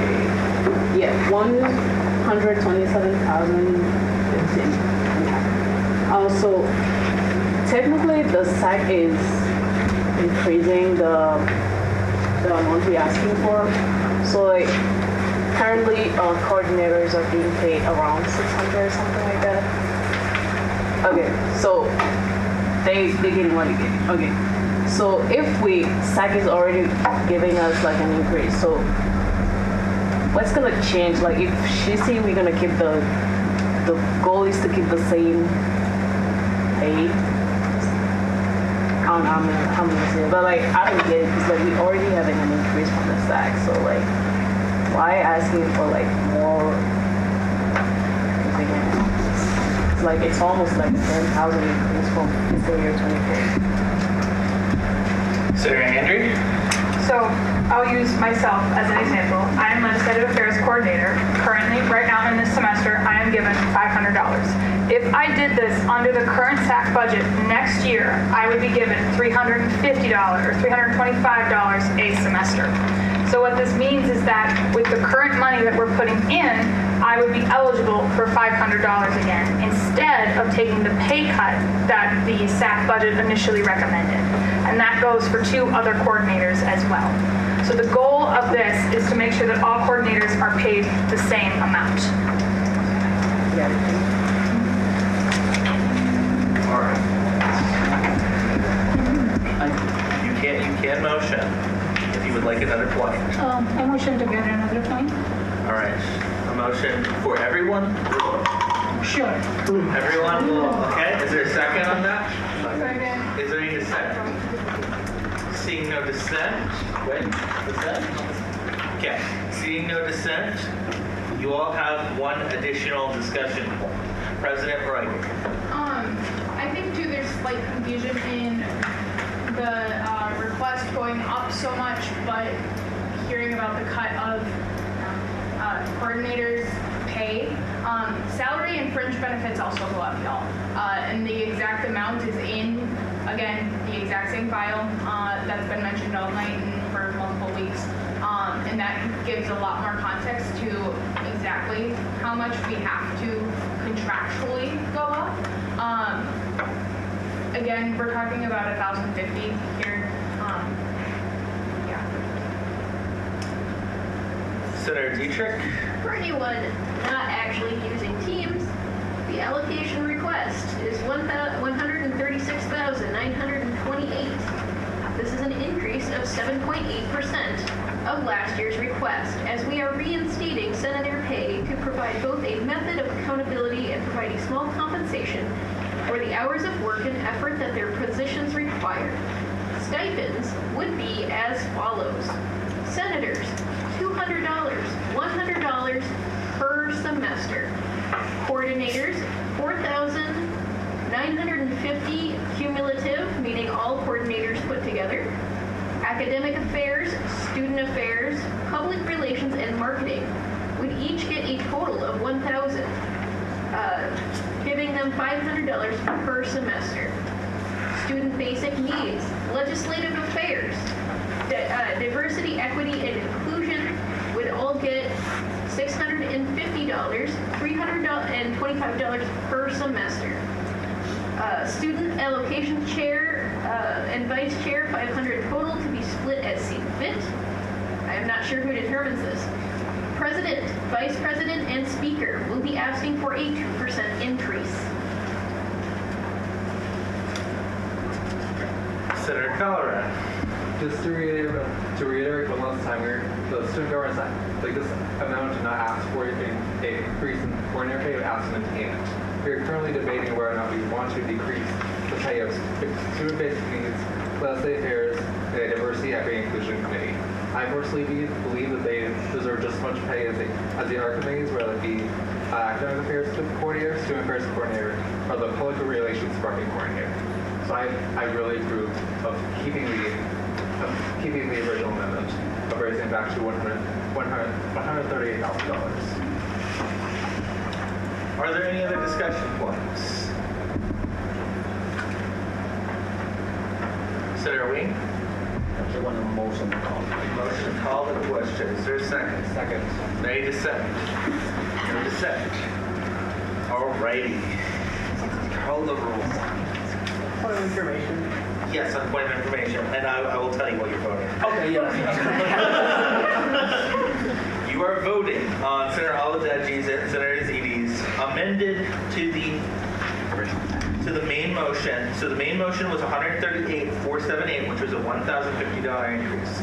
You are now voting on an amendment to drop that back down $1,050 to $137,428 as an amendment.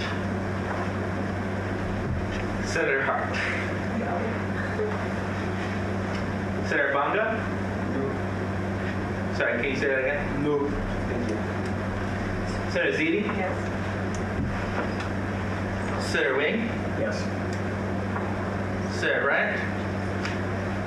I'm still confused on what we're voting on. We are voting on an amendment to lower, so the main motion increase, so prior two votes, I'm sorry, one vote ago, an amendment passed for $138,478, which was a $1,050 increase, which would have, as Senator Angie put, in the reason for their, the reason for their amendment was the $350 back for those three coordinators. What you are voting on now is to hypothetically take away those $350 and remain with the SAC recommendation itself of $137,428. So if you are voting yes, you are in favor of $137,428. $137,428 for student government, or as written on the board by our wonderful advisor. So no. Senator Maega? Yes. Senator Kanza? Yes. Senator Goma? Senator Mohammed? Yes. Senator Aladeji? Yes. Senator Van Gelderen? No. Senator Andrew? No. Senator Dietrich? Abstain. Proxy for Hawk? No. Senator Raja? Abstain. Senator Maba? No. Senator Moore? No. Senator Brink? No. Senator Speltz? No. Senator Beckerman? No. Senator Colleran? No. Senator Robinson? President Reuger? President Reuger? Yes. Or, no,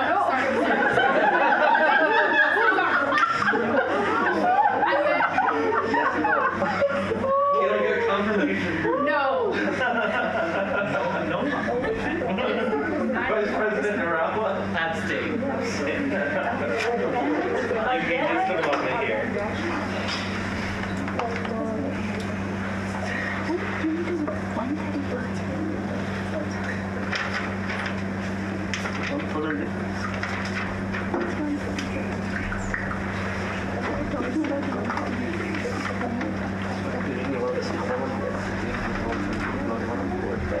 Yeah, so it should be 1 T, it's not fine.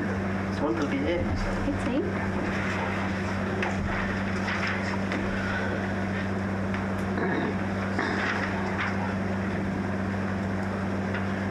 A lot more votes there this time, y'all. In a 6 to 13 to 4 vote, this amendment fails. So we will return back to the main motion at hand, which is $138,478. We are now back into discussion of the main motion. Senator Colleran, since I saw your placard first, I'm sorry, Dietrich. Yield my prioritization to Senator Dietrich because she raised her first. Senator Dietrich, I apologize. I did not see yours go on first. Motion to call the question. There's a motion to call the question. There's a second. Is there any dissent? Sorry, did I hear dissent? I thought I heard something.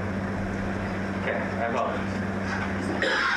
Then with that, we will go into a roll call of the main motion of a $138,478. So you'll see a little bit of a reversal. Technically, the other amount does not exist. It will lead to questions. But if you're voting yes, you're in favor of $138,478. With that being said, Senator Hart? Oh my God. Okay. Yeah, just to clarify, so as coordinators, we should abstain? I don't know. At this time, think about this. This is for next year. This is the main motion. We do have an obligation as student government to vote on our own budget. Unfortunately, there is no way around it. So you may decide that how you will. You are welcome to decide that as you please. But considering you are voting on student government, there is no choice but to be able to vote on student government. But you are welcome to abstain from this.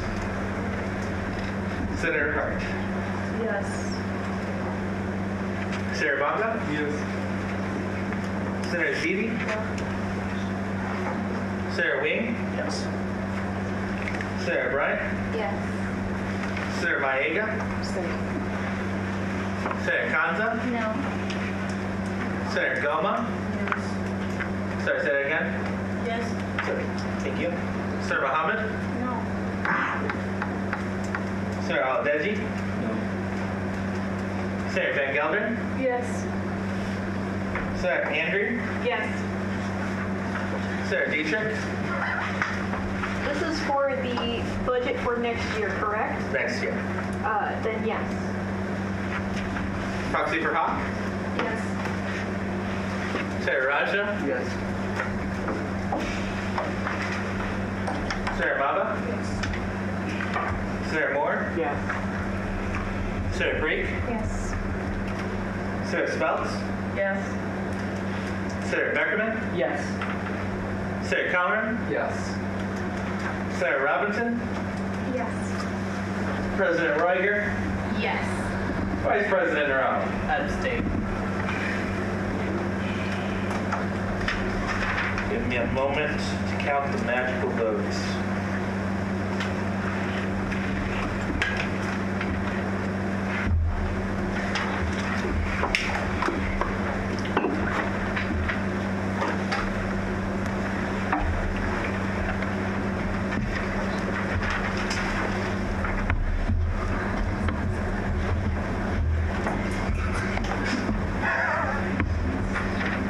Alrighty, and an 18 to 4 to 2 vote, student government's budget has been adopted at $138,478. Friends, we have reached the end of that line, so a reason to clap there.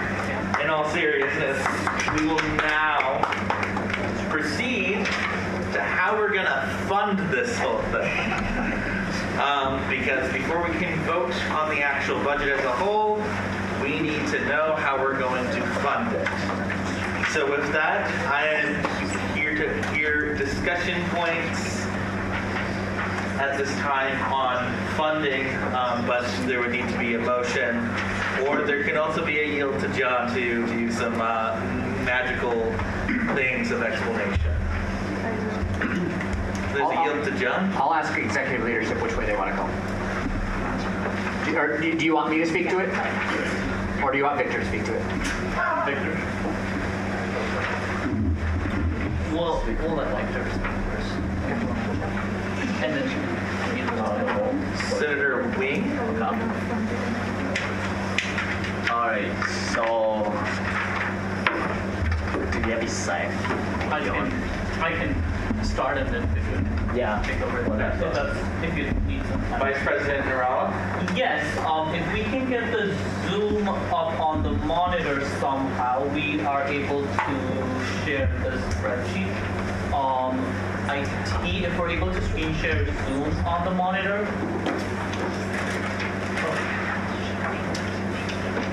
This one? Oh yeah, yes. We need Zoom on monitor. Sorry.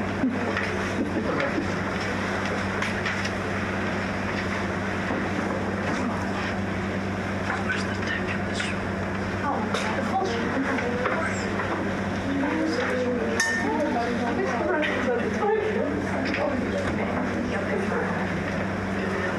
Are we in need of a break recess to organize this a little bit? Motion to recess for 2 minutes. Okay, 2-minute recess. Is there any dissent? I already saw enough hands for a second. There's no dissent. We're going to recess till 9.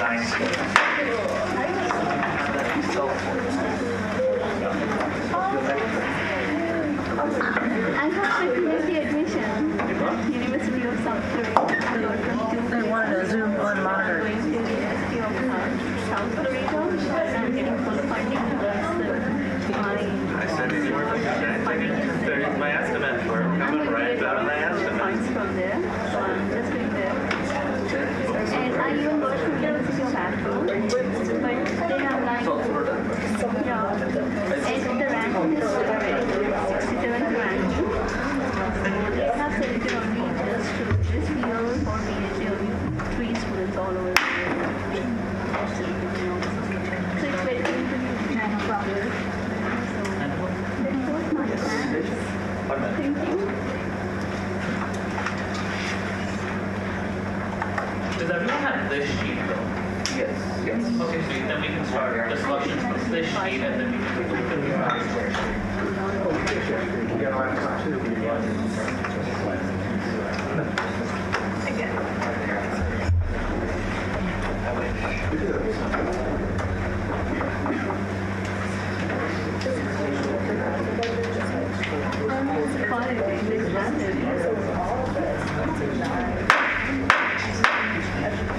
Big ups, my friends.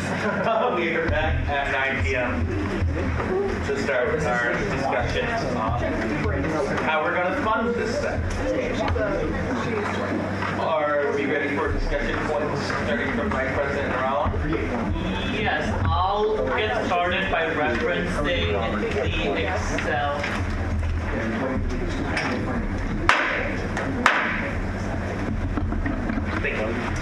I'll start referencing by the Excel that all of you have, and then in a second we'll have the Excel pulled out on the computer, lovely, just so we can,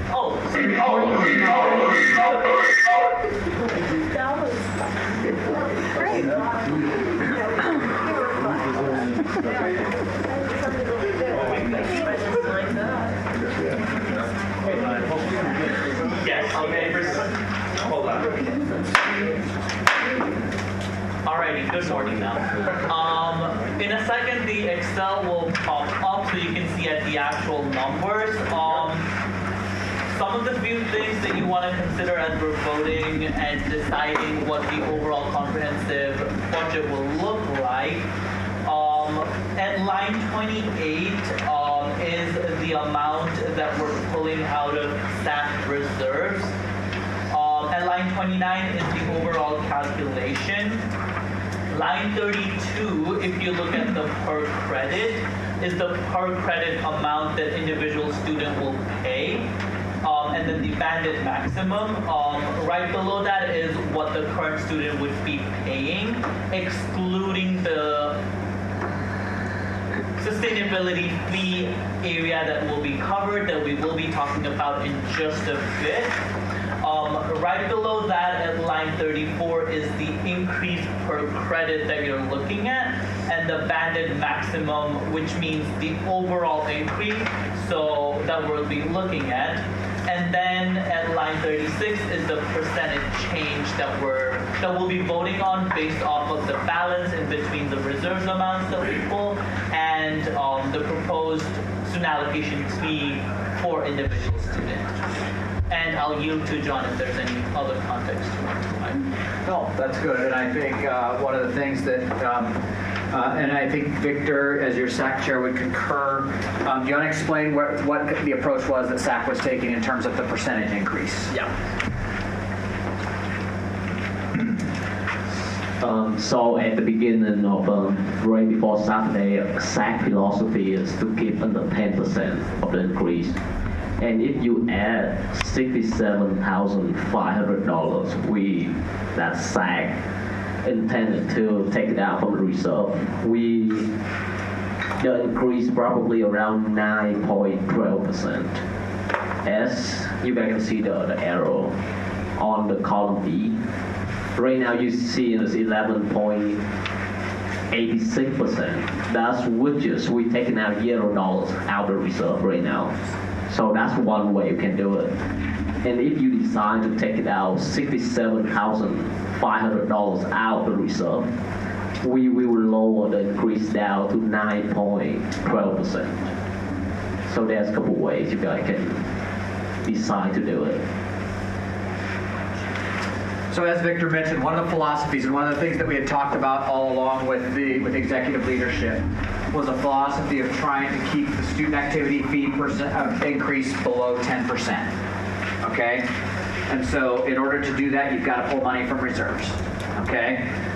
Tonight, that philosophy has changed a little bit because the philosophy has been to try to keep both the activity fee and the athletics fee at an under 10% increase.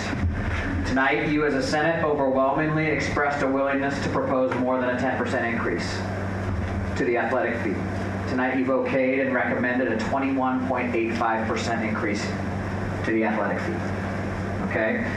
So, one of the approaches to look at here, and we talked about this at the very beginning when I first talked to you in your joint committee meeting about trying to balance the increase of funding with the decrease in the amount coming from reserves. One way to potentially address that tonight, since you've already expressed a willingness to look above 10% for the athletics fee, is to consider, would you do the same for the student activity fee? Okay? Because our goal is to get down to where we're not pulling from reserves nearly as much as what was proposed even. Okay? So if you take a look at your proposed budget and you pull $0 from reserve, you can fund your recommendation with an 11.86% increase to the student activity fee. That's a little bit more than your target of 10%. Yep, right? Okay. But as we mentioned, you kind of approached with the philosophy tonight that you're willing to look at a little bit over 10%. Okay. Now, of course, this is subject to approval by the president and the board of trustees and your fellow students at the referendum vote. Okay. But are you okay doing that so that we're not pulling from the rainy day fund? Okay. This would potentially ease some pressure on next year's vote. It's up to you. Whose computer is this that has this screen on it? Okay, can you try in that reserve fund right now minus 50,000.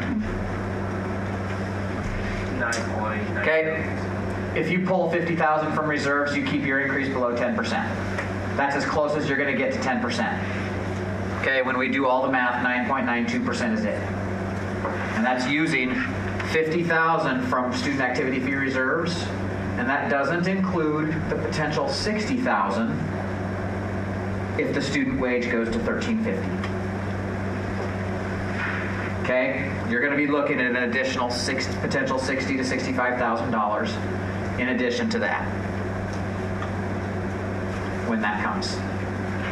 Okay, so there are a couple of ways to look at this, and I think your executive leadership might have some thoughts on that. But if you bump that back to 0, you're up to about an 11% increase, 11.86% increase. It's not a huge deal. We have a suspicion that the president might support that increase if the students support that increase. Okay, and by president I mean President Hinch. We have a suspicion that that might be the case. And again, it's less than you've recommended in the increase for the athletics fee. Okay? So it's potentially a bigger step in the right direction with your fee than we had hoped, than we had planned on right now. It may ease some pressure in the coming years if you do that. If you want to keep it below 10%, you can do that, but you're still using reserve money. Okay? So that's kind of where you are right now. So when we talk about how to pay for it, you either pay for it with a fee increase, a pull from reserves, or a combination of the two. Those are your options. Okay? So right now, raw, without pulling any money from reserves, that's your increase that you're looking at. And I'm happy to answer any questions. Or I would direct them to your executive leadership for their thoughts on that too. You understand what we're talking about here? All right, President Royer, and Janelle, we'll go back to the number of points of discussion. Just wanted to leave that open. So, President Royer? Yes, and also with this, it has been because of a general understanding with the Board of Trustees that they are very conscientious regarding student fee increases. However, if, how do I word it? Basically, if we pushed this through to do the 11.86%, that would be on all of us, that would be on all the groups to get out and get the support for it. And then through student consultation, if students agree that they want to see this,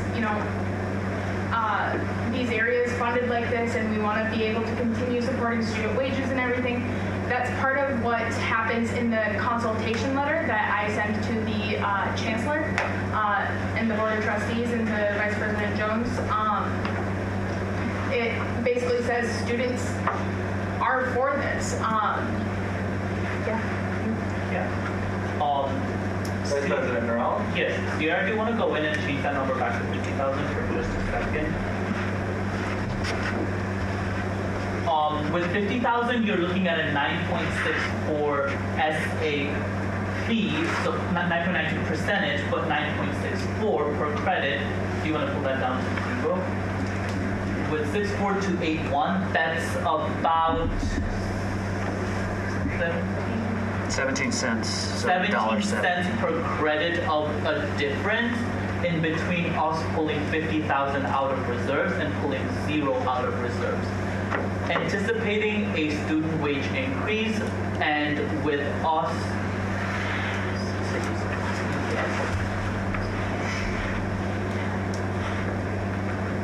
with the 50,000 and the anticipated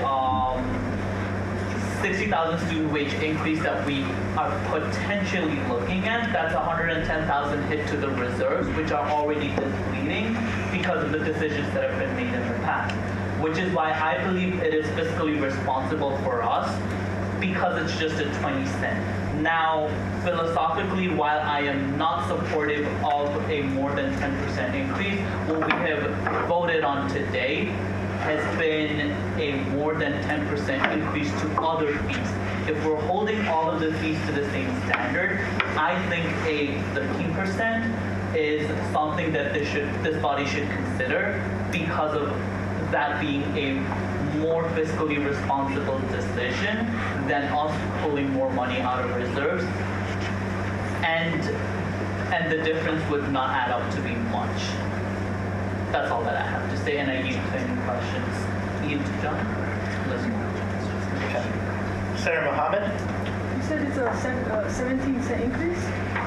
17-cent difference in between pulling 50,000 out of reserves and us building a zero pulling out of reserves without the anticipated hit that we might get. Senator Mohammed? So, how do we make that number right now, though? Are you counting that as when each student is paying that? What he's saying, so if you pull 50,000 from reserves, okay, each student is going to be paying roughly $2.04 less per semester. Okay? Because 17 cents times 12 is $2.04 if my math is right in my head. Okay? So that's the difference in the per credit hour fee. So $2.04 a semester is what you're going to pay more if you guys don't pull anything from reserve.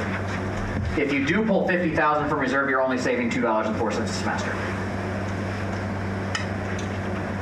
The most common student is going to be saving that much, $2.04 a semester. Total, that's not per credit, 17 cents. Yep. Because I saw some confusion wash over a bunch of faces. Senator Dietrich? Where is the reserve at right now before we take money out?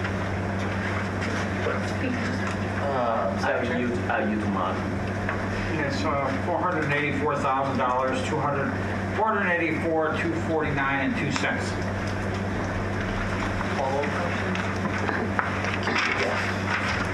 Are you able to provide what percentage of our overall budget that number is?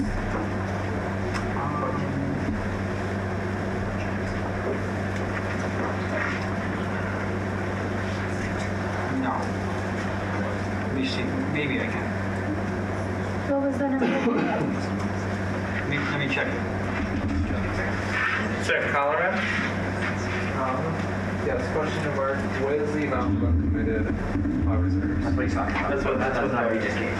Well, to be clear with everybody, I just want to make sure we have to hold 5% of reserves. The state requires that. So we have more than the 49 that I was saying, but we can't use that. That's the amount we can use.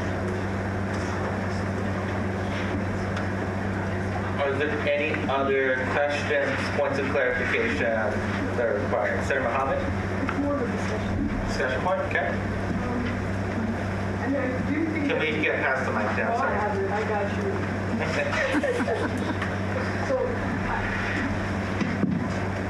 So I do think that we should also consider the fact that we're not done. There are still things that we still do also need to consider. I'm sure that there's also some other fees that we'll probably be going over next week if I'm wrong. Is that Would you like correct? me to speak to that? I can speak to that. Sure. So we will have a few fees next week. We'll have the tech fee next week. We'll have the student health services. To note, those fees are not related to this fee. This is its own independent fee. Those fees we will handle next week alongside the honorary votes on the dome fee and the honorary vote on the campus rec fee. That it doesn't matter how we vote, regardless, what is in place, but we still have to acknowledge and discuss it for a moment. The fee that we still have to deal with tonight that before we may adjourn is the sustainability, which is still on our docket. Also, next week, student union fee as well. If I can, I will talk to the cumulative fee increases that you're getting at, because we've done some math. We've got some running documents here right now, okay? So, I'm a numbers geek. I love this stuff. Okay, so if student government were to fully fund this budget with no reserve money, resulting in a $9.81 per credit hour increase, or total. And if the vote passes, if the athletic fee vote passes, and if you support the requested fee amounts from the other areas, your cumulative impact to the overall student fees for next year would be 7.22%. Okay? Your overall student fees would go up by 7.22%. To put that in perspective, the number for last year was, I believe, in the 5% ballpark. Okay? So not terrible. Okay? Understanding where we've been inflationary-wise and having faced some interesting cap restrictions over the past couple of years. So the total increase last year was in the 5% ballpark. Right now, as the numbers stand, the calculations, if you do this, it would be a 7.22 total increase to all of your student fees. Senator Mohammed? So what I was trying to get at was, if we do go with the student fees is increased, right? And we go into next week, and there's a possibility that there's another increase in student fees again there, then what should be the case? That's it, what I just told you. Right, but that still means that we're doing an increase, and then on student fees, I'm just saying, if potentially we go with, instead of going with the reserve, and we go the route of student fees, and then next week we talk about it, and then also kind of have student fees possibly increased again, that money will increase.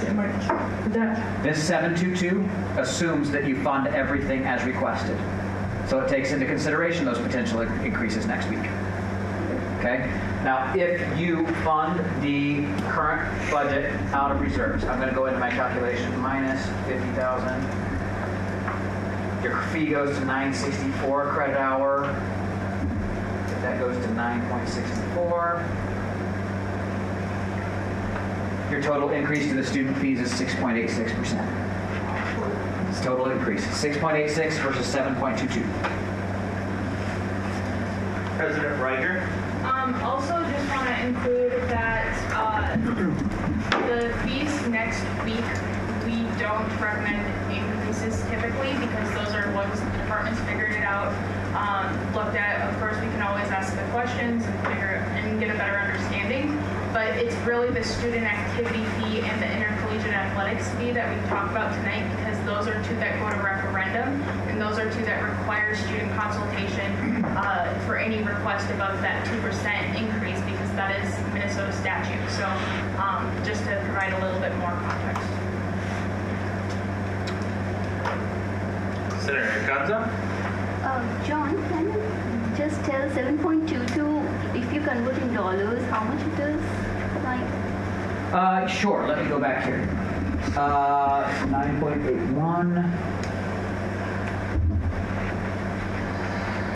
Okay, excuse me. So your total increase for next year would be $3.40 a credit hour, or $40.80 a semester at the band. And that's if you approve fully funding that with no reserve money. If the athletics vote passes, and if the student health vote passes next week, and if the tech fee vote passes next week, that assumes all of that. So it's $3.40 a credit hour increase. If you drop that below 10%, it's $3.23 a credit hour. So again, that 17 cents we were just talking about, that's what it is. Okay? $2.04 is what you're talking about per semester. Senator Dietrich? If we just hypothetically, what would it end up being if the athletics referendum does not pass? Oh, great question. So let's go back here, because what was the 1.965? It went to what? 1.965. So what's the per credit hour fee? From 458 to what? That's on that small sheet I gave you. It should have been $1 per credit, 467? right? Yeah. Yes.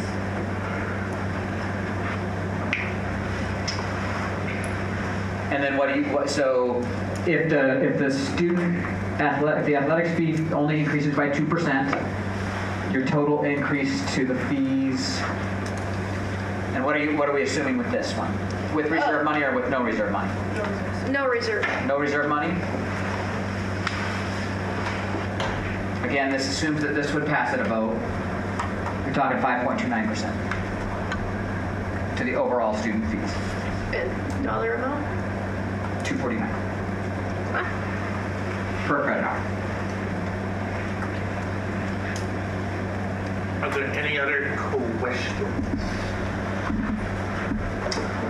Okay, seeing none. Sarah Kanza? Is $1 increase causes a lot of impact on?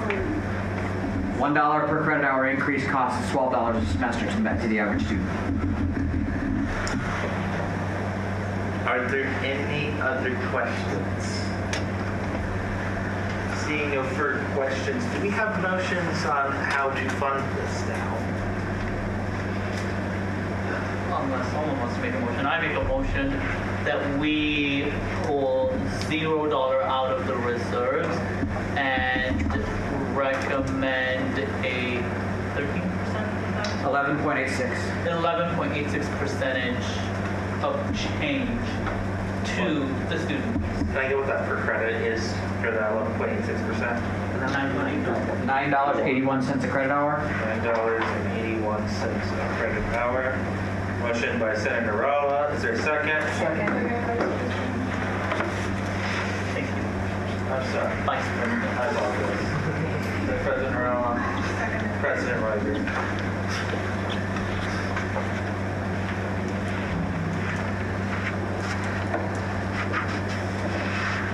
Alrighty.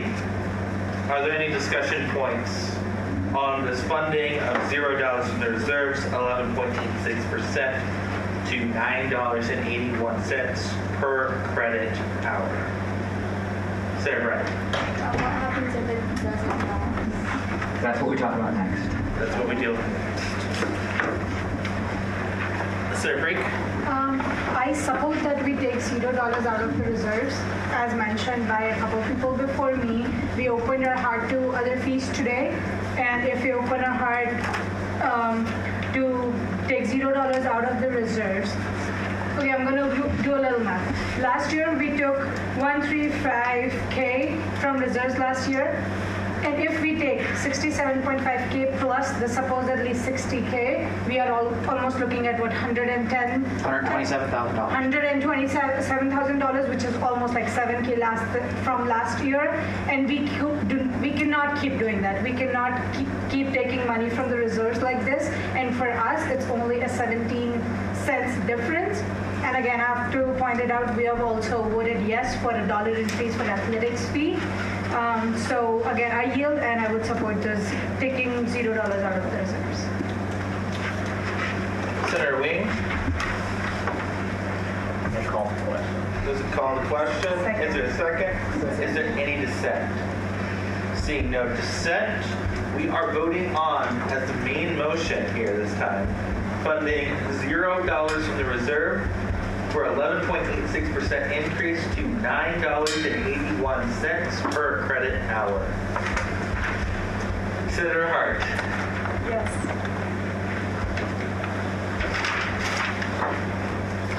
Senator Bonga. Yes. Senator Zini. Senator Wayne. Yes. Senator Bryant. Yes. Senator Bahega. Yes. Senator Kansa. Yes. Senator Goma. No. Senator Mohammed. Did you say no? Abstain. How are you voting? Abstain? Senator Aladeji? Yes. Senator Van Gelder? Abstain. Senator Andrew? Yes. Senator Dietrich? Yes. Foxy for Hawk? Yes. Senator Raja? Yes. Senator Baba? Yes. Senator Moore? Yes. Senator Freak? Yes. Senator Speltz? Yes. Senator Beckerman? Yes. Senator Colleran? Yes. Senator Robinson? Yes. President Reiger? Yes. Vice President Morales? Abstain.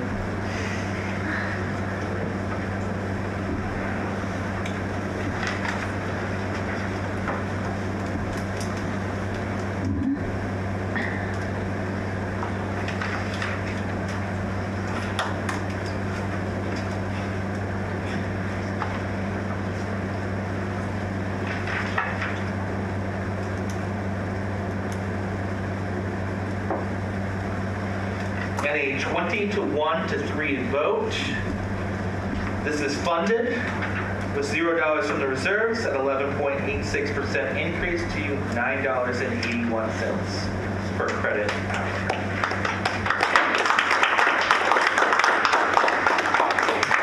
Now you got to do the last thing, and we have to vote on the whole package. So you are voting on the entire thing. So the funding and all of the allocations under that have been so approved and so motioned to the floor. So you are voting on it on an omnibus level. Are there any discussion points on the entire budget as is? Senator Bryant. Call the question. There's a call to question. Is there a second? Second. Is there any dissent? Seeing no dissent. You are voting on the entire budget. Senator Hart. Yes. Senator Bongo. Yes. Senator Zidi. Yes. Senator Wing. Yes. Senator Bryant. Yes. Senator Maega. Yes. Senator Kanza. Yes. Senator Gomez. Senator Mohammed. Yes. Senator Al-Jedji. Yes. Senator Van Gelder. Yes. Senator Andrew. Yes. Senator Dietrich. Yes. Proxy for Hawk. Yes. Senator Raja. Yes. Senator Maba. Yes. Senator Moore. Yes. Senator Freak. Yes. Senator Speltz. Yes. Senator Beckerman. Yes. Senator Colleran. Yes.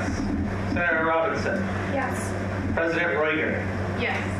Vice President Narella. Yes.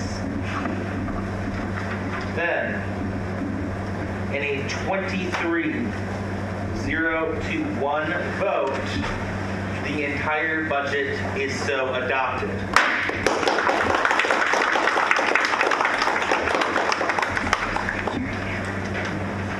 We will now go to the fun part. As this is an over a 2% increase, we now need to proceed to write a backup budget, my friends.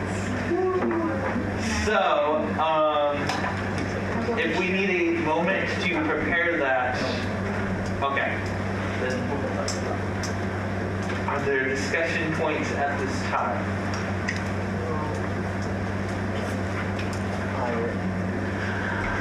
Would like somebody yield to John? Yield to John. While they're pulling this up, I will just tell you all that this, again, this is subject, if the vote fails at referendum, this budget that we're getting ready to talk about becomes the default. Okay? There's no, once you approve it, it's done. And it's what happens if it doesn't pass the vote. I will tell you that these budgets, these backup budgets, are usually very painful, and they're not very pretty. Okay? Because there are some things, as we talked about in our early meeting, there are what's called unfunded mandates, that's the student wages if they go up by the cabinet. That's the salary and benefits for full-time staff and that kind of stuff. Okay? And so the numbers that you're getting ready to see to even just fund those is a significant increase. And so the budget that you're getting ready to see, I'll let your executive leadership share that, but it assumes, we were talking about reserves. To pay for this budget even, it's going to take $189,000 out of reserves, plus a student wage increase if it goes through. Okay? So that's why it's important to get constituents to vote in the election, and to explain to them why it's important to support what you have just spent time doing. So I'll let it go to your executive leadership. President Reiger? Yep. So as John mentioned, this number from the reserves, the $188,500, that does not include the student wages potential increase. Also, every single number on here, the default that we kind of started with and looked at and what is on here right now for a 1.94% increase includes just the contractual increases on top of the FY24 base subsidy. So the only increases that we looked at from last year or from this year to next year is the contractual salary and fringe increases. Do you have anything? I just want to make sure we have the numbers correct. President Morales? Sorry. Yep, I get it.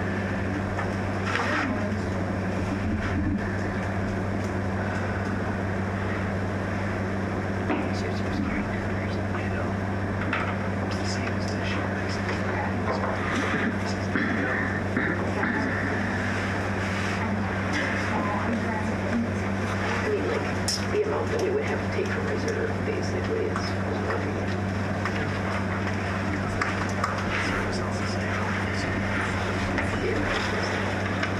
This matches what I've got. So as you'll see, this white column here is what would be allocated to the departments this year. Okay? Everything is pretty much the same except for student activities. It's for the administration budget, which is salary and fringe. That's all that increases for is in there. The reporter. There was an agreement reached with the reporter several years ago that all that this budget pays for is their full-time salary and fringe. So that's all that's included in their budget request. And so it stays this, they get what they request. Okay? Let's see here. This is campus rec, right? No, that's student activities. So that's student activities, that's the campus rec. Campus rec keeps that recommendation because their main line is mostly salary and student wages, right? So that's why campus rec line stays the same, at least for their main line. And the student government, we also calculated in the salary and fringe increase there. Otherwise, everything pretty much stays the same as what they got this year. Okay, and even then, you've still got to fund, as we mentioned, $188,500 out of reserve to keep it below 2%. That's as close as we can get to 2% without going over. It's 1.94. So that's the tough and ugly recommendation, I think, from your executive leadership. And I think the motion for the backup budget, and that's what they're going to open your discussion on now. So. President Reuter, is this still motion? So much. Is there a second? So seconded. Okay. With that being said, we will hear discussion points on this. Are there any discussion points on this? Senator Colleran? I support this motion. There's a lot of real numbers in here, but I think that all of them have turned us 34 back in budget. Just reached 2%. Any other discussion points? Senator Brent? Is this the only backup budget we have? So no, you are welcome to propose alternatives or adjustments to these numbers. At any time, you can make amendments to this. This is just the main motion at this time. But you can absolutely propose alternatives. So now, if you need time, a little bit of time for that, things like that. Senator Raja? So what are the chances of increase of student wages? Like where we are in the process? Pretty high. Vice President Nurala? Vice President Nurala? Okay. Yes. Within the process, student sub-wage group, which is a subgroup of budget sub-meet, has recommended a $13.50 increase for student wages. That is where we're at.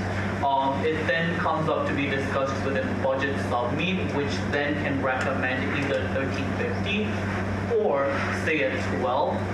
over to the cabinet, which then cabinet will deliberate and decide if it should be $13.50 or however much. So that is where we're at. Student Subwage has recommended it over to budget. Budget hasn't met yet and hasn't deliberated on that recommendation. To give you clarification, if that helps. I'm happy to any follow-up questions. Point of privilege, is it possible to have it scooched over so we can see what each activity? Yeah. I would use this number. Yep. This number might help you too. Perfect. On your sheet that you're looking at. Are there any other discussion points? Mr. Kanza? Is this going to increase the student fees again? Something added in the student fee increase? It will, but significantly less than you've already passed. This takes it lower because we have to keep this at 2%. Right now you've recommended 11.86. So. Okay. Sir Colleran? Motion to call the question. Okay. Is there any dissent? There is dissent. Okay. With that, we'll take a vote on the call to the question now. All in favor, please raise your hands.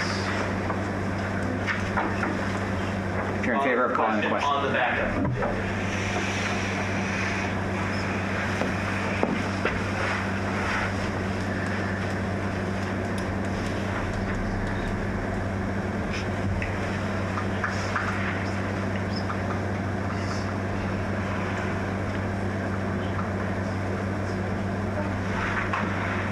All those against?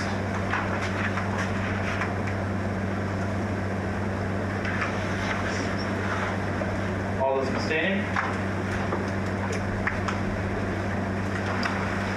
And 17. Sorry, the motion? I amend my motion. Amend to call the question with additions.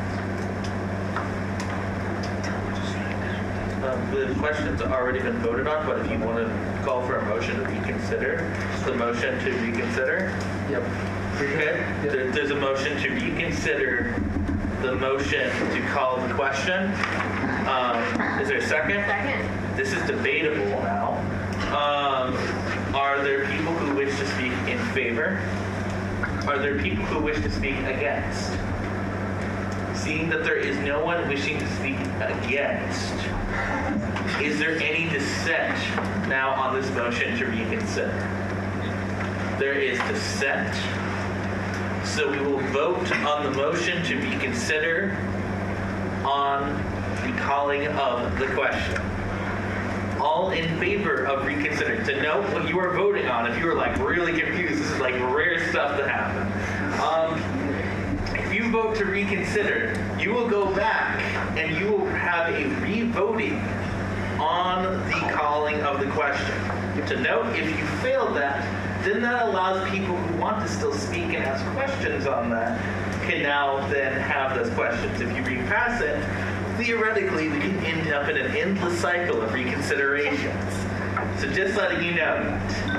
With that, if you are voting yes, and if you're voting yes, you are calling to go back to the vote on calling the question, which then could be theoretically rescinded at that point, too.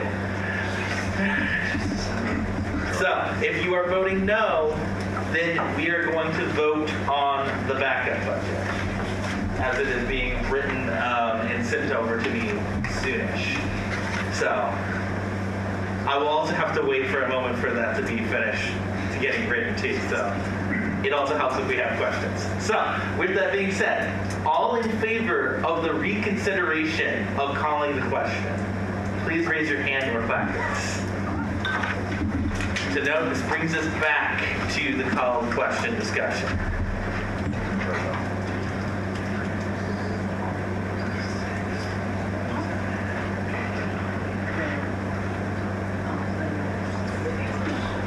Okay. All those opposed?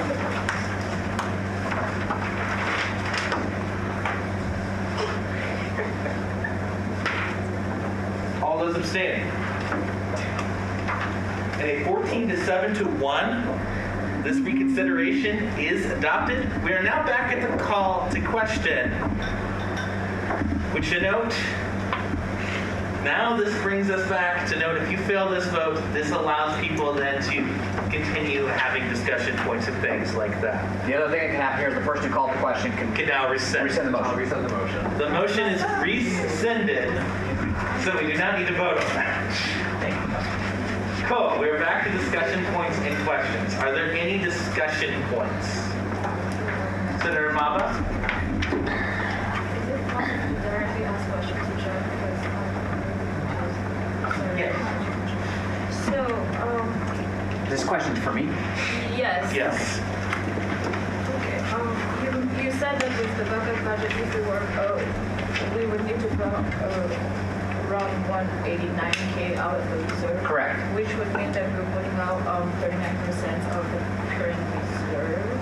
Yep. And then if we take an additional 60K, that means in case of a wage increase, we will be putting out 51%. Yep. Okay. One second. Your only way to avoid that is to make $189,000 in cuts from that budget, which you want to talk painful. So, you know what? I don't think it's a good idea. Thank you. Are there any other discussion points or questions? Senator Maega?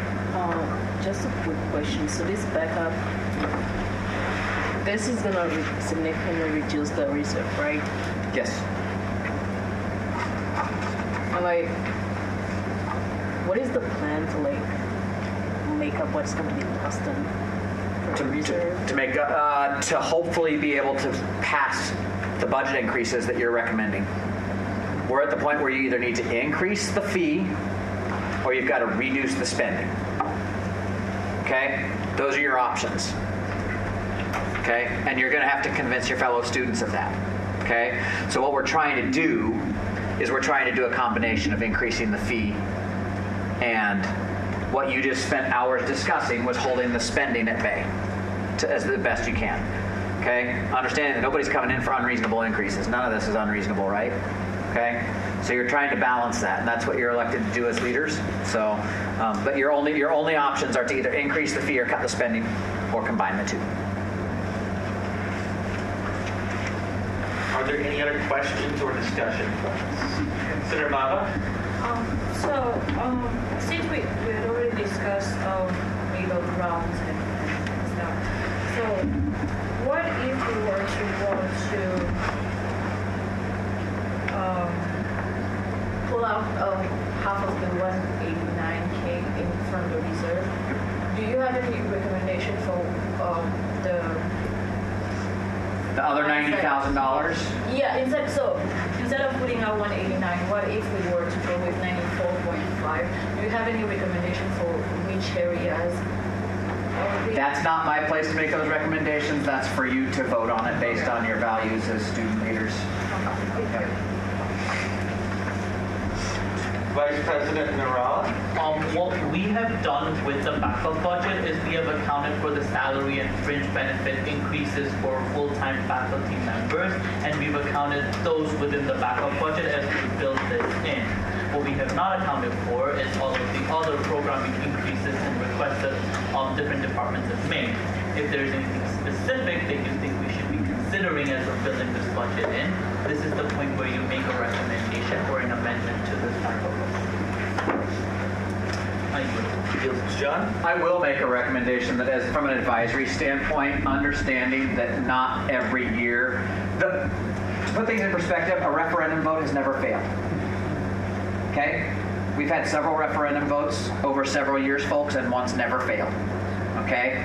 Not to say that it can't, but even if it does fail this year, the likelihood of student government putting forward another budget next year that's going to need another vote is probably pretty high. I don't know if it would fail again next year. Okay? So what I would suggest, I'm not going to make recommendations about additional cuts to certain areas. I think this backup budget that is being proposed is a smart one, to be honest with you. Okay? I think this is the way I would recommend going at this point. It hurts and it's not a great thing, but then it gives next year's group the opportunity to propose another budget too. So it's painful, it's ugly, but like I said, in the years that we've had the referendum required, every year that there has been one, it has not failed. So this would be my recommendation. President Roeger? Also with this, the point is with the main budget that we just got done passing, we all now with the referendum knowing that in order to fund the groups, the way we all just spent, we've been here since 3 p.m., so 7 hours almost. We just spent 7 hours for a reason. You all believe that those areas deserve that money. You all understand like why that money should go to them. And now it's up to us to make sure they can get that money and go tell the students exactly what that means and tell them about what this backup could look like, how it could impact their areas, make sure they get out and vote in that referendum. Because yeah, otherwise this option, it's scary and it is quite literally the only backup option. Yeah. I would have a preference of that being done over there, the written form, before I take the motion to call the question. So can I ask that you wait for a moment?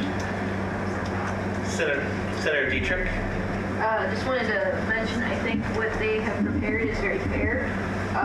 Going through line by line and comparing what SAC recommended versus what they were trying to, like they chipped away, only like from everybody, just as little as they could to get to that point, without absolutely hamstringing like any one department completely. I support this, even though it does seem really terrifying. Are there any other discussion points or questions at this time? I make a motion. There's a motion? Motion for a 2-minute recess just so we can have everything in order before we vote on it. There's a 2-minute recess called. Is there a second? Second? Is there any dissent? Seeing no dissent, we will be back at 9:49 p.m.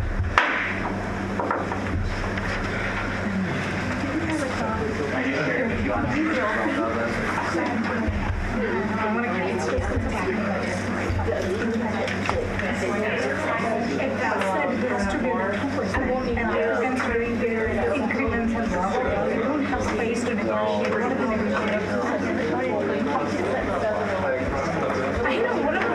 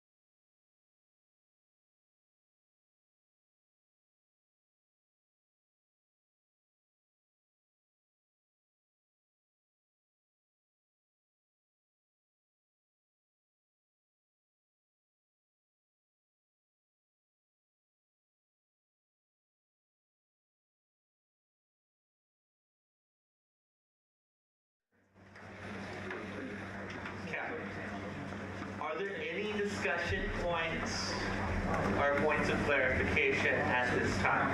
To note, I am now in a place where I can take the call to question at this point. Call the question. Is there a second? Second. Is there any dissent? There's dissent. Then we are now in voting of the backup budget. Senator Hart. Yes. Senator Baca. Yes. Senator Zidi. Senator Ziti. Senator Wing. Yes. Senator Bryant. Senator Bryant. Yes. Senator Maega. Yes. Senator Kanza. Yes. Senator Goma. Yes. Senator Mohammed. Yes. Senator Al-Deji. Yes. Senator Van Gelderen. Yes. Senator Andrew. Yes. Senator Dietrich. Yes. Proxy for Hawk. Yes. Senator Raja. Yes. Senator Mappa. Yes. Senator Moore. Yes. Senator Freed. Yes. Senator Speltz. Yes. Senator Beckerman. Yes. Senator Colleran. Yes. Senator Robinson. Yes. President Reuter. Yes. Vice President Rao. Yes. Then this is adopted. 23 to 0 to 0. There's no abstention. Ziti's gone. Yes. CD is gone. 23 to 0 to 0. This backup budget is so adopted.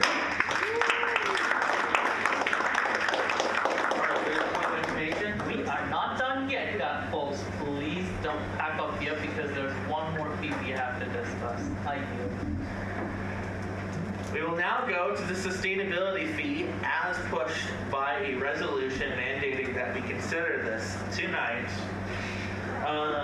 So we will go on to the sustainability fee at this time, which has a proposed rate of $1.44 per credit hour as the proposed rate. We will now go into discussion points. Vice President Narama. Yes, so I will expand a little bit more on what has already been emphasized. The sustainability fee for the first year is the revenue neutral fee that we're looking at. All that we're doing is removing the busing fees from student activities over to sustainability fee. So I believe it is a no-brainer. Unless there are any other points or discussions, I call it a question. There's a call to question. Is there a second? Second. Is there any dissent? Seeing no dissent, we will go into voting on the sustainability fee. Senator Hart. Yes. Senator Bonga. Yes. Senator Ziti. Senator Ziti. Senator Wing. Yes. Senator Bryant. Yes. Senator Maega. Yes. Senator Kanza. Yes. Senator Goma. Yes. Senator Mohammed. Yes. Senator Al-Deji. Yes. Senator Van Gelderen. Yes. Senator Andrew. Yes. Senator Dietrich. Yes.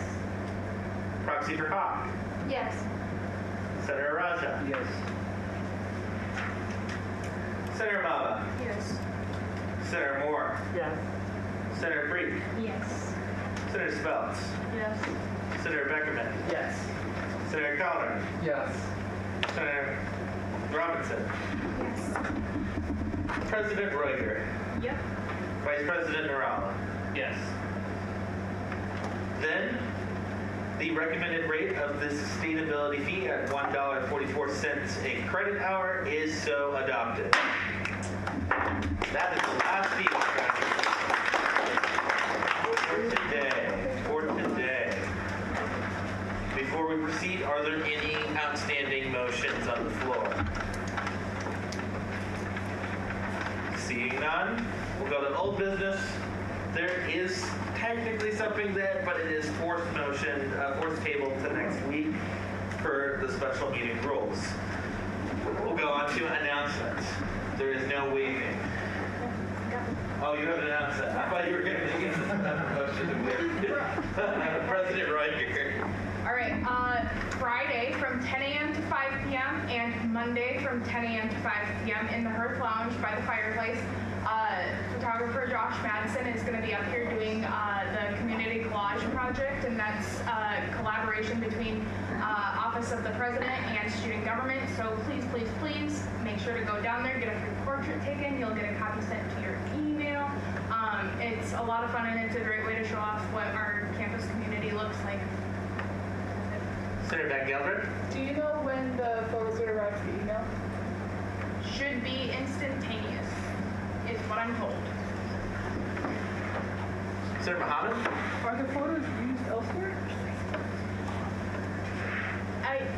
Yes, the intention is to use it for commencement ceremonies, for example. Like, there's QR codes on posters that are posted everywhere throughout the CSU and even online and everything. And on there you can select like when you graduate or what college you're in, or if you're undecided, you can select that as an option too. And then when you graduate, you can look back on what your community looked like then and all those kind of things. Are there any other announcements? John? You want that one or you want me to? You got probably something. I got that. Okay. So, just a few things. Folks, congratulations. This is the longest meeting of the year for a reason. You made some very tough decisions tonight. Kudos to you on that. Okay? I think what you've done is very prudent. Okay? In conversation with the executive leadership, when we were talking about some of these options tonight, our eyes kind of popped and go, this is a big move in the right direction, okay? If your main budget gets passed by your fellow students at referendum, you've relieved some pressure on next year and the following year in terms of fee increases, knowing that you're going to potentially have a $60,000 increase for student wages, which is a good thing, right? Because we want student wages to increase so they can live better. So be happy with what you've done tonight, okay? This is a good thing, okay? I'm excited for you. I think this is opening the doors to some great potential and relieving some pressure for the coming years. That being said, if you are part of groups that are impacted by this student activity fee, as they mentioned, you need to get them to vote, okay? I, as a staff member, I'm not going to tell people how to vote. I'm going to encourage them to vote, and I will be honest in explaining what happens if they vote a certain way or if a certain outcome happens. That I can explain, but I can't advocate for stuff. You can. You as student leaders can advocate for this budget that you've passed, okay? That's your role, your job, okay? So I want to encourage you to do that. Next week, you will have the tech fee and the student health services fee to vote on, and the student union fee, okay? Those are the three that are left. If you want to see the numbers geek stuff that I've been working on, looking at the overall cumulative impact on student fees for next year, come look at my spreadsheet. I'll show you that, and you can see how the numbers add up. So that's a very big thing. Mark Constantine just gave me news. We have received news. So both the men's and women's basketball team have advanced to the Elite Eight, which means they're the only 8 teams. They're among the only 8 teams left in the country for both men's and women's basketball Division 1 or Division 2. So, yes, your women are seeded number 5 out of 8, and they will play on Monday. The men have just been announced as the number 1 seed in the Elite 8, and they will play on Tuesday. And so if you want to catch that, I think you can listen to the game on the radio for free, but otherwise it's pay-per-view on some streaming service through the NCAA. So that is something that you can follow as well. So again, this Friday night, the last thing I'm going to mention, Friday night is a deadline for some awards nominations and applications, okay? The Vic Swenson Student Friendly Award, the Faculty Member of the Year Award, and those are the 2 that get submitted. And then also for students, there is the Maverick Shop Leadership Award that will award up to $500 in a bookstore credit to 14 students. So those applications are due at 11:55 p.m. on Friday night, and get those in. If you are applying for the bookstore award, or you encourage other people to do so, remind them that they have to get a letter of recommendation. That's the main reason the deadline was extended, is because when the notification first came out, there wasn't much time for people to get a letter of recommendation. That's why we extended it. Okay, so please do that and all that good stuff. But again, be proud of yourselves tonight. Nice work. It's been a pleasure working with you and trying to help process this stuff. If you're lost by anything and you want to ask questions, don't be afraid to ask myself, executive leadership. Mark's helped with the student allocation committee and all of that kind of stuff. We're happy to answer questions and show you the numbers that we're looking at. Again, congratulations and nice work.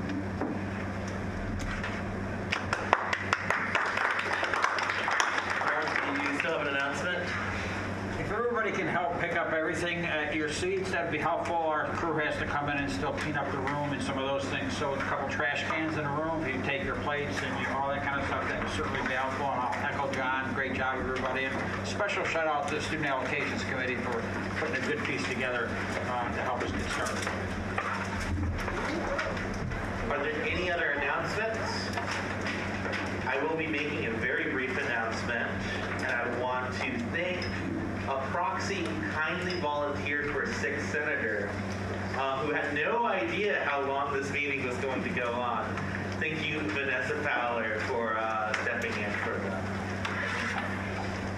With that, we get to go to our roll call for attendance. Senator Hart. Here. Senator Bongo. Senator Ziti. Senator Ziti. Senator Ween. Senator Bryan.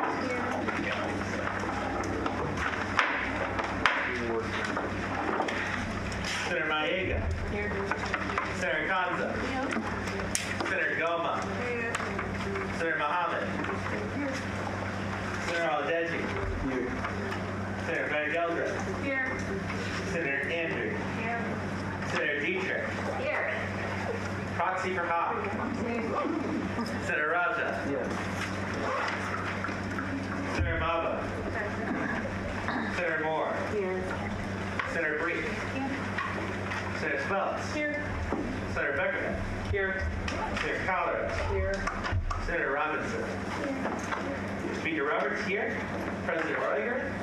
Here. Vice President Rao. Present and voted. So with that, my friends, we are adjourned at 10:01 p.m.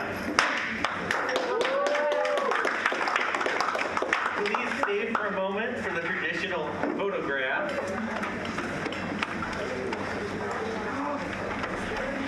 And yes, that means you too, Proxy.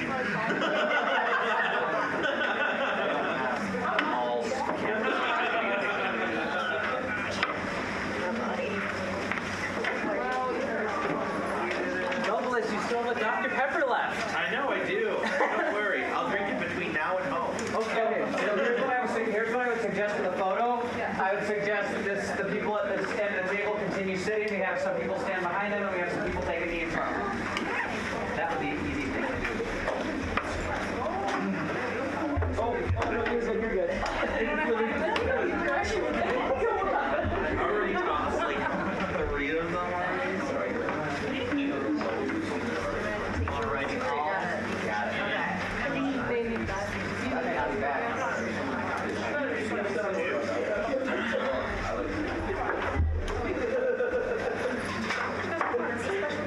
I know. The special guest I didn't eat. Well, that's it, Mohammed. No, don't leave from me. Be a part of the group photo? Picture. Oh, come on. Please be a part of the picture. All right, smile, y'all. Say budget. Budget. Okay, I got a couple.